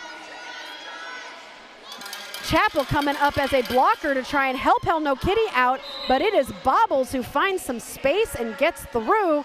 Points for style, I like it. And Bobbles is lead jammer with 2.5 minutes left in this game. Whistle being called on Sarge, who says, I know. I don't know what Sarge did, but Sarge knew it was wrong. Okay, Bobbles is through. Hell No Kitty is is not feeling very good, and is needing a little bit of a. People are going to check on Hell No Kitty because I think she might have taken a big hit there. So we're going to take a second to check on Hell No Kitty. I'm debating whether or not we're going to go to timeout or not. Depends on whether or not this is going to be a longer break or a shorter break. Oh, a direction. Is that what happened to Hell No Kitty?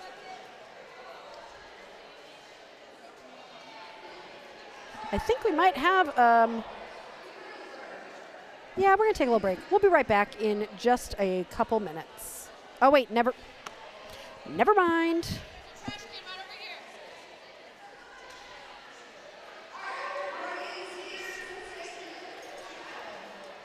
Okay, Hell No Kitty is okay and headed back to the trash can, I believe. A domino effect? There's other people at a trash can? Wait, are you serious?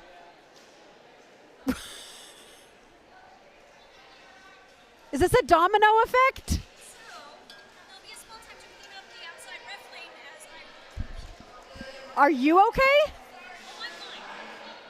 She was Anytime HK goes down, bring her a puke bag. Yep. Anytime?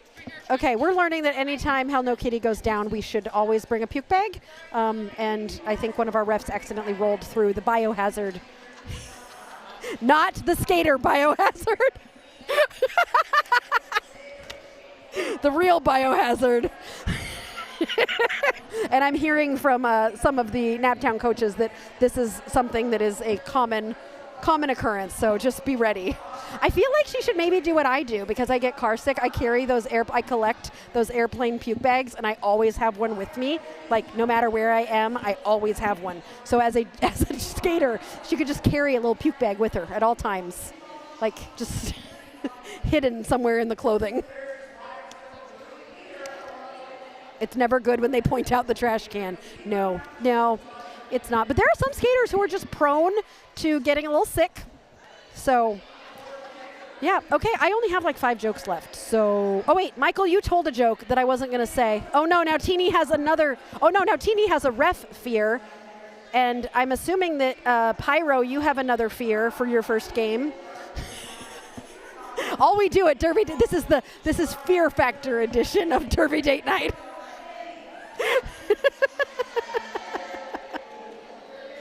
Okay, Michael, you told a joke. Let me go back to your joke.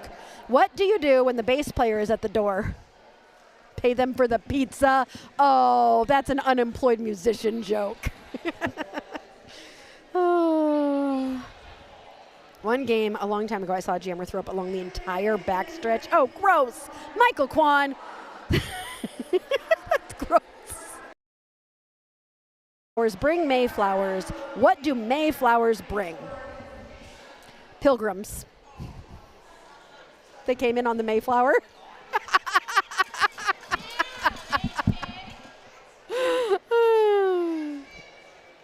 Stabity Jones, 109 points and 2 jams. Okay, no, I don't think it's possible. You know why? Because somebody did some calculations on what is the highest amount of points you can get in a 2-minute jam, because somebody saw a 32-point jam, and they were saying like, well, what's the highest point jam you've ever seen? And some people were saying in old Derby, when you used to get 5 points per pass, that they had seen like 40-point jams. But if you're really thinking about how fast can a skater get around the track, and like if they get 4 points per pass, I mean 32, hold on, I have a calculator. 32 divided by 4 is 8 laps. So 27 and 5. Well, yeah, how many laps can somebody actually do in 2 minutes? If you do 10 laps in 2 minutes, that would be 40 points.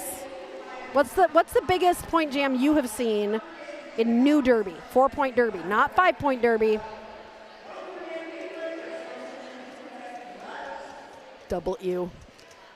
There's lots of ew happening with only 2 minutes and 10 seconds left in the game. Well, this is the drama I was not expecting from the end of the game. Oh, good job, everybody who does cleanup. Oh. Disinfecting bottle. Oh, most of the A team from Naptown went out to help with that. That's very nice of them. And I don't know why, but she just handed me the disinfectant bottle. What?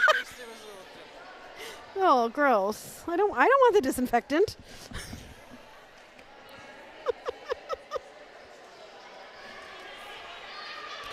Can February, March? No, but April, May. Sorry. Hey, I got to do the rest of the jokes. We only have 2 minutes left, so we got to finish this out. What May flowers grow on faces? Tulips. Get it? Because we have 2 lips. Yeah, you got it? Okay. Which state loves spring the most? That would be Maine. I'm almost done. I only have one more joke. Because that happens during the April showers.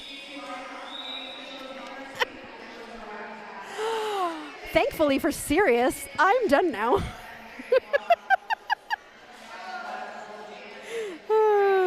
Okay, if you get 9 scoring trips in a 2-minute jam microcon, that would be 36 points. Without blockers, yes, Ultra Ego, but I think that would be a tough one. Oh no! Ophelia getting a forearm, and this will be a power jam for Lipstick Riot, who is your lead jammer for Naptown Roller Derby. Naptown wants to break this 100-point ceiling here, so hoping that Lipstick Riot can get through. Lipstick Riot is on a scoring pass. Wierswaldo holding Lipstick Riot back to the back of the pack. Ophelia is standing. Yep, Teeny, I remember 27 and 5. You couldn't even skate if you couldn't do it. Nowadays, I don't even think they have much. Is it 2? I think each league gets to decide what they want to do. Sarge heading to the box again, very sadly. Sarge, come on. 1 minute, 14 seconds left in the period clock. Ophelia back in the pack, getting pushed to the inside and getting called for a track cut. That was Shades of Cray getting that track cut called. Lipstick Riot getting pushed to the inside. Wierswaldo is everywhere. Isn't Wierswaldo supposed to be hiding? I see Wierswaldo all over the page. It's like that one page of Wierswaldo where they're all Waldo. Lipstick Riot getting pulled back again by Wierswaldo. And Sirius is, 32 seconds left in this period. 18 seconds left in this jam. Lipstick Riot in the box. So this is probably going to be the last jam unless somebody calls a timeout immediately after this jam ends. So we will see what happens. 2, 1, 10 seconds left. If no timeout is called, yep, Huntress is on top of it. I love it when people are aware, because that time clock would have run out if a timeout was not called.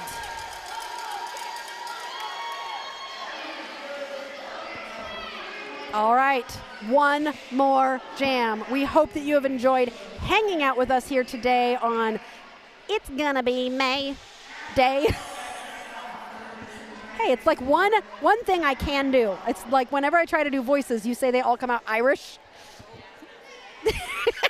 Russian. Is it Russian? Okay, it's Russian.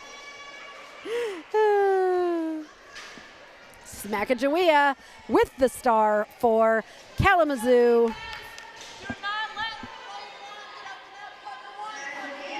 Wait, who has the star for Naptown? Are they hiding the jammer? Or are they in the box? Oh yeah, Lipstick Riot was in the box. So Lipstick Riot will be jamming for Naptown. Smackajawea waits. And that timeout is over. We are just about to start the game again.